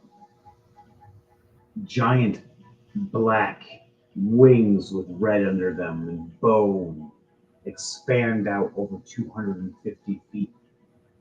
A shadow above all of you with this scaly bone and red black tail, and you hear the screech of this dragon raven, blood dragon raven, and amongst other giant beasts and creatures of a red-eyed black dragon, a blue dragon, and amongst others, smashing, and a giant werewolf, giant lion, and giant tigers on leaping off the mountain, shattering the top of it, leaping to the city, making it explode in some kind of way. One blast after another. And you hear the queen go, "At least it wasn't just our home destroyed then. It destroyed everybody's home. The elder gods destroyed everything." And she has tears crying, and she grasps onto her sigil of the elder gods. And you see her bend it, enraged, and blood trickling down her hand, cutting her hand as she's bending it. Her faith was with them. She was upset. Watched her son die, hoping that he would be one to fulfill as well. There wasn't enough time.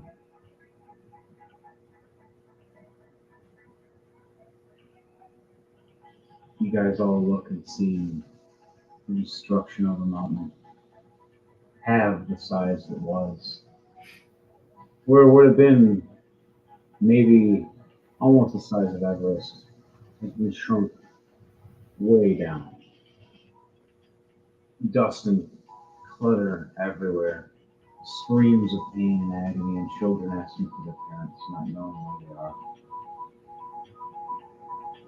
The rest of you all in shock as all the dwarves now are sitting there just a few hundred instead of a couple thousand. In shock. As Blackguard Slamhammer looks at all of you and goes, "I'm glad you all survived, but I wish I didn't." And he looks back. "How many can we resurrect?"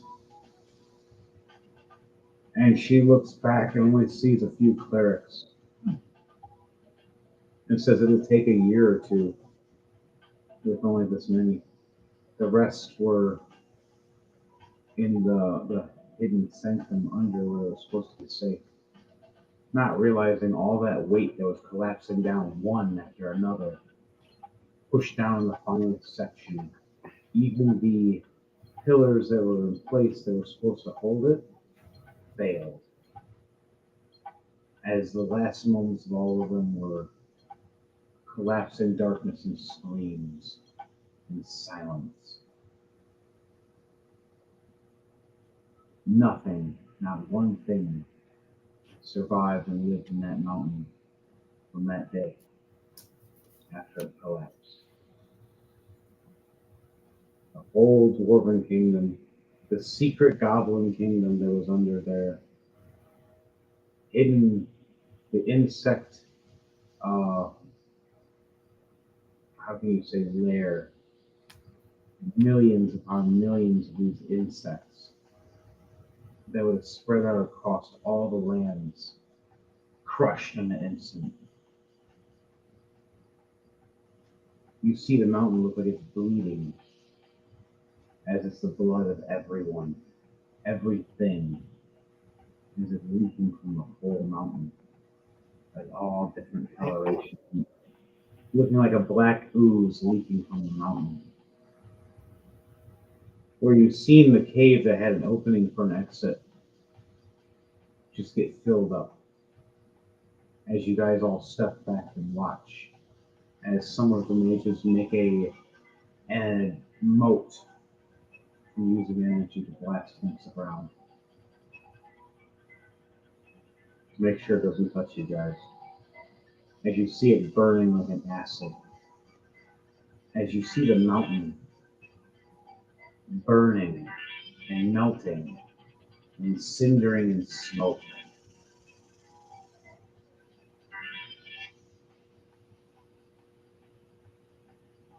The I sun go ahead and pull out my bagpipe one more time, and I play Gift of the Thistle for a Mourning of the Dead that have lost their lives in the mountain. play your song and use your charisma check with advantage, please.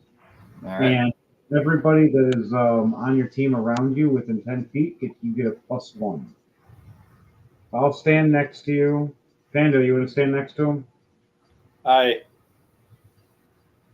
we'll have I'm that going exit next. to hold both braids of beard from the soldiers I lost. It's not exactly anything I can use to resurrect them. Dirty 20. 16 plus 4. All right. Plus, yep, all right.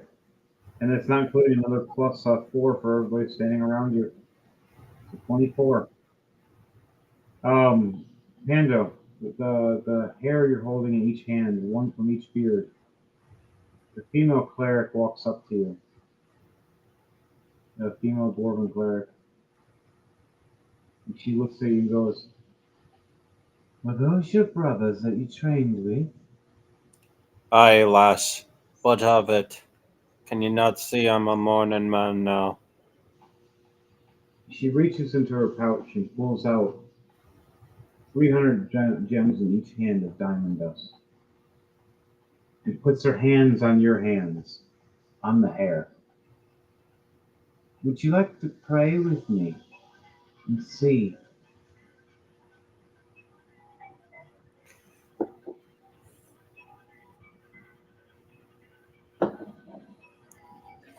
Aye. And If then it would potentially bring them back, I'll do anything I can. she nods to you.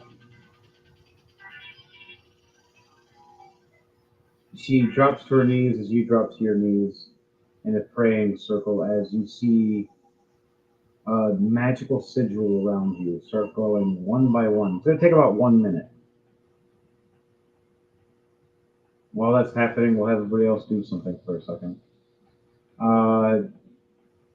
For you, Vondel, Yes.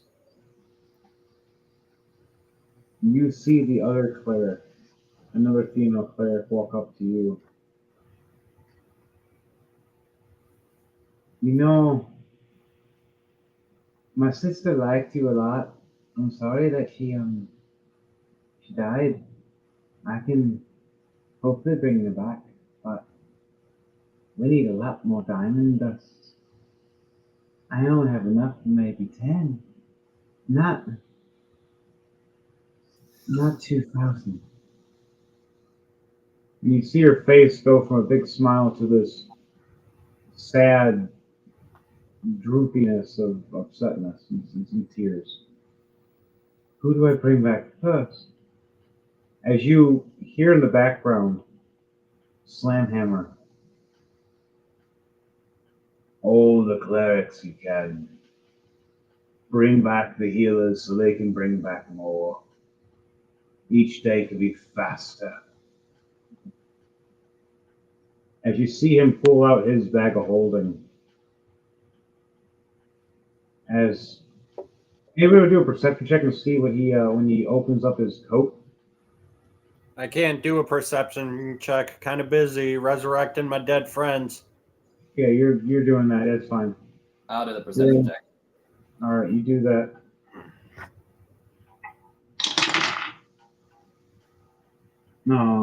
Yeah. Dead axe sees as well. What did you say? 16 for Vondel. Vandal does see. You see him open his coat, and you see 6 different bag of holdings with little markings on each one for different labels. Him pull one. It looks like it has a little diamond symbol on it with a little wording that means diamond in Dwarven. And it's diamond dust. And he walks up to the last female cleric in that squad before there's more in another squad. Yeah. I was saving this for emergencies to my crazy teams, but my teams, it seems like, are tougher and have some more luck than our own families. And hands her a bag of 3,000 diamond dust. This should get at least, a bit of a start. You guys remember that dwarf that helped the Doom Crawlers? Are you fucking kidding me? We wouldn't forget that dude. The red beard? Yeah. Yeah. The guy you ripped his beard off 3 times. You got a nice process. Shows up.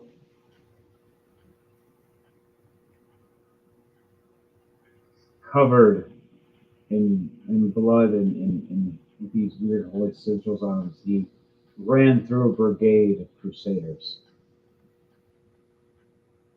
As he's like, I'm back. everybody, behind the mountain. Where's my daughters? Where's my wife? Everybody all right? As they look back, and you see the 3 cleric sisters. One that's not paying attention because she's helping Fando. The other 2 look over. Papa? Father? And they both run over to him. Where's your beard? I also fought with a panda. Don't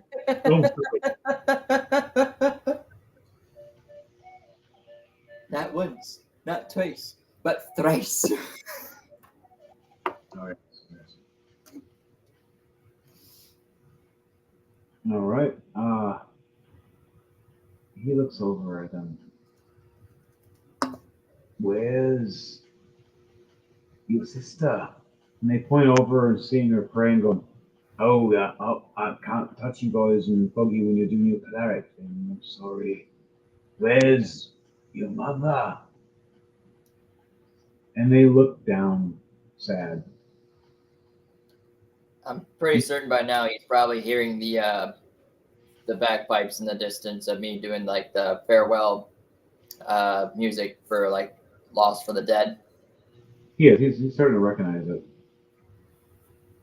And they point at the mountain. She said that would be safer. We chose to look the Queen instead. She said it's always dangerous with her. But Mother was wrong this time, not us.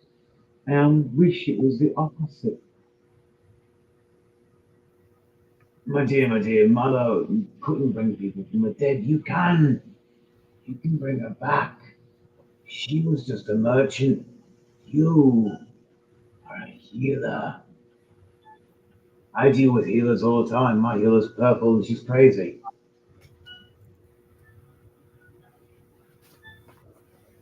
And he looks over You see Slamhammer. And Slamhammer walks up. And you see Slamhammer tearing up. And then you see the commander drop down to his knees and take his helmet off. And for once, you guys finally notice a resemblance. He looks a lot like Slamhammer.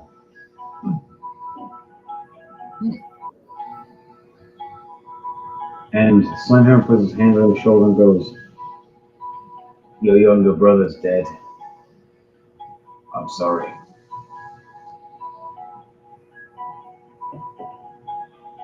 I'll be right back. Need to get a beverage. All right. What are you guys going to say when you hear that from him, though? I mean, this whole time I've been playing my instrument, mourning all the dead. I'm still in the midst of praying with the other cleric to try and bring back my other two friends. But I haven't followed too closely in any cleric spells to really know what any of them do or how much diamond dust you would truly need to bring back one or even two people, let alone from supposedly a lock of hair. 300 per person. He just gave 3,000 to the one girl. You have 600 with you. And a minute has passed for your character. While you don't see this, but you've been praying. You hear your brothers in your head as they're talking to you. "Thank you, brother. Thank you, thank you." And you hear the female cleric smirk and smile, going, "Huh. They're happy to come back and stand by your side again."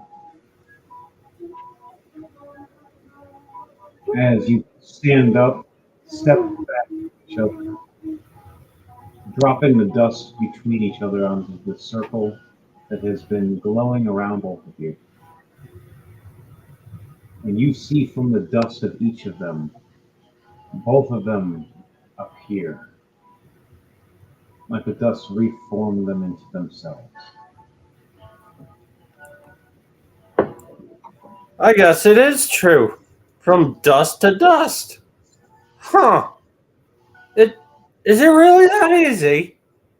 Maybe I should pick up the clergy. Huh. You look over and you see the female cleric exhausted.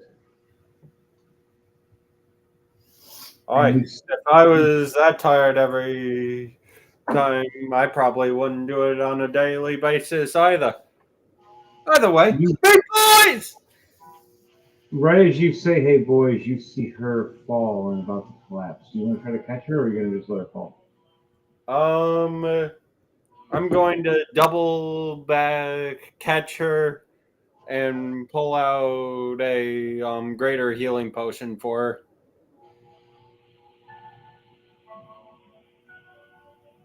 All right. She drinks it. How much points is she gaining? Let me double check that one. While she's doing that, Blyden, Yes. your character plays it only for a minute, right? Yeah, about a minute or two. All right, so you just finished playing it. A 2-minute mark happens, as you notice. Dragma's brothers are back. And you see a few more people have been brought back, and you see the clerics exhausted. And the other clerics that just came back are now bringing people back and then having to wait. Only so many they can do a day per person. Even the queen is trying, because she's the cleric. And she brings back 2 or 3 people and sits there and goes, "I have enough for one more for my son. I just don't want to be greedy." Let me see. Slamhammer walks up and hands her the rest of his gold or his diamond dust. It goes, "This was for you if you died. I'll get more. Use it for Samuel." And he turns back and walks back over to his other son, which is the commander, and goes, "You daughters have saved us. My granddaughters are good ladies." As he looks over, going, "You still training with those crazy ass doom crawlers? I used to work with them way before you. Sorry we had to keep it a secret. No one had to know you were family." The cleric that fainted heals 14 points. Her eyes flicker back as she sits up and thanks you, and then just Sorry, lads, I wanted to hug you, but I can't let a last break her skull on the ground.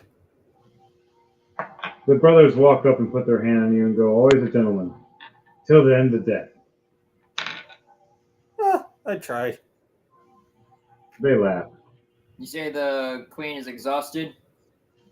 Yes, the queen is exhausted using all her spells, and she brung back her son. As he Okay. comes back actually screaming, freaking out at first. I'm gonna cast that 4th level aid on her. She'll take 14 points of healing. I'm sorry, 15. Okay. You see that where she strained herself with the magic, the blood that was starting to come down her nose and everything goes away. She starts breathing normally again instead of heavily, and thanks you. Tells you sorry for her actions and just how rude she was about her husband and hoping for one to die over the other.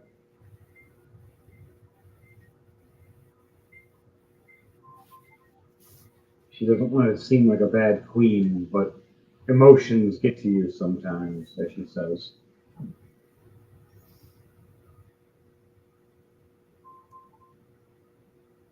It happens to us all. No one's perfect. We try our best to outshine everyone, but in the end, we're all just a speck of dust.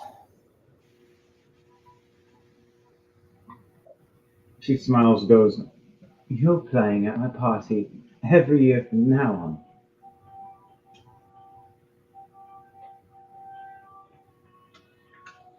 I know a few heroic musical tunes, but I promise I'll be polite. And she smiles and goes, "Oh, big fan, actually. I go to the pub to listen to you half the time. Slamhammer here, he enjoys your music, he just doesn't tell you." Oh, really? You see Slamhammer puffing his pipe, tapping his feet to your music, and then he looks over with his one eye and looks back real quickly.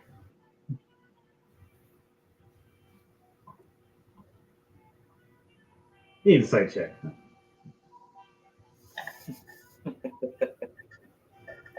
But after that, Hando, you get your brothers back for now. You all stand around.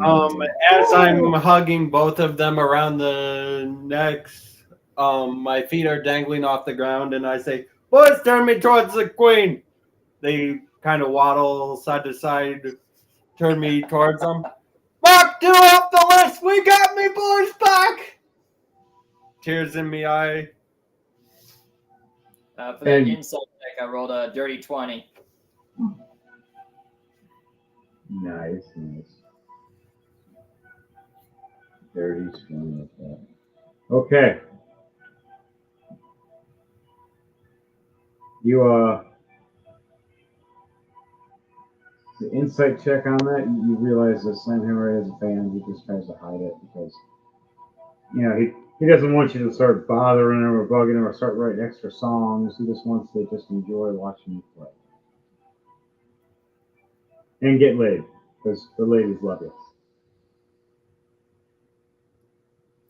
So I many have tried, look so back many over rejected. to Val, and I'm like, boys, waddle me towards Val. They side shuffle to Val, and I'm like, I thought you didn't fratricize. That's hilarious.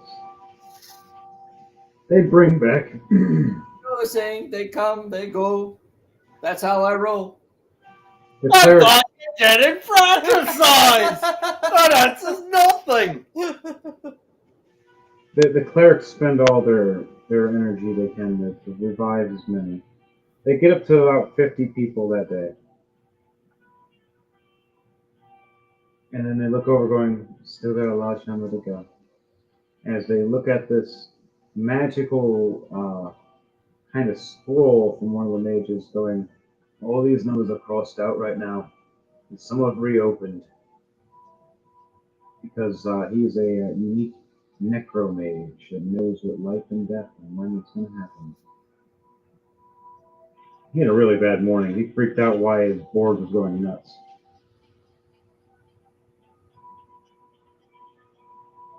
When you're looking over, Slamhammer's holding his sons and his granddaughters, smiling.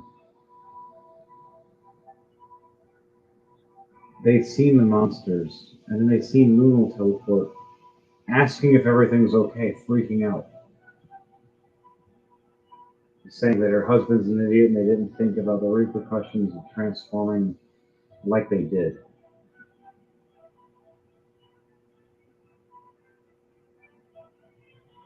Slamhammer and his wife look over in rage as Luna offers her aid to heal and bring back many. Then they stop and they You're telling us that explosion was the Doom Crawlers. No, it was the Blood Saints. Next time I see them bastards. They helped all of us. We just... For we the didn't cause know. of what now? And she looks down all sad. We're sorry. We're sorry. As everybody else starts booing and getting angry at her, she starts stepping back. Luna raises her hands to say, just no attacking, please. And some of them start throwing rocks. Others start pulling their weapons. And you see her grab her necklace and teleport away in a green swirl. As now there's bad blood between the dwarves again and the Were clans. Outside of this, I would be curious to see Drogma go up against Pando. See You might who.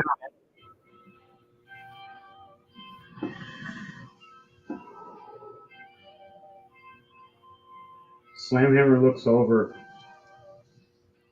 in tears and in rage, going, all this death is because of them. I try to help some people saying they're my friends and they killed my family. Still go get the rest of them. My other kids. My other grandkids. And he looks down and starts thinking about how many family, like how much family he has, how many kids, and how many cousins, and how many friends. And starts getting enraged. And you see Slamhammer puffing on his pipe more and more. And keeps puffing it and keeps puffing it. And then he just throws it to the ground. And he looks over at everybody and goes, I say this. We build our army back up. We train hard and get a new kingdom. And teach those damn blood saints a lesson. And cut down any wares that are in our path. And everybody cheers in rage for the dwarves You hear some clapping in the background. Several Goliaths walking up. You said you need to take out some bloodstains. Were creatures? I did. Any one of them look like this as he pulls down a scroll with a picture of Valnir and Mayhem, even one of Luno. These abominations are hunted by us.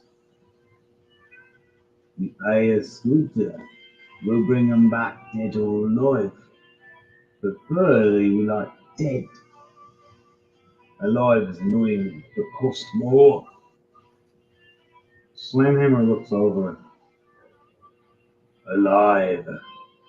I second that. I say we bring them all back to our kingdom and we give them the proper execution that they deserve for the murder of our clan, for the murder of our innocents, our brothers and sisters, our mothers and fathers, and our fathers' fathers.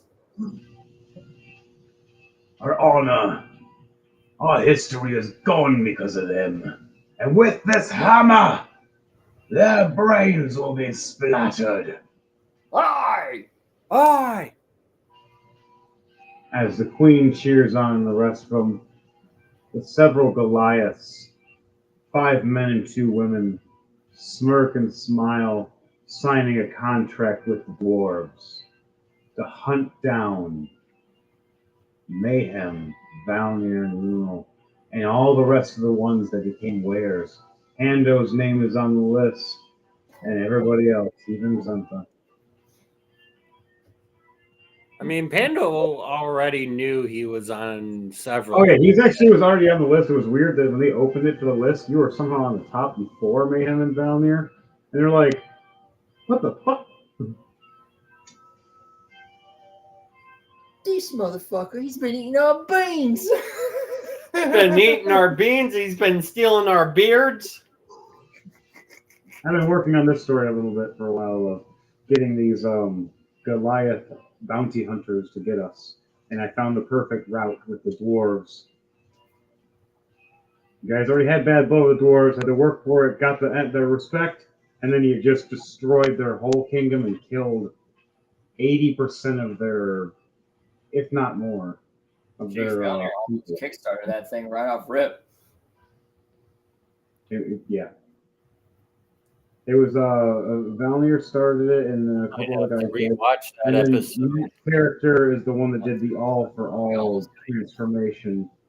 Hey, just for the YouTube sake, what episode was that? In case anyone wants to go back to look at how the Bloodstains destroyed the mountain. I believe it was It somewhere was in the in 70s.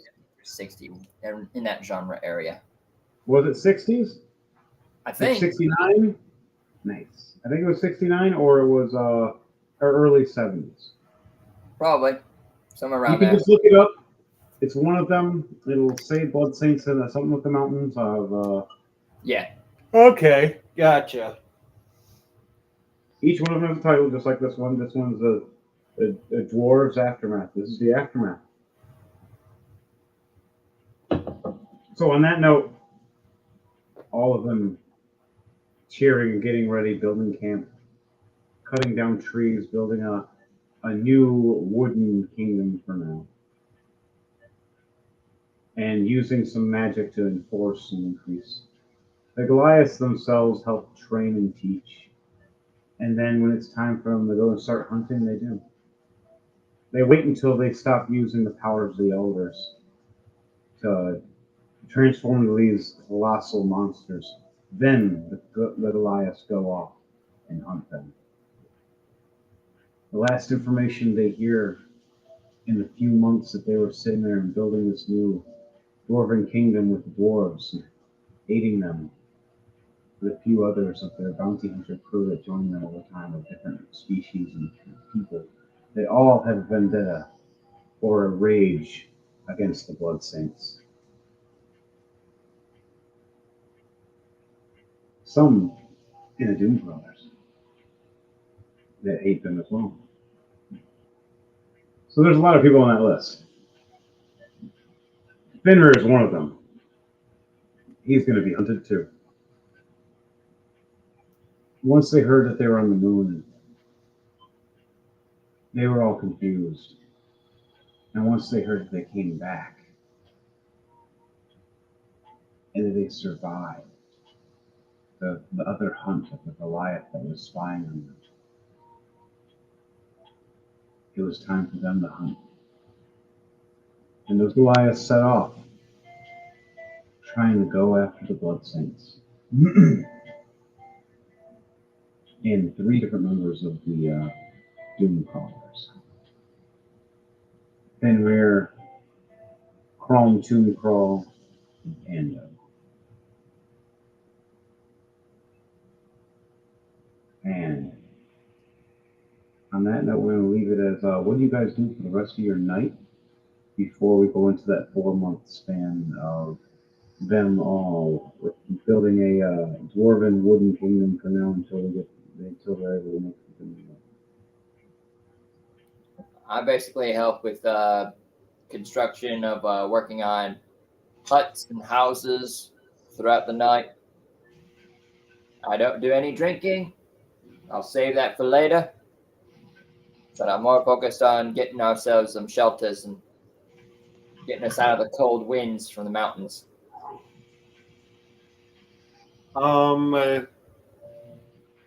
I take some of the living to try and remove rubble as much as we can to try and pull out some bones from the mountain. You start realizing that that's not impossible. This seems to take. It would take months in itself to do that. Well then, I guess I'll start training up the new generation. All right, you start doing a class on the kit with the kids of how to swing a sword and shield and how to keep them protected, and then teach some how to use bows and crossbows. I want you to roll a D100 for me for succession, please. Okay. It has advantage because these kids look up to you.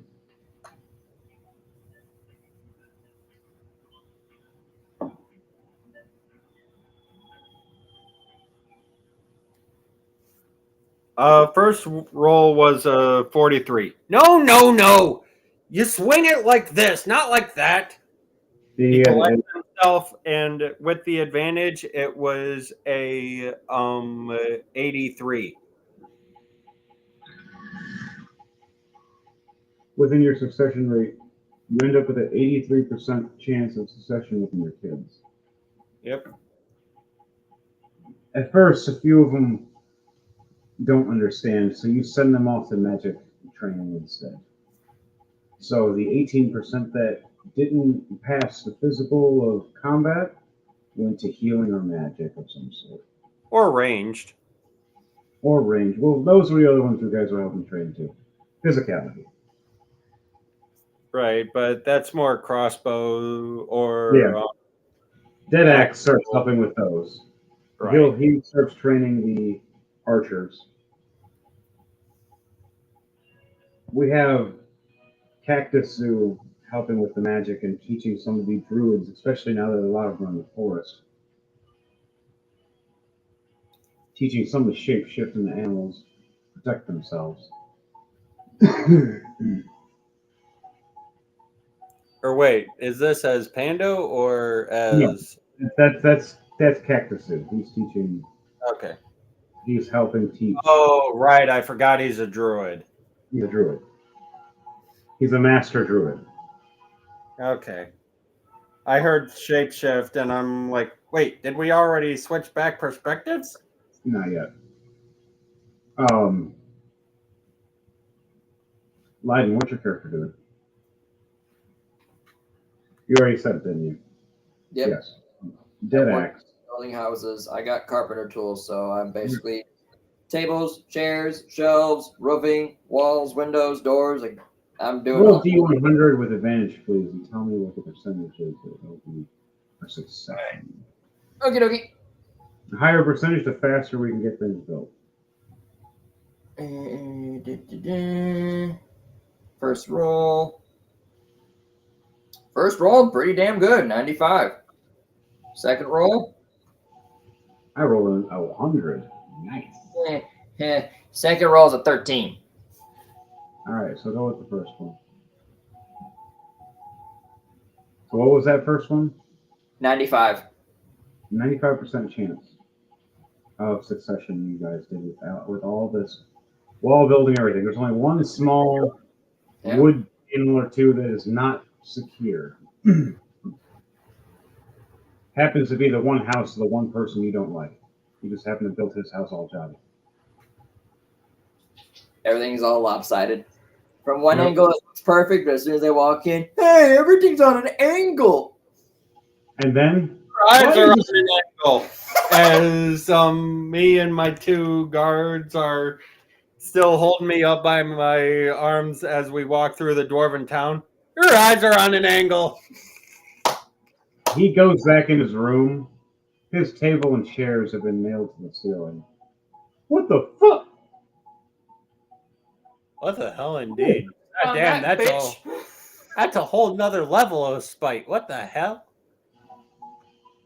You owed him gold. He owes me 5 platinum. It's a lot. I've been waiting for 50 years for 5 fucking platinum. The bastard deserves it. Oh, And then to he be even fair, offers to pay you more for building a house fast. So you built the house fast. He just built it jolly. And you knew you weren't getting that gold anyways, because you knew that his funds weren't as much because he liked to drink a lot. That makes certain that Even now, you notice he's one of the only dwarves that's been drinking. Everybody else stopped drinking for now. Even Slamhammer. He handed his off to one of the bums that's one of the local drunks that was originally kicked out. And then now he praises and thanks him for staying out here.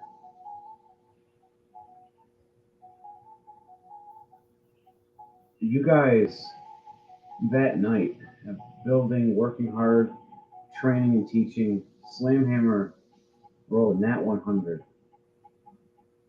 Inspiring and talking to everybody. And stories of when the dwarves were mighty.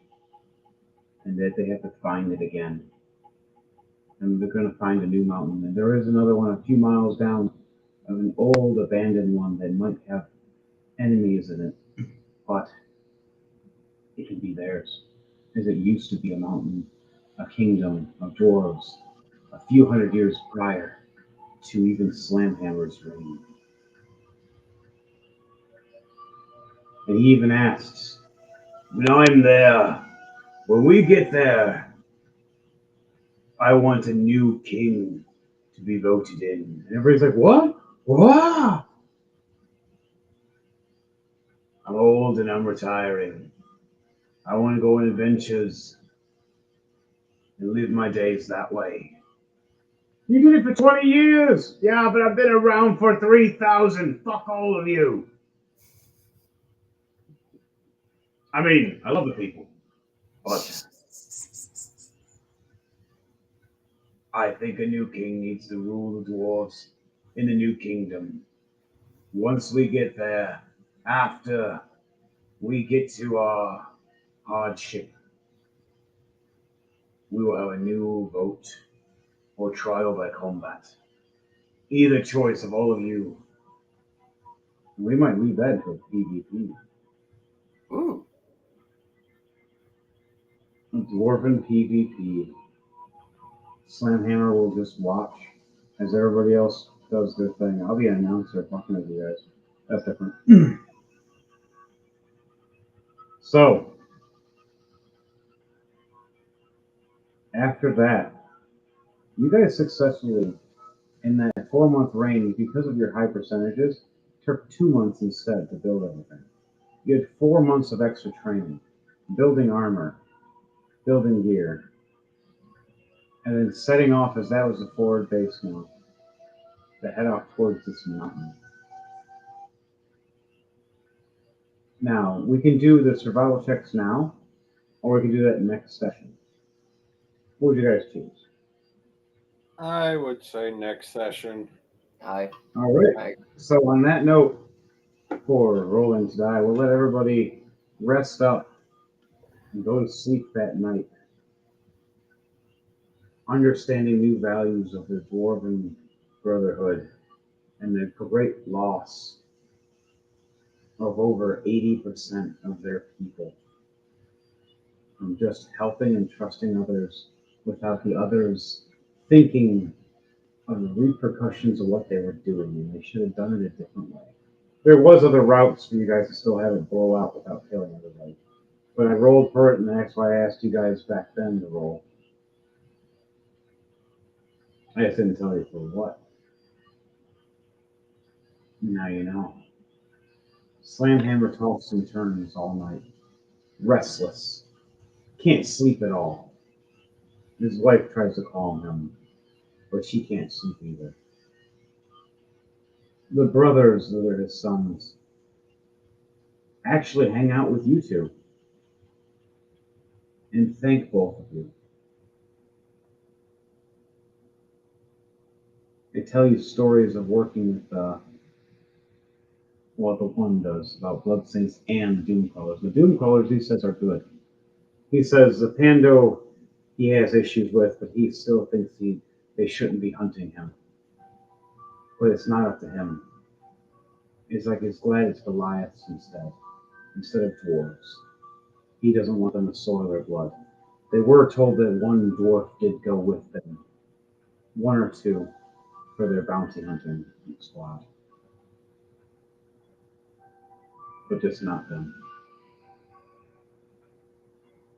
At the end of the night, all of you sat around the campfire. Even Slamhammer came out of his tent, or his little wood house, purposely making his the same size or smaller than everybody else's, feeling like a broken king, not deserving a high rule anymore. Even purposely making a smaller chair in his room, just because. See how small he feels. He sits next to all of you, and he goes, Drugma, Bundle, Dedax. I thank you. Cactus Sue, you too. And as he looks down all sad, you know what's going to happen next, right? As he asks you guys. Cactus Sue gets up and walks away, quietly, and just says, I'll do what the kingdom needs. Dedax says and agrees the same. What do you two do? He wants to talk to you two directly now in the fire pit, in front of the fire pit. It's just you three at this fire pit. Everybody else is rested. The guards are at their watch. Kids are all safe.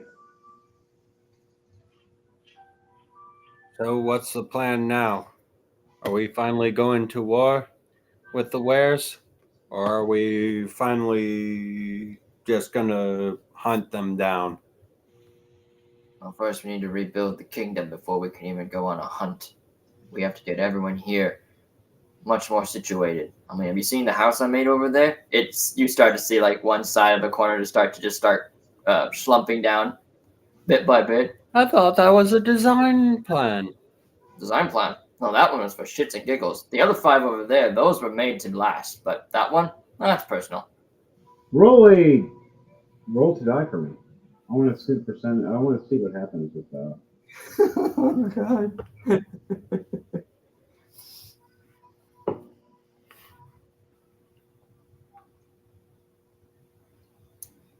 17 and a 5. That's what I wanted to hear. I wanted to hear low. Slamhammer gets up and looks at that leaning house. Looks back at you You know, I've never liked that guy. And he looks back at all of you and smirks and goes, You know, he was the one that told the goblins a secret passage. Did you all know that? And we still let this bastard live with us? Why haven't we hanged him yet? I wanted to do it after we saved the blood saints. he looks over. I think we have enough people. We have 5 here to vote. What do you say? You know, the Take- bastard owes me 5 platinum, but I got a feeling that's never gonna happen. Sure, why the hell not? Cactus Sue walks up and he goes, You mean that guy, right? He owes me monies too. Actually, yeah, he owes me 5 platinum too. and a little bird in his beard squeaks. He gets angry too. Because that's actually his wife that decides to transform. She's a dwarf too.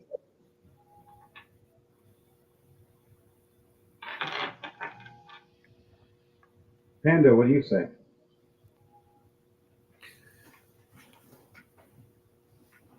Drogma is pondering this, whether to actually execute a brother or if he could be used as a body on the front line, rather.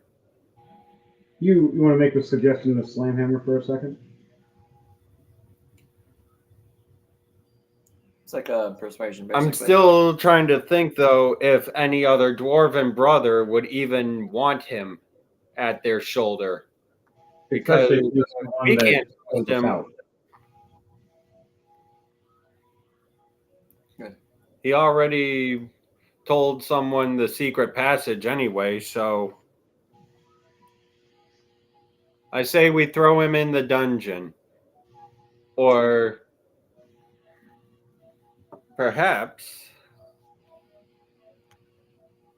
Either way, roll a perception or a persuasion check for me.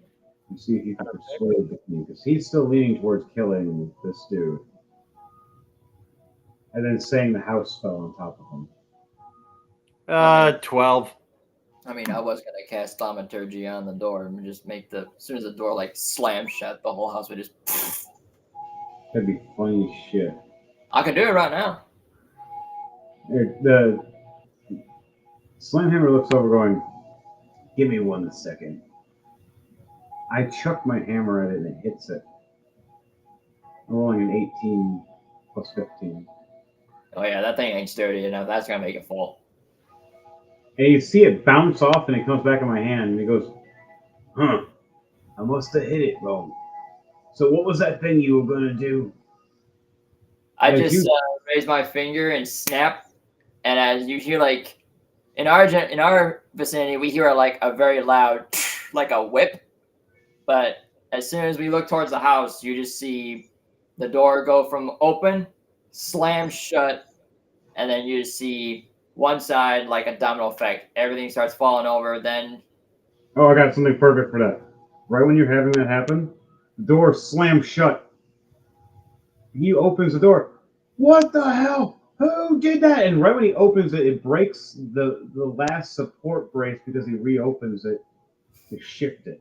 Oh no, he's in the door frame. That shit's coming Yep. down on his neck. Instantly, he's going to get fucked up, squished in front of all our eyes. As we look over, we see it starting to turn and tilt. He's like, oh no, save me, save me. Blackguard Slamhammer goes, You mean like how you saved us from the goblins when you got 10 platinum for killing a bunch of our younglings and kids and stuff?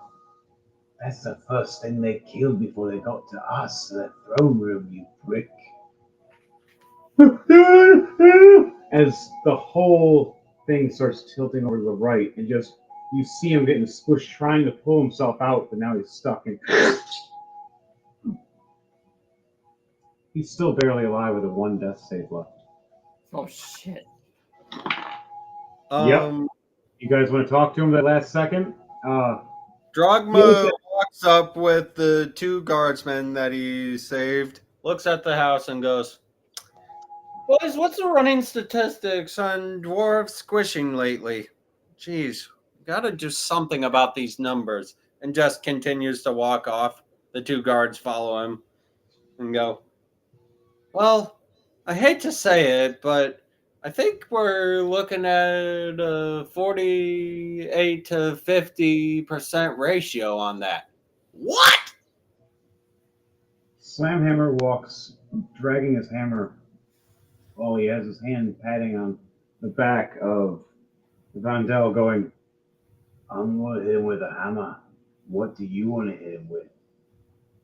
I'm going to play croquet with his face.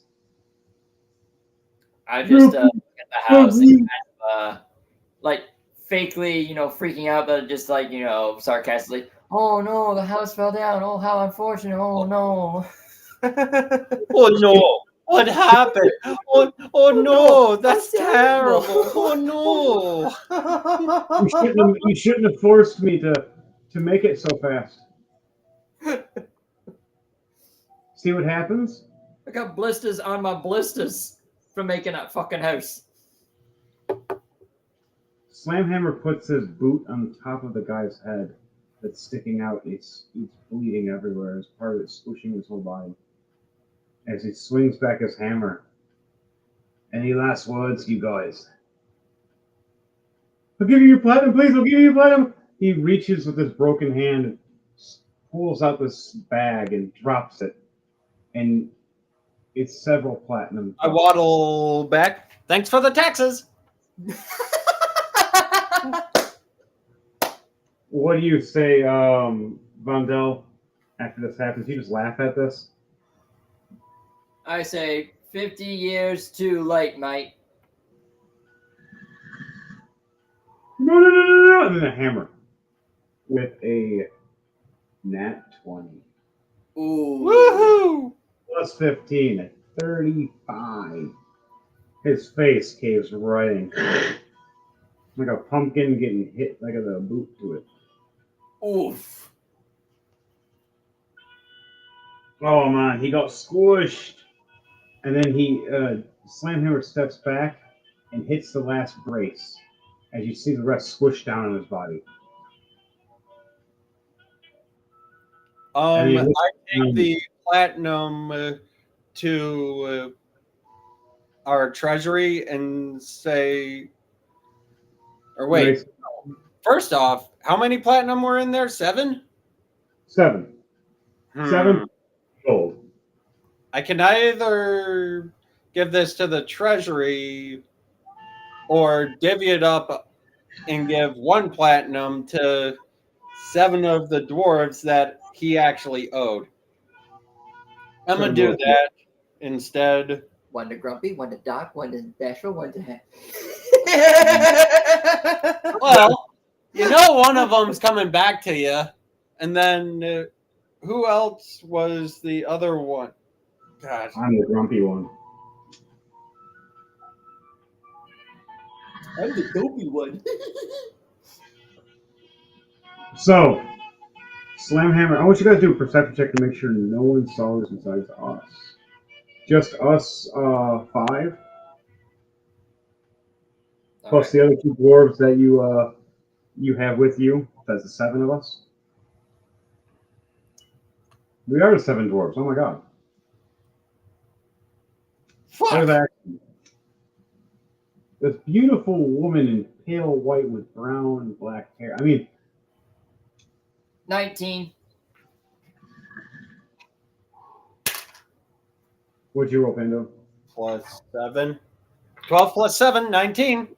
The 19s have it. Okay.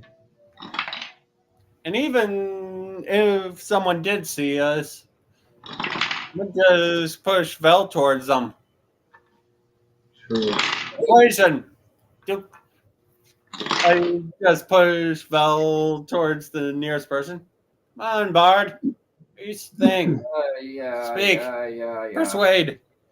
You see, So, I worked Cactus Sue, so hard this whole entire day that by the time I got to his house, I was already worn out. See? I tried my best to make it as sturdy as possible, but with with no food, no drink, no water, you tend to get a little deprived of energy. You I'll kind of see. see things all batshit. the rest of us. That alimony and Agreed. testimony is way more sound than that house ever was. You see Cactus Sue walk up and plant some seeds around it. You see trees starting to grow. And where his dead body and corpse was, he smiles, going, perfect fertilizer. Sticks it right in the hole where Slamhammer put his hammer. And a seed starts growing out of his body rapidly as a giant tree grows. And just starts. Doc. Yes, Doc. Well, I think it's about time we move to that new fortress, that new mountain. They all look over. No one else saw this but you guys. So everybody was safe. Guys really deserved it. You guys all go happily, close down the gates for now. Rest for a good night, and then wake up the next morning fully rested. And then you set off. Sounds good to me. And I'll go to my tent to go call it a night. And at the end, when you guys all rest and everything, back to the Blood Saints, all of you Blood Saints get a cold chill in your back. And a carrying owl stops at each one of us wears. Thordak, Pando, Mayhem, Berlin, Balnir, Fenrir, Lunal, and Zenta, and a few others, even Chrome. She just happened to be hanging out with Pando at the time. At the Blood Saints. All get owl carrier letters warning us. We're on the hunt. We are the prey. The big ass bounties with their names on them. You look and see each bounty. Some higher than the others. The highest are Mayhem and Vinrir or Berlin. Damn it. Valnir. And now Berlin is actually the highest because I knew that she's one that was turned into the giant monster that destroyed the whole mountain. You've never seen so many zeros for platinum before. You guys are all worried. Will your sanctum hold up? Will the blood Pando's sanctum... not worried. He dances over to the bulletin board of all of his bounty warnings of be warned, we're coming for your head. Be warned, your life is on death watch. Be warned, you stole a horse and fucked our goats. What the hell is wrong with you? God, what the hell? Pando, jeez. So, Chrome walks over and reads that one, and Chrome rereads it like 3 times and goes, you did what now? Is that why you like me because I have horns? I mean... As soon as she says bah, he throws her onto the bed. And then everybody else just looks over as you close the door to your bedroom. We're just like, did that just happen? I have so many questions, and yet I do not want the answers. I'm gonna go pray. As you go pray, Mayhem walks up and puts his hand on your shoulder and goes, I don't want you guys to worry. You're lower on the list. If they take us, they won't have to worry about you guys. They'll just use you guys to get to us. As Mayhem says, and Lulu agrees as she looks over.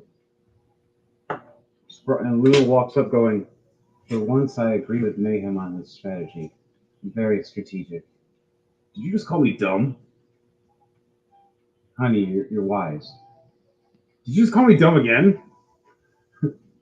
Wow, 2 burns in a row. And she smirks and laughs. And then goes, yes, no, really, we need to prepare ourselves or we're going to die. Valnir can't stop looking at the letter, shaking. We're gonna need a lot of healing potions for this. Valnir recognizing when he rolls an 18 plus with his investigation, reading it. He knows whose handwriting this all is. The two twin sisters, the girls that he fell in love with, that he dated together, they wrote this. And when they wrote his name, they wrote it in the meanest kind of form they ever could. And he was reading it knowing they wanted him dead. For leaving them and never coming back. Breaking their hearts. They would have stood trial with him and helped him out instead of tried to murder him like everybody else.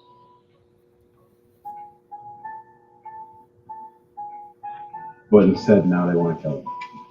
And Mayhem, they just always wanted to kill. As you see under Mayhem's name, that's finally.